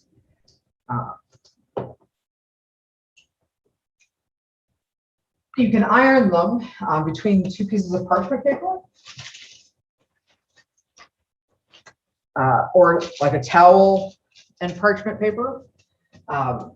And the fastest method that I found was actually putting it on my baking sheet with this underneath in the oven for like 10 minutes at 200, and just check it and make sure like that maybe you have to like turn it depending on how your oven is. And I'm just going to show you some of the paper that I did make during this process, and the different thicknesses and what your end product is, depending on whether you use the hand or blender, or how like different methods of drying. So this and that one, you can see are pretty thick. These are from just taking handfuls of it and mushing it onto the screen, and then taking it off and letting it dry. This is kind of fun for kids. This could also be good if you were trying to embed the seeds to plant the paper later, or to make a greeting card for somebody.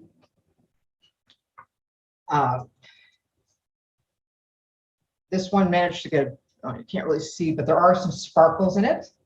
And you can see how thin this is compared to this. This is more typical of regular paper. This one I didn't use a lot of cornstarch in, so it's quite stiff.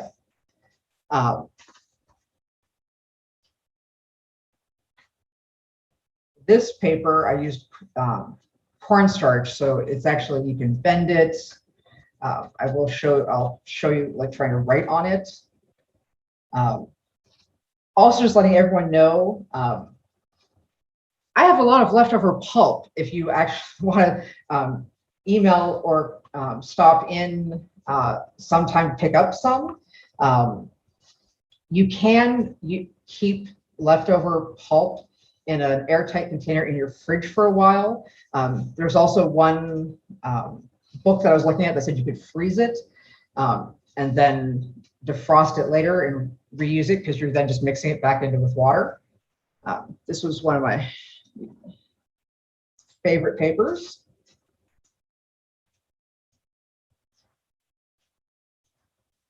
So yeah, lots of different ways. And like I said, you can add food coloring. Some of these I made with construction paper. So they're slightly thicker to start with because the base material I was using was thicker. Those are all using the mold, if you use the splatter screens, you can still get like super thin paper. It's just that it's round, and so you just need to cut it to fit whatever you're going to do. Does anyone have any questions? If not, I'm just going to show you, yes, trying to write on it, and then we can move to Tracy and creating the book covers.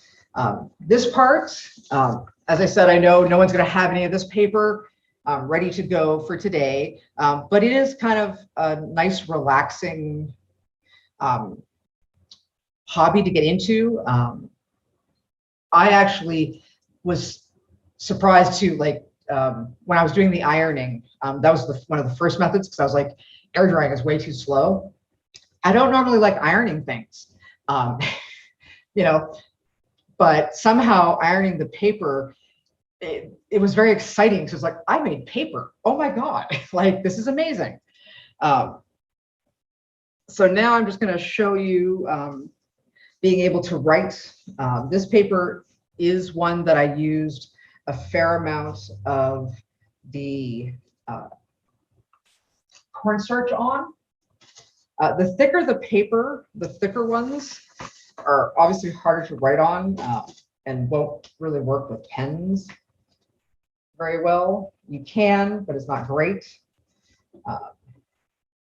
This though is just, you know, as good as having handmade paper that you buy in the store.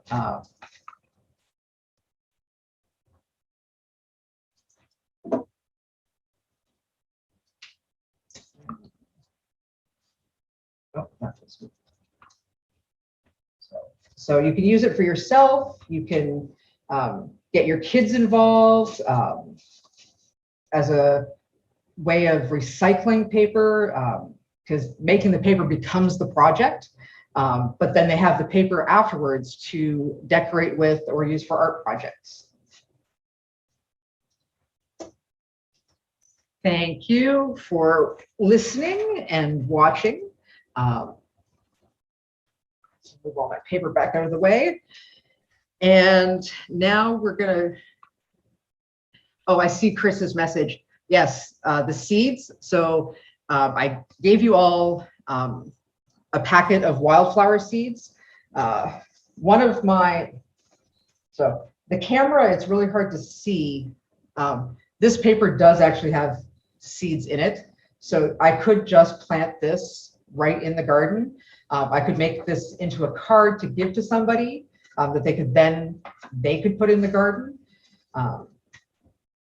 Yeah, I had so much fun with this. And just gonna switch back over. Tracy, are you ready to take over for your part? If there's, okay. I don't think there's any other questions. That was great, Kyla. Stop my video. Okay. I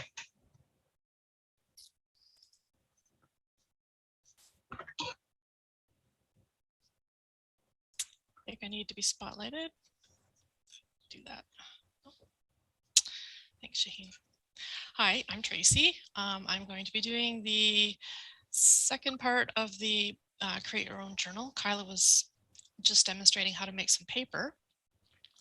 And I'm going to demonstrate how to bind your journal paper together into a book form, and then how to make a quick little fabric cover for your journal.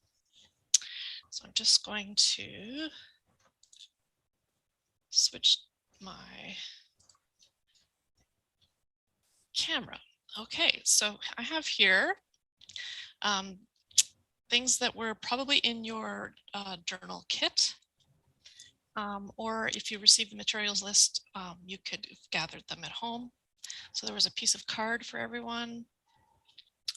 These are my pieces of recycled paper that I made for the journal. Kyla's look much nicer. They're all kind of fun colors.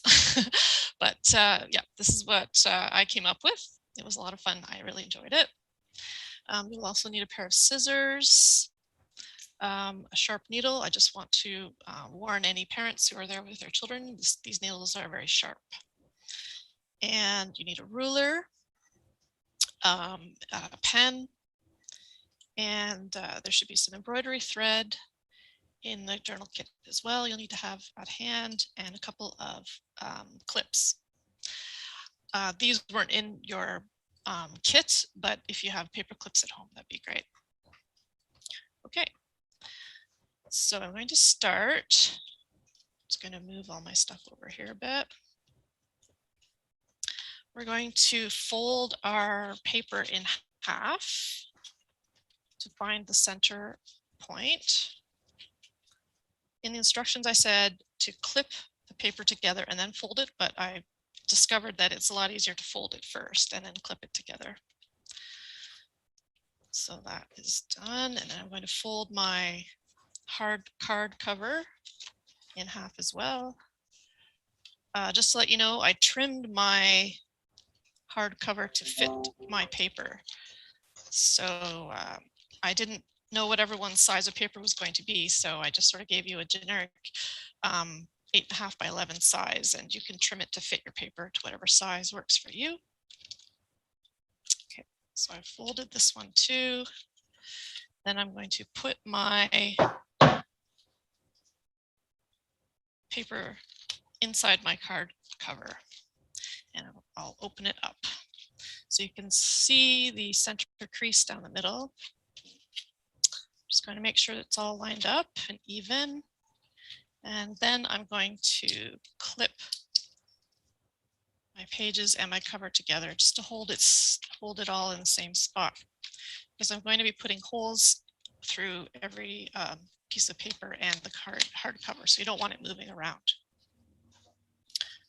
Okay, so now what we're going to do is mark 5 holes down the center of our paper, down the crease.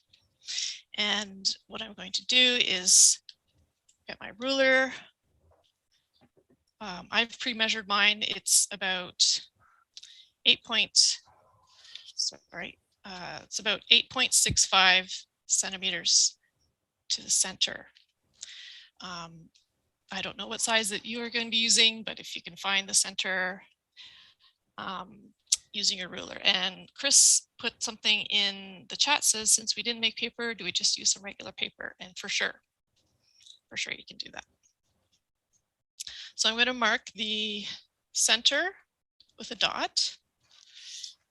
And then what I'm going to do is put 2 dots that are equally distant from the center, and then another 2 dots that are equally distant to the center. So I did some math and I figured out that it doesn't have to be perfect, but if you want it to be, you can divide the measurement from your center to the edge. If you divide it by 3, that will give you the location for the first 2 dots. So mine was 2.8. So I'm going to put another dot here. And we're going to go to the other side. Another 2.8 centimeters on the other side. And then for the final 2 holes dots that we're going to put in, we need to measure, for me, it's 5.7 centimeters from the center. And I did that by dividing the 8.65, the distance from the center to the edge, by 1.5. I can put my little weird calculation in the chat in a second. Okay, here we go. So I have my 5 dots down the middle. I'm going to put my little formula in the chat just so you can see.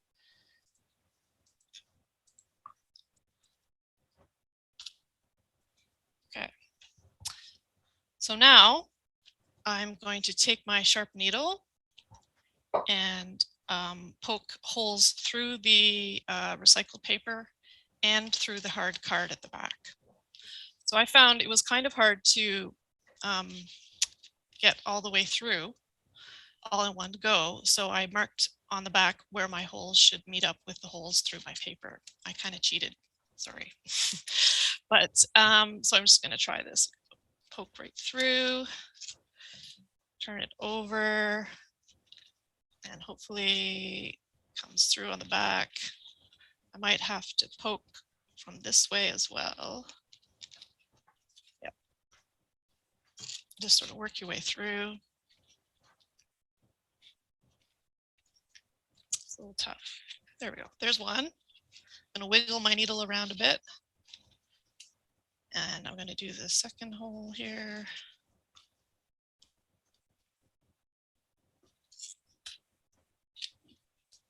I'm going to poke this one through too.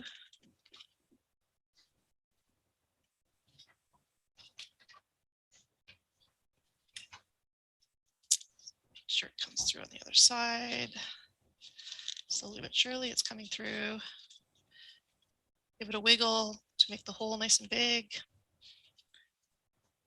And I'll do the center hole now. This part is a little time consuming. Keep going.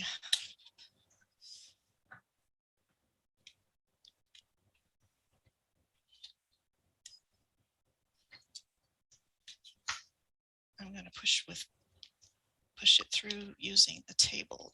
There we go. Okay, 2 more to go.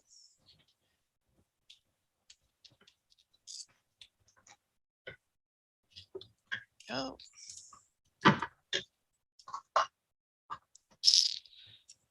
That's a good way to do it. If you use the table to push the needle through, just make sure your finger's not in the way. Okay. So I've made my 5 holes, which is where I'm going to bind the book together through. So this is called 5-hole pamphlet stitch. It's a type of a really simple type of binding that you can do for any sort of book. The next step is to take your embroidery thread that was in your kit or that you've gathered at home and thread your needle.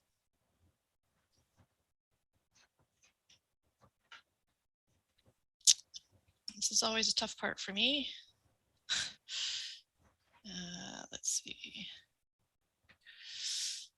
Bear with me. There we go. Okay.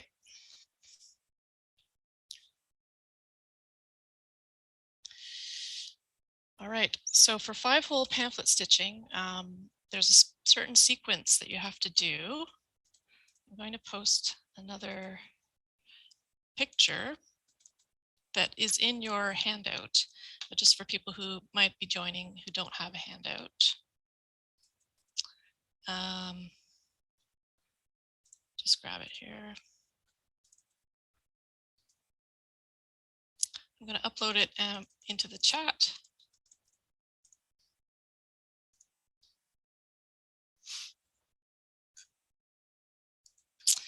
And just so you can have a look at it if you open it up. So essentially, what we're going to do is start in the 3rd hole, which is the center hole. We're going to go up through the center of our book.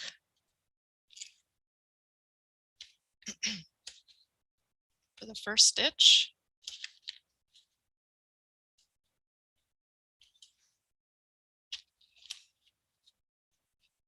Okay, so you pull it through and leave a tail at the end.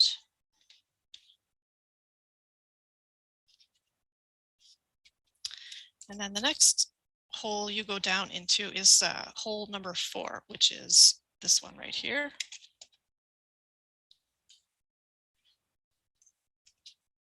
Pull it through so it's tight in the back. So you still have this tail in the middle here.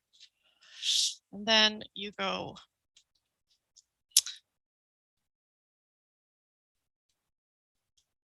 up through hole number 5, which is this one, to the back again.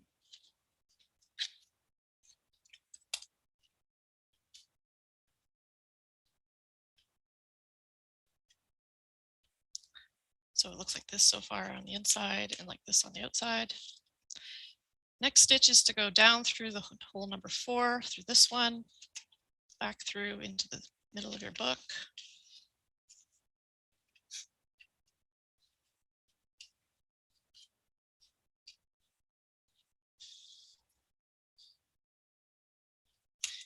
And so this is what it looks like so far again in the back. Next step is to not go up through the hole number 3. You might think that's what you're supposed to do, but you're supposed to go over to hole number 2 and up through to the back of the book again.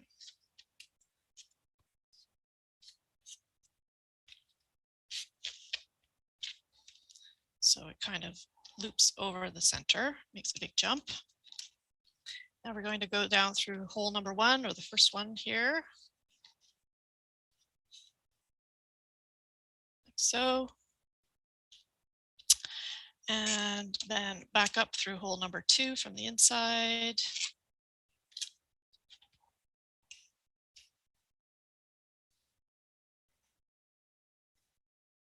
And so it looks like that on the inside.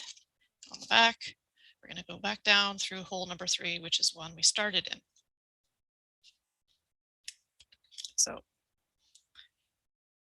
okay, so it looks like this in the back. A nice neat row of stitches, and also in the center, another nice neat row of stitches. I'm going to just trim my thread and tie one knot in the middle, like so. Don't pull too tight or you'll rip your paper. Like so. And I'm going to trim the ends again, pretty short, about an inch, like so, and like so, and then just sort of tuck them under the binding in the middle, just like that. And there you have it. There's your bound journal. I'm going to take the clips off now. And just sort of give my book a fold, press it down a little. You might want to take the cover, fold it backwards a bit. It'll just help your book stay closed better. It'll be easier to open and close. So there you have it. There's your bound journal with your fun paper in the middle. You can turn the pages. And there you have it. So what I'm going to do next is show you how to create a nice cover for your book, your journal. I just want to get my iron going. There we go. So I'm going to put this aside for a minute. And I'm in your Take and Make kit. You should have had a piece of fabric. It's about 12 by 17 or 18 inches. So I was trying to give it a big enough piece that everyone could adjust to the size of the paper that they make. You'll also need a couple of strips of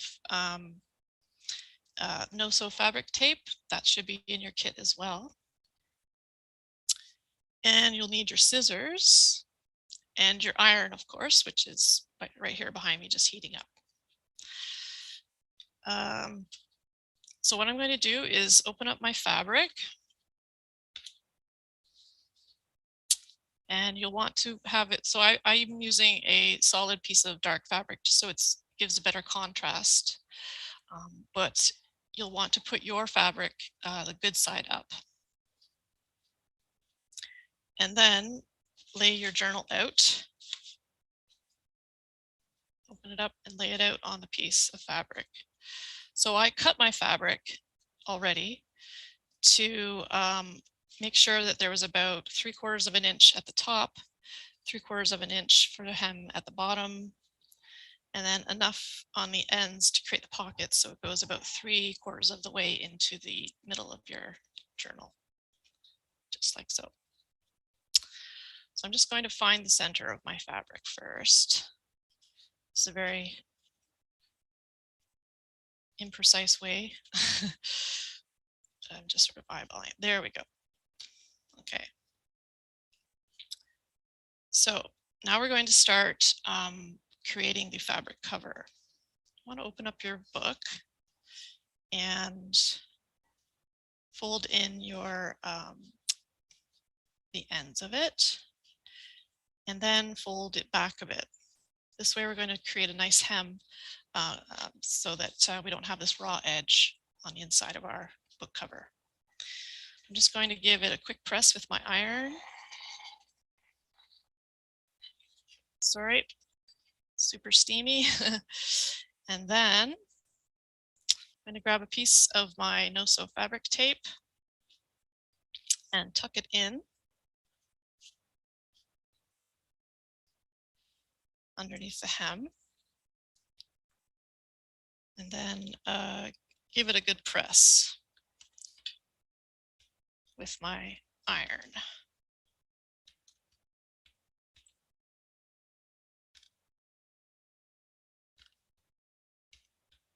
You might want to remove your journal before you do this. I'm just doing it because it's easier to help me measure. But I turned the steam off, so it's not going to warp my pages or anything. Okay. So you can see that it's been sealed down, created a nice little hem there. So I'm going to open up, flip my book over on the other side, do the same. I'm going to fold it back about 3/4 of an inch for the hem. Give it a little press to hold it down. And then grab my no-sew fabric tape, tuck it in. Make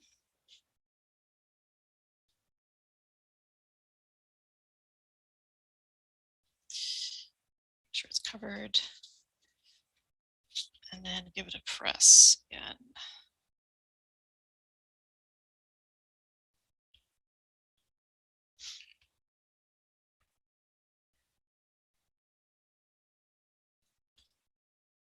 Make sure that it's sticking. Should be good. To give it another little press. There we go. Okay, so we've got the hems made on the good side of our book cover. All right. So now we're going to make a little hem at the top on each side so we create the pocket for our book to slide into. I'm going to grab another piece of my no-sew fabric tape. I've sort of pre-cut it. I'm going to tuck it in here.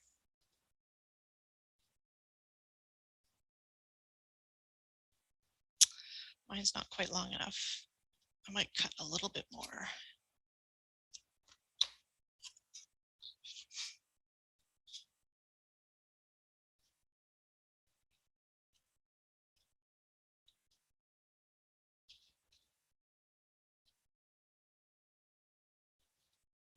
That's too long. Okay, so let's get rid of that. Okay, so I'm going to give that a press without burning my fingers.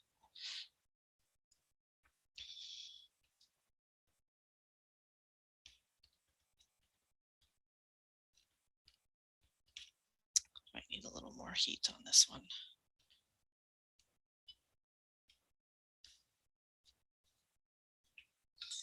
And I might need another little piece of fabric tape under there.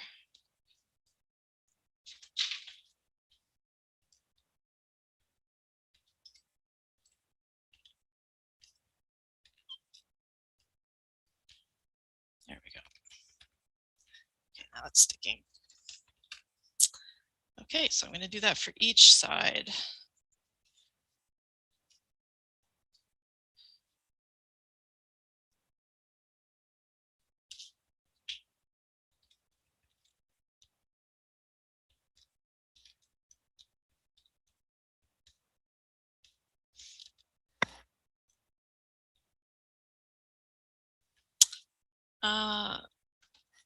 Chris was asking, the tape goes on the right side at the top. Yes, we're going to do it on each side because we're creating a pocket. Just so I finished this side. This one is somewhat sealed.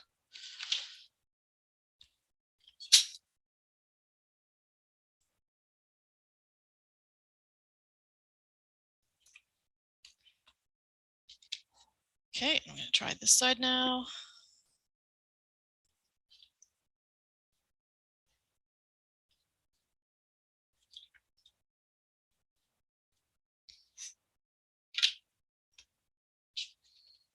Fabric tape is kind of tricky to work with. My iron is a little sticky. Irons are tricky to work with. Yes. I mean, I did burn myself last night. Yes. Just trying to get it to stick. Okay, here we go. All right.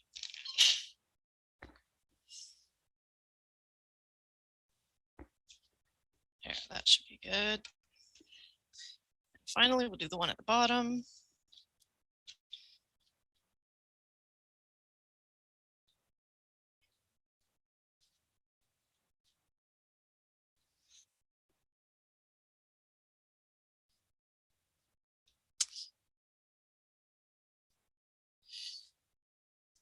You could do this with a sewing machine too, which would probably be a lot easier. Unfortunately, I don't have one here that I can easily demonstrate on.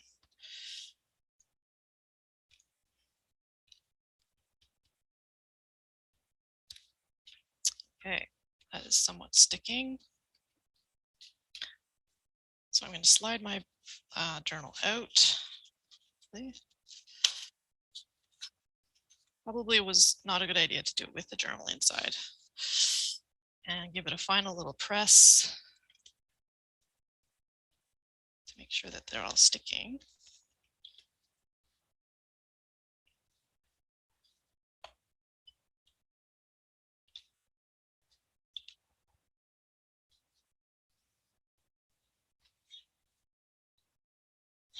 Okay. Now, what I'm going to do is turn this inside out. Sorry, right side out. Some of my tape isn't sticking because I have very thick fabric, but we'll do our best here.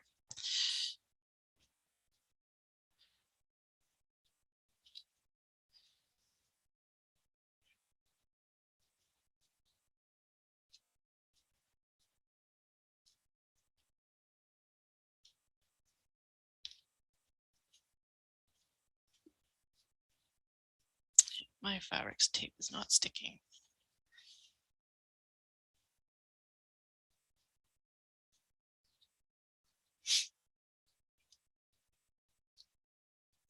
Okay, so what I'm going to do is just sort of fold it again and iron it from the outside.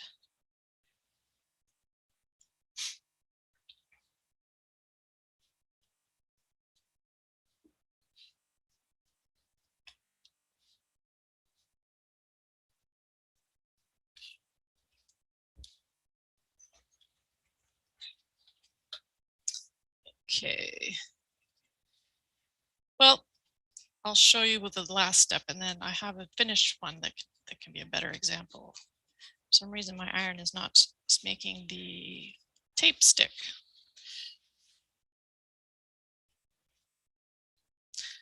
Okay, so these should be a little neater, but we will also put some fabric tape to finish off these raw ends in here.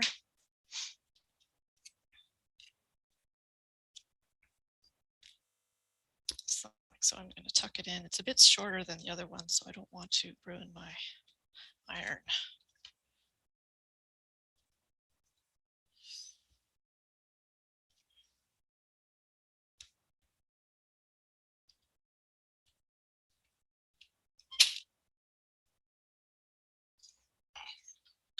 Okay, we'll do it on the other end. Another piece of no sew rather, tape.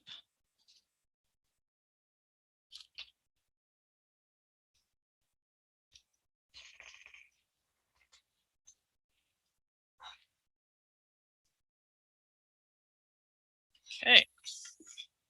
Now my iron decides to work. So your book cover should look somewhat like this. You can slide your journal in. I'm not going to because I know that it's going to fall apart, but I will show you my finished journal that I made for myself. You slide your journal into the pocket here, and then slide it into this side as well. And then you have your finished journal. I've started to do a bit of junk journaling in mine. This is a picture of my dog. And I tried to write on my paper, but it didn't work very well. So lots of fun. I also included a piece of cord with everyone's journal. You can use that to tie it shut. I decided to use my piece of embroidery thread, the extra, and just use that to tie it shut. I secured it on the edge with my needle. I just sewed it in there. So that is your how to make the cover for your journal. Is there any questions? That was wonderful. And that looks beautiful, Tracy. Oh, thank you.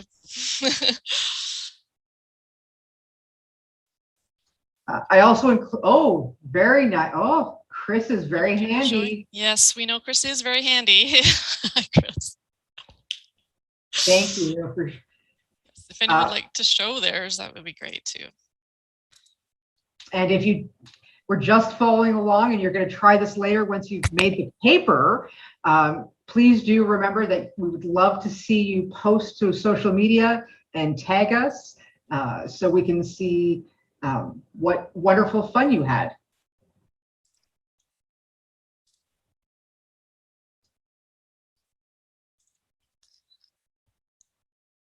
Okay, no questions.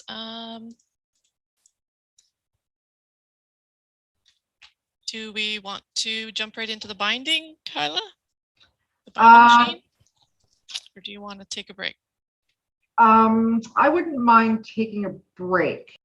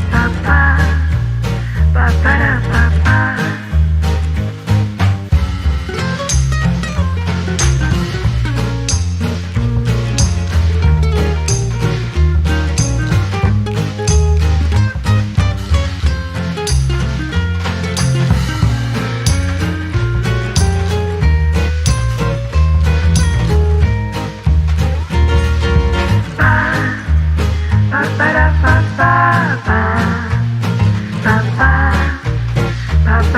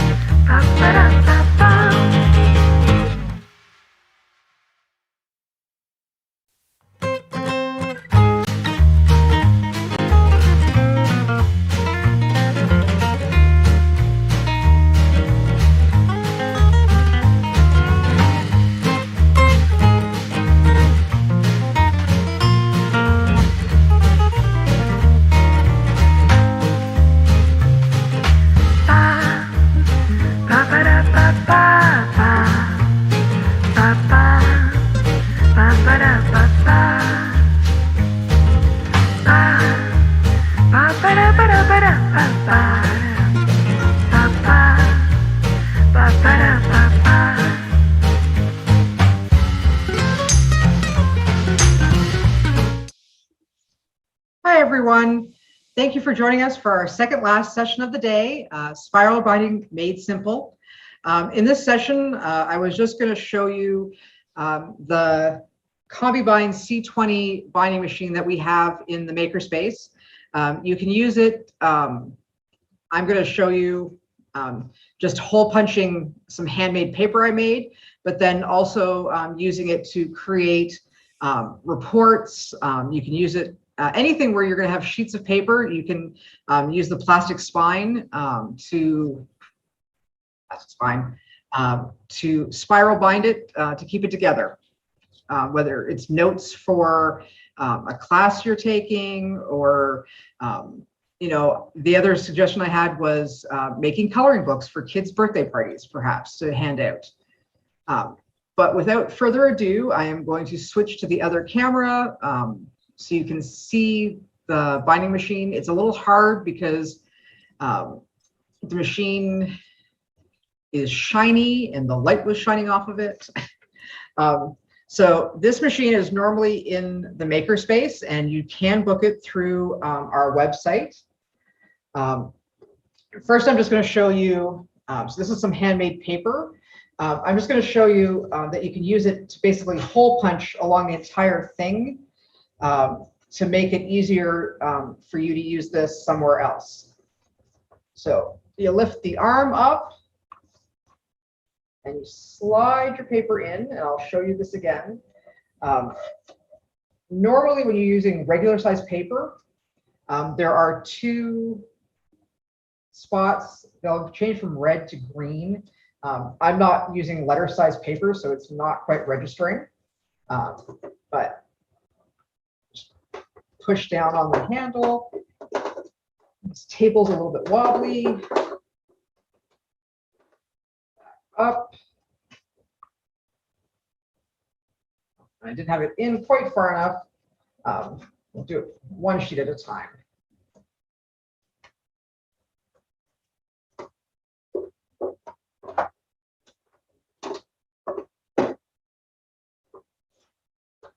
Oh, still doesn't want to do it. It did when I practiced.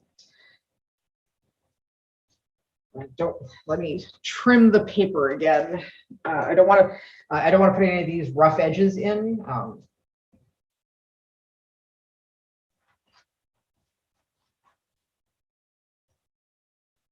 Just cutting it. See if I can. Trying to trim. There we go. I finally got the last. So now this one's turned to green. I'm also having a hard time seeing because of the light shining on it. But now I know it's in far enough.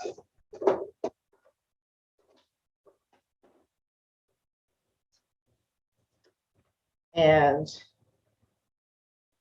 you know, just like when you're in school and you had to buy all those like photocopies from the bookstore, but when you're making paper, it's just a nice way to, like, you can put everything together and then use embroidery floss or something else to thread through to or yarn. Well, that'd be pretty thin yarn, but you can hand stitch together. The other reason that you would use the binding machine, more importantly, is to create. So here's my handouts for today for all of the sessions that I was involved in, and I just used one of the small spines to keep them all together. So I'm just going to demonstrate doing that. I thought, and just Victoria might correct me if I'm wrong, if she's still on. I thought we only had 2 sizes of spines in the Makerspace, but it turns out that there was 3. There was like a big 1 inch, a 1/2 inch, and a 1/4 inch. The machine does tell you on the side, based on how many sheets you're going to use, what size spine you're going to need. So I'm going to create a little calendar.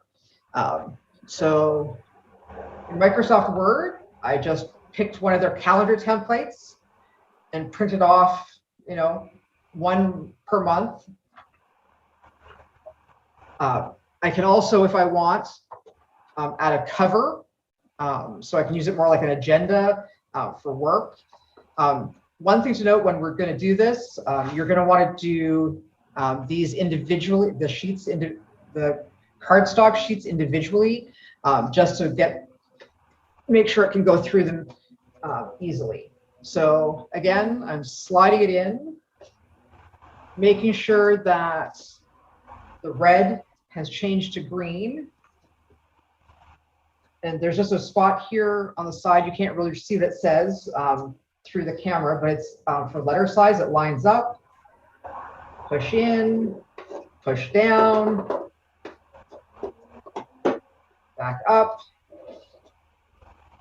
and it's done my cover.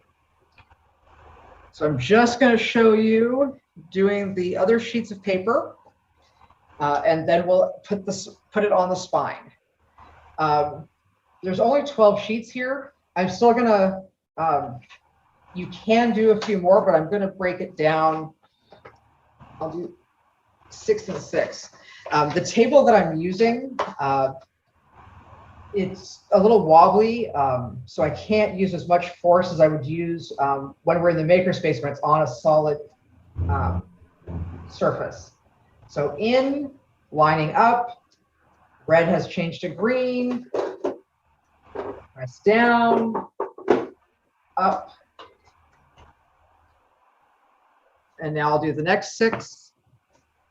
You're supposed to be able to do up to 20 sheets at a time. But I found doing that, the thicker the paper, the harder you have to pull down. And again, for that, I had to stand, like when I did more, I was standing up. Sitting down like this, there's only so much leverage that you have.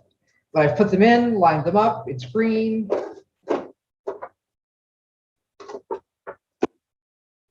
Back up. Now I'm going to set that all together. Actually, you know what? I have a second piece of cardstock. Let's do the second piece of cardstock so I have a back cover. So you can pretend that this was maybe a report that you had to hand in at work, or a school assignment that you wanted to look really professional.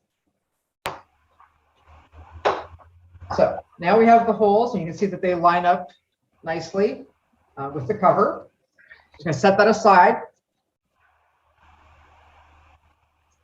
And now we're going to put the spine in and thread it through. So yes, really big spine. So yes, if you're doing like a college course and you need to print off, you know, any like notes or workbooks that they have for you, you might want to use the bigger one.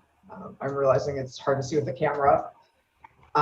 This teeny little one, which is good for up to 25 sheets of paper. I had a problem using this one. It's so tiny that it's hard to use on the machine. We charge the same price for all of them. These, when you get them, using the machine is free. We charge 25 cents for each of the spines. And I did just talk to our manager of client experience, and he's willing, he said that we're allowed to give people like a couple sheets of cardstock for free if you want to try this. So because, as I said, the little tiny ones are a little harder to thread, I'm going to use this slightly larger size, also because I'm using cardstock.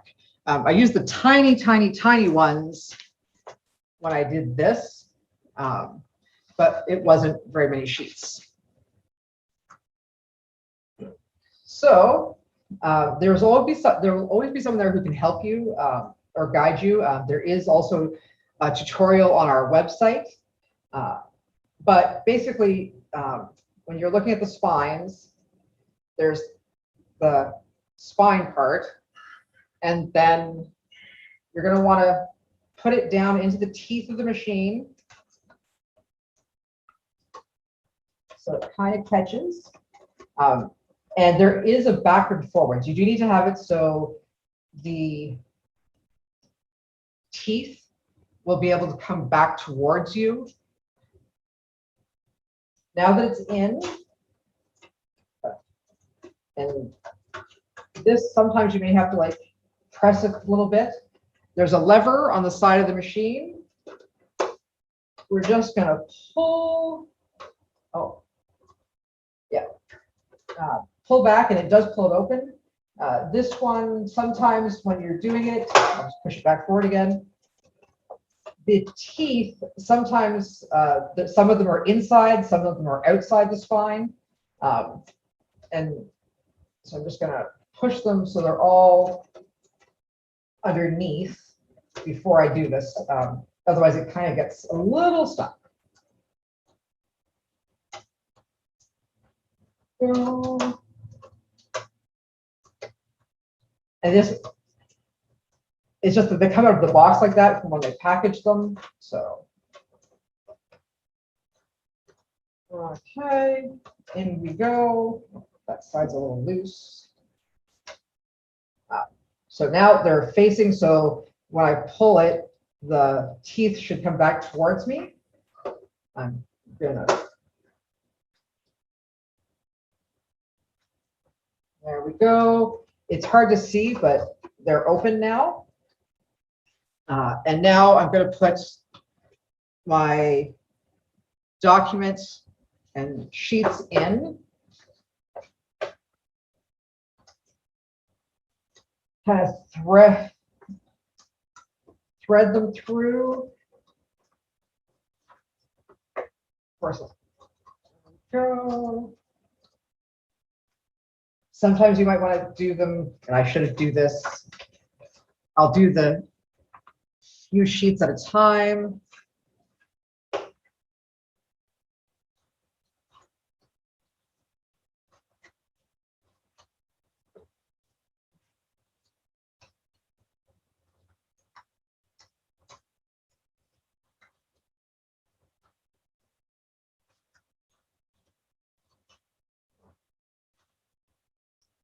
Now I'm fiddling, sorry about that.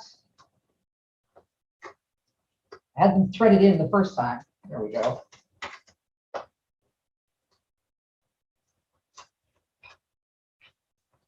Apologies, I'll just do it one at a time instead of trying to be all fancy and fast.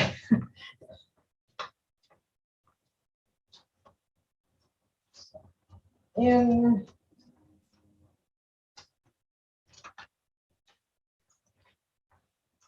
And over. And so on. This is one sheet.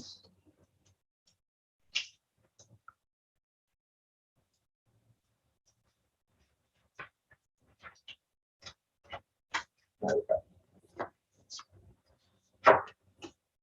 The next set. Oh, I missed the same ones at the bottom again.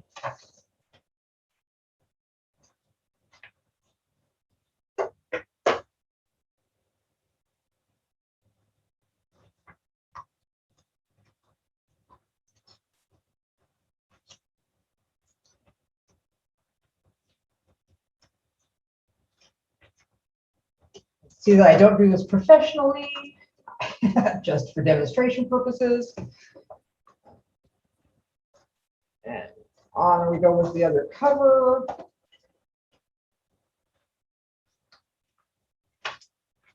And now that it's all threaded through, we just push the lever or lever back that direction. So it lets go of the teeth. And there you have it.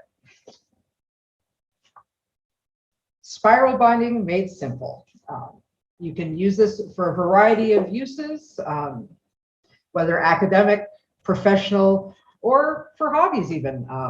I actually have some D&D adventures that we're going to use with the teen programming that we're going to put like this so we can keep the print copies nice and simple. Thank you for watching, and we'll see you shortly for our next and last session on Make Your Own Flashlight 301. Thank you.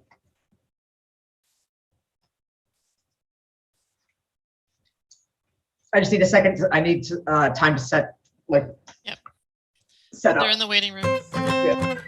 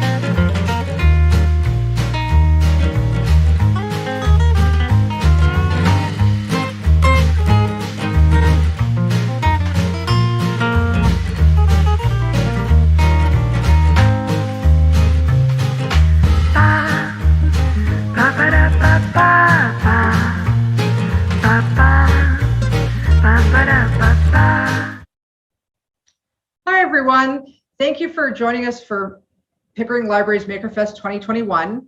This is our last session of the day, Flashlight 301. It does build upon skills that you gained or learned from the other sessions earlier in the day. Just so you know right now, we're probably not going to get all the way through doing these instructions because part of the maker mindset is to keep trying. So I want you, we're going to have the instructions, but you may find as you're doing things that something works better for you. A different method, maybe you want to use it to try a different design than what we have. So we'll go as far as we can until the end of the day. And then I encourage you to keep playing and trying new things. I did give you some extra components to use at home. And then, you know, once you have come up, please do post to our social media and tag us with what you've been able to make. Okay, if everyone's ready, I'm just going to switch camera views again. So in the kit, I did provide some things, but then I did let you know that you would have to provide some of your own materials. Paper towel, toilet paper. You could use a water bottle or a pop bottle. Basically, we need a cylindrical shape to make the body. I gave you 2 wires that have the ends stripped. This will be very similar to what we did in the second session, but instead of using an LED, we have an old-fashioned flashlight bulb. Yours will look a little different. Yours is threaded around the bottom. This is what's called a bayonet style. We're going to do the same thing, though, in terms of wrapping the wire around it later. You also should have 2 brass fasteners to hold paper together, a big paper clip, 2 D batteries, and a Dixie cup. I can't remember if you guys, we were thinking about putting some rolls of so a small amount of electrical tape, but I don't remember which kit it went into. You can also use some masking tape. With this one, I do recommend having the electrical tape just because the batteries are so heavy compared to our earlier sessions. That out of the way. You don't have to, it was optional, but later too, you might want some tin foil to wrap around the inside of the Dixie cup to make the reflector.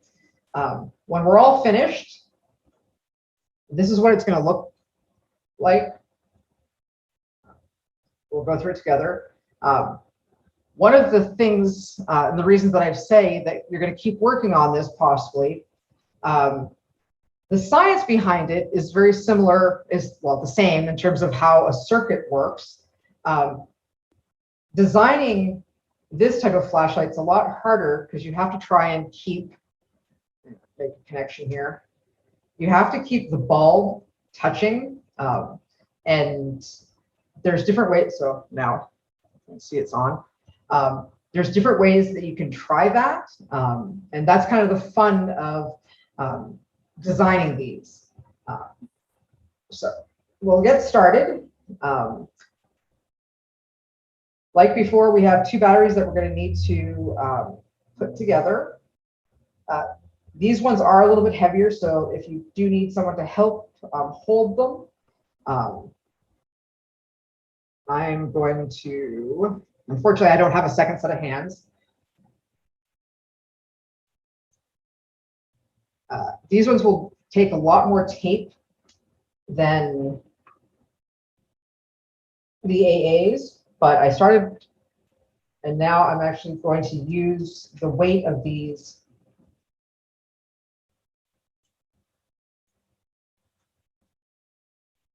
to keep them together.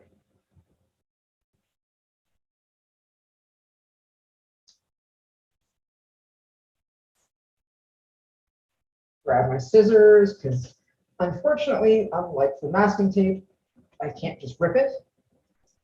But there we have a nice tight connection.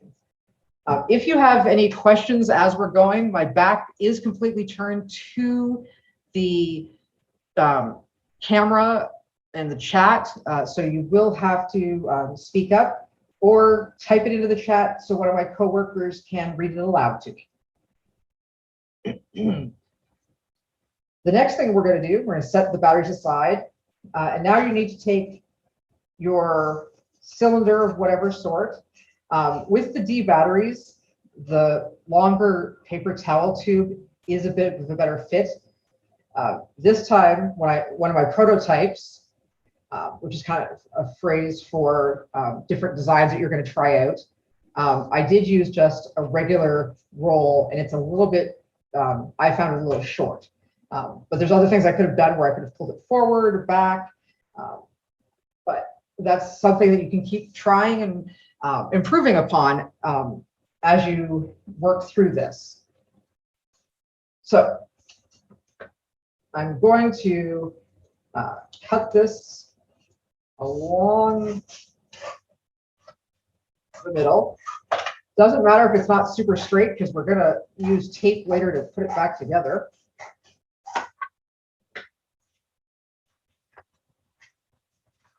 Try and flatten it out if you can. This is obviously easier to do if you are using paper than if you decide to try and use a pop bottle or anything like that. Right now, I'm just actually going to use my batteries to try and hold the sheet down. Oh, no, they're not going to. No, this is going to keep rolling up. On it this way. The next thing that we are going to do, and this is where you have a couple of options.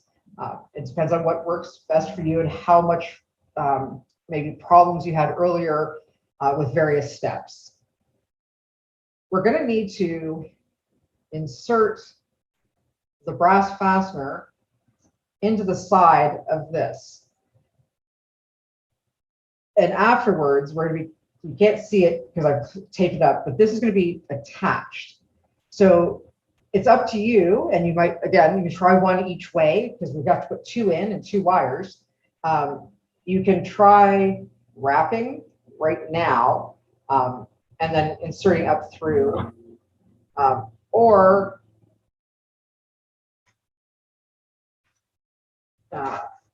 the way I was using, because I'm using that, we did have this stranded wire. Instead of trying to twist, I was able to spread this out underneath. So we'll show you. So this part, be careful. Depending on how thick the cardboard is, you may have a bit of a problem getting the hole through, in which case either ask your parents to use a little bit of an X-Acto knife. You could try sticking your scissor blade through. Just be careful not to cut yourself.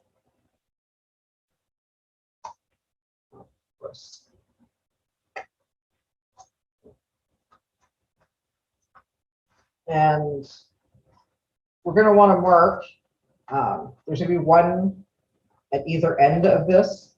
I lost my pen. So if one's there, the other one's going to go down around here. So this pen doesn't want to write on the cardboard. There we go.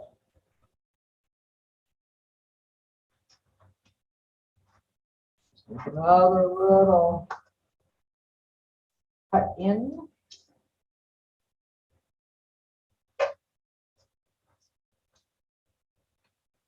Just enough so we can poke these through. Everyone see that okay? Now we're going to flip it over. And what we're going to want to do, I'm going to cut the tube to be a little shorter. But for now, I'm going to leave it this way because it makes it a little easier for me to hold it down. Eventually, what we're going to do is we're going to connect these wires, one to each of the brass, so they're going out the opposite ends of the tube.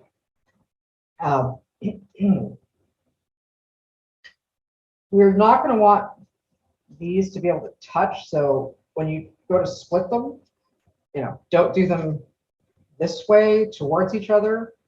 Go this direction. And if you had tried to twist them before you put them through, that was one way. Or you can kind of carefully, again, so you don't poke yourself with the sharp wires, tease them out a teeny bit so that you can put it down and a little low maybe, so it goes around with the wires kind of on, like, a couple of strands of wire on each side. Then we're going to want to press that down pretty tight, because again, whenever we're doing this current, in order for it to go, it needs to be a tight connection. Now we're going to want to tape this down. Whichever tape you have, Scotch tape, not Scotch tape, masking tape, electrical tape. You could use duct tape. I'm going to use just masking tape for this one right now.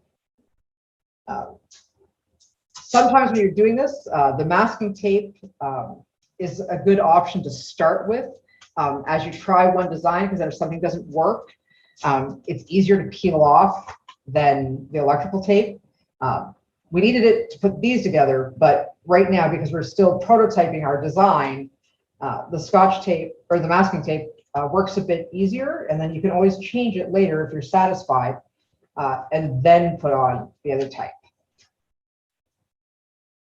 So just do that, and then same thing on the other side. Start pushing them down. Tease your wires out a little bit so you can slide them around and under those legs or the prongs, whatever the technical term for the sides of the fastener are. Oh, that time, I can already tell that's not very tight, so I'm just going to use my fingernails to try and get a better connection among the wire and the brass fastener, and then squish it down with your finger. Squish, squish, squish. No, and it still doesn't want to go. So I'm going to try it again.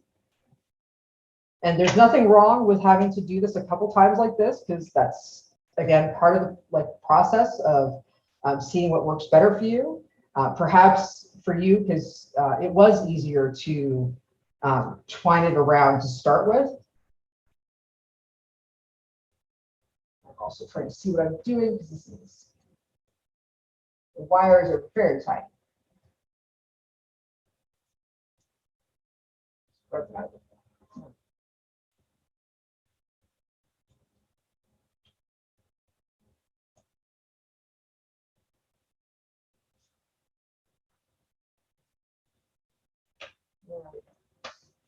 Now that I've got it better, I'm going to tape it into place.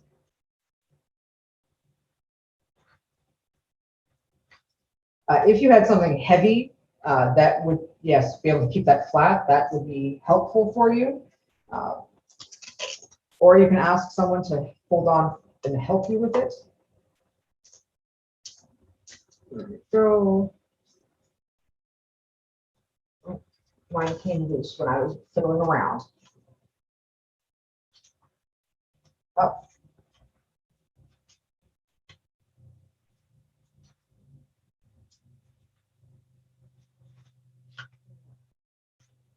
Tape on for it. Oh. Really quick. And because it's not it wasn't a great contact, I am trying to make extra sure that it's pressed tightly and taped tightly. Okay. Now I'm going to see about maybe, yes, cutting my tube down a teeny bit.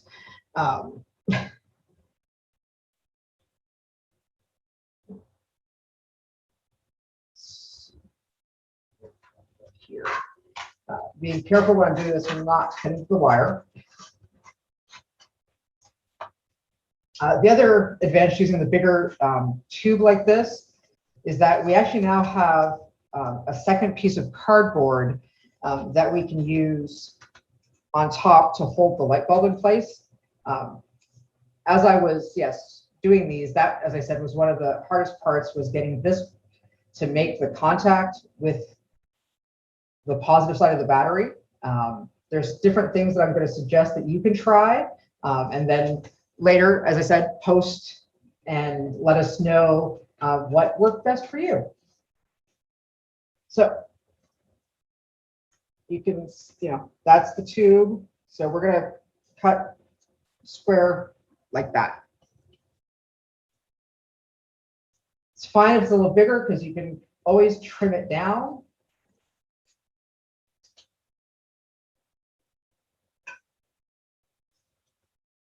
I'm going to choose the bigger piece.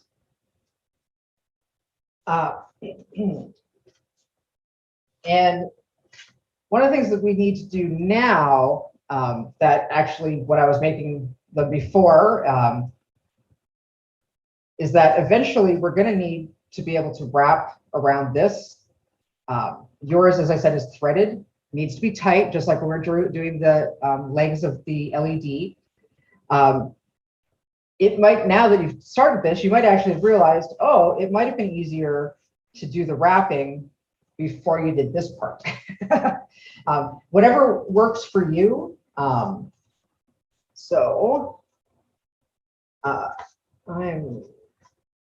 Which end do I, right now it doesn't matter which end.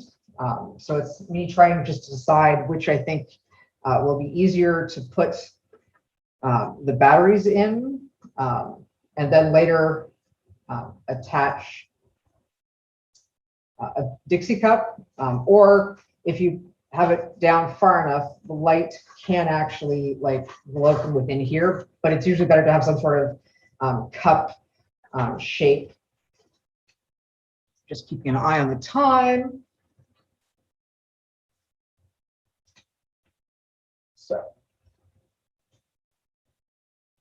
let's quickly move ahead a little bit. I am going to try wrapping this around really tightly. I don't have quite enough on this one because I did it for my other. I'm gonna undo this just to show you. This one I would need to strip, because it's a different style. I would actually need to strip a bit more of the wire. You can do that at home without wire strippers. You just need to use some scissors. Be very careful not to cut all the way through. You're just pressing a little bit to cut through the plastic coating, and then you can turn and you'll be able to cut. I'm not doing it hard enough because of the direction I'm using. But basically you can cut just enough without coming through the wire. So then you'll be able to like work the plastic off. Yours, I think I did strip more of the wires when I sent them home with you though. Just disassembling this one so you can see. Use my tape. See what I'm doing.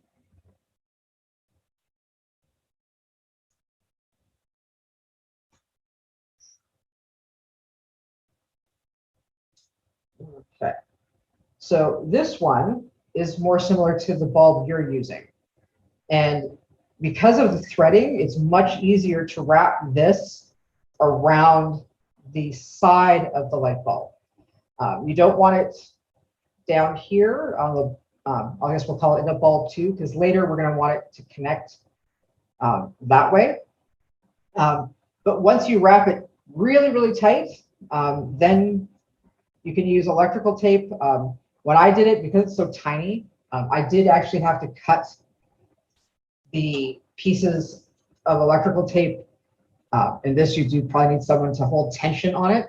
I cut it in half to make it small enough to fit around the bulb without covering the bottom. And I'll keep disassembling so you can see.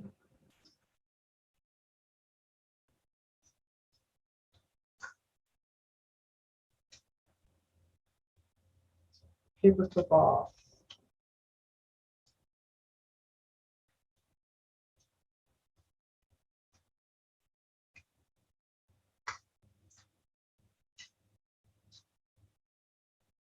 So, this is, as I said, with this one, I think you can see what we're doing still. You're going to just pick an end for the bulb, and then the other end we're going to be connecting up and out. Oh, dropped something.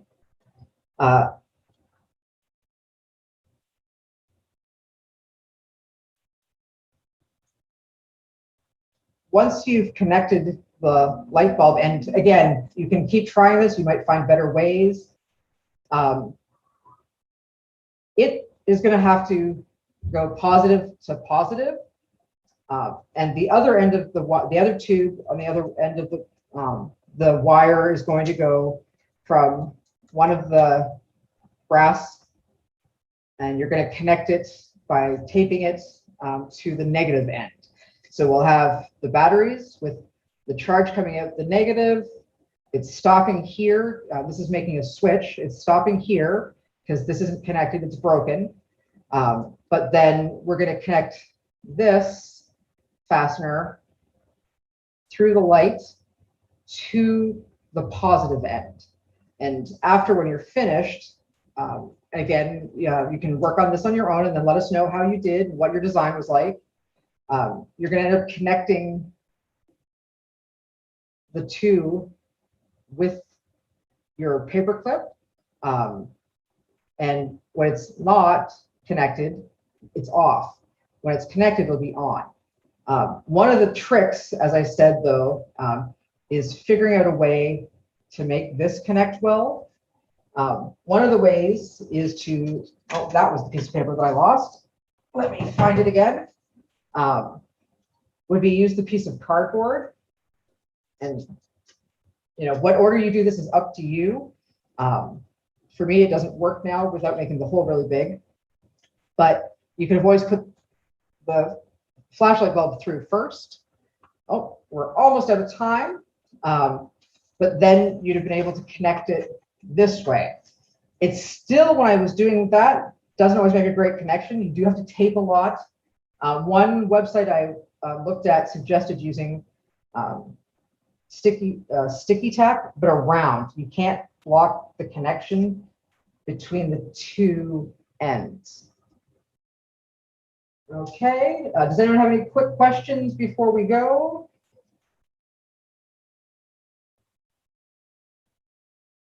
I can't see anything.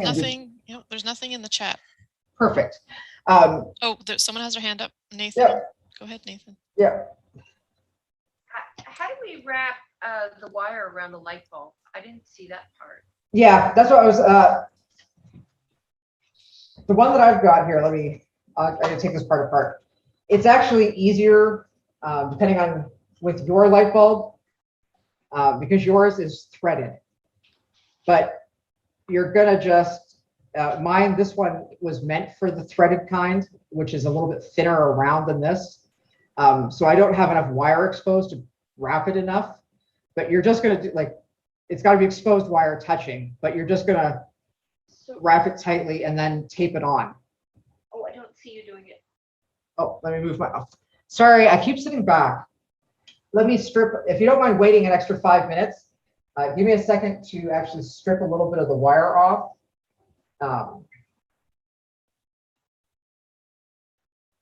And I will, So again, this is me, and oh, except for I did it too hard because I was looking at the camera. Let's use the other end.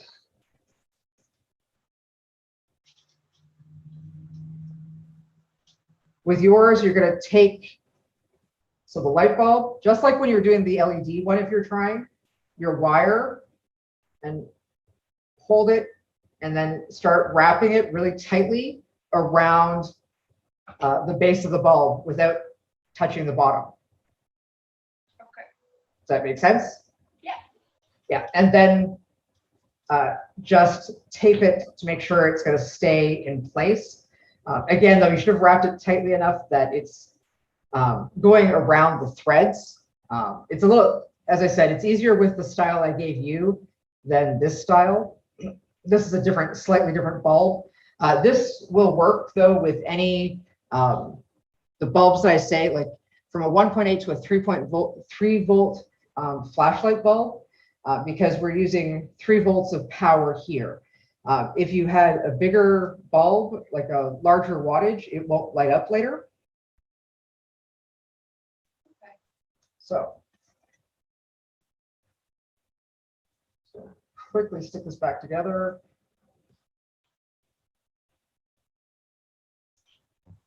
Make the connection. See, I haven't tried using the sticky tack. I just taped, but then I didn't have enough tension. And I still don't, I don't think. Oh, there it was on, then it went off. There. Can move my hands. It's hard with the light and the light. So as long as, once you've started taping everything together, this here is going to be your biggest design issue, because you need it to be able to sit and hold too tight, so that when you move the paperclip onto the other brass to make the connection, it's still, and mine keeps coming off a little bit now. So you can try tape. Other things I was looking around my house to see. I was trying to think if I could use a lid somehow and connect the lid to make it. I was also, because it says, the instructions say to use cardboard, you can do the cardboard. The cardboard I still found was a little bit tricky, but I look forward to seeing what kind of designs you can come up with. And as I said, part of the process of doing this is making adjustments. You try one thing, if it doesn't work, document what went wrong and try what you're going to try next. Okay? Thank you for coming in today and attending our sessions. If you do want more help, you can always email me, and I can go over things a little more in depth. help@pickeringlibrary.ca. And yeah, thank you very much for joining us, and have a great afternoon. I appreciate that you guys stayed inside instead of enjoying this beautiful weather.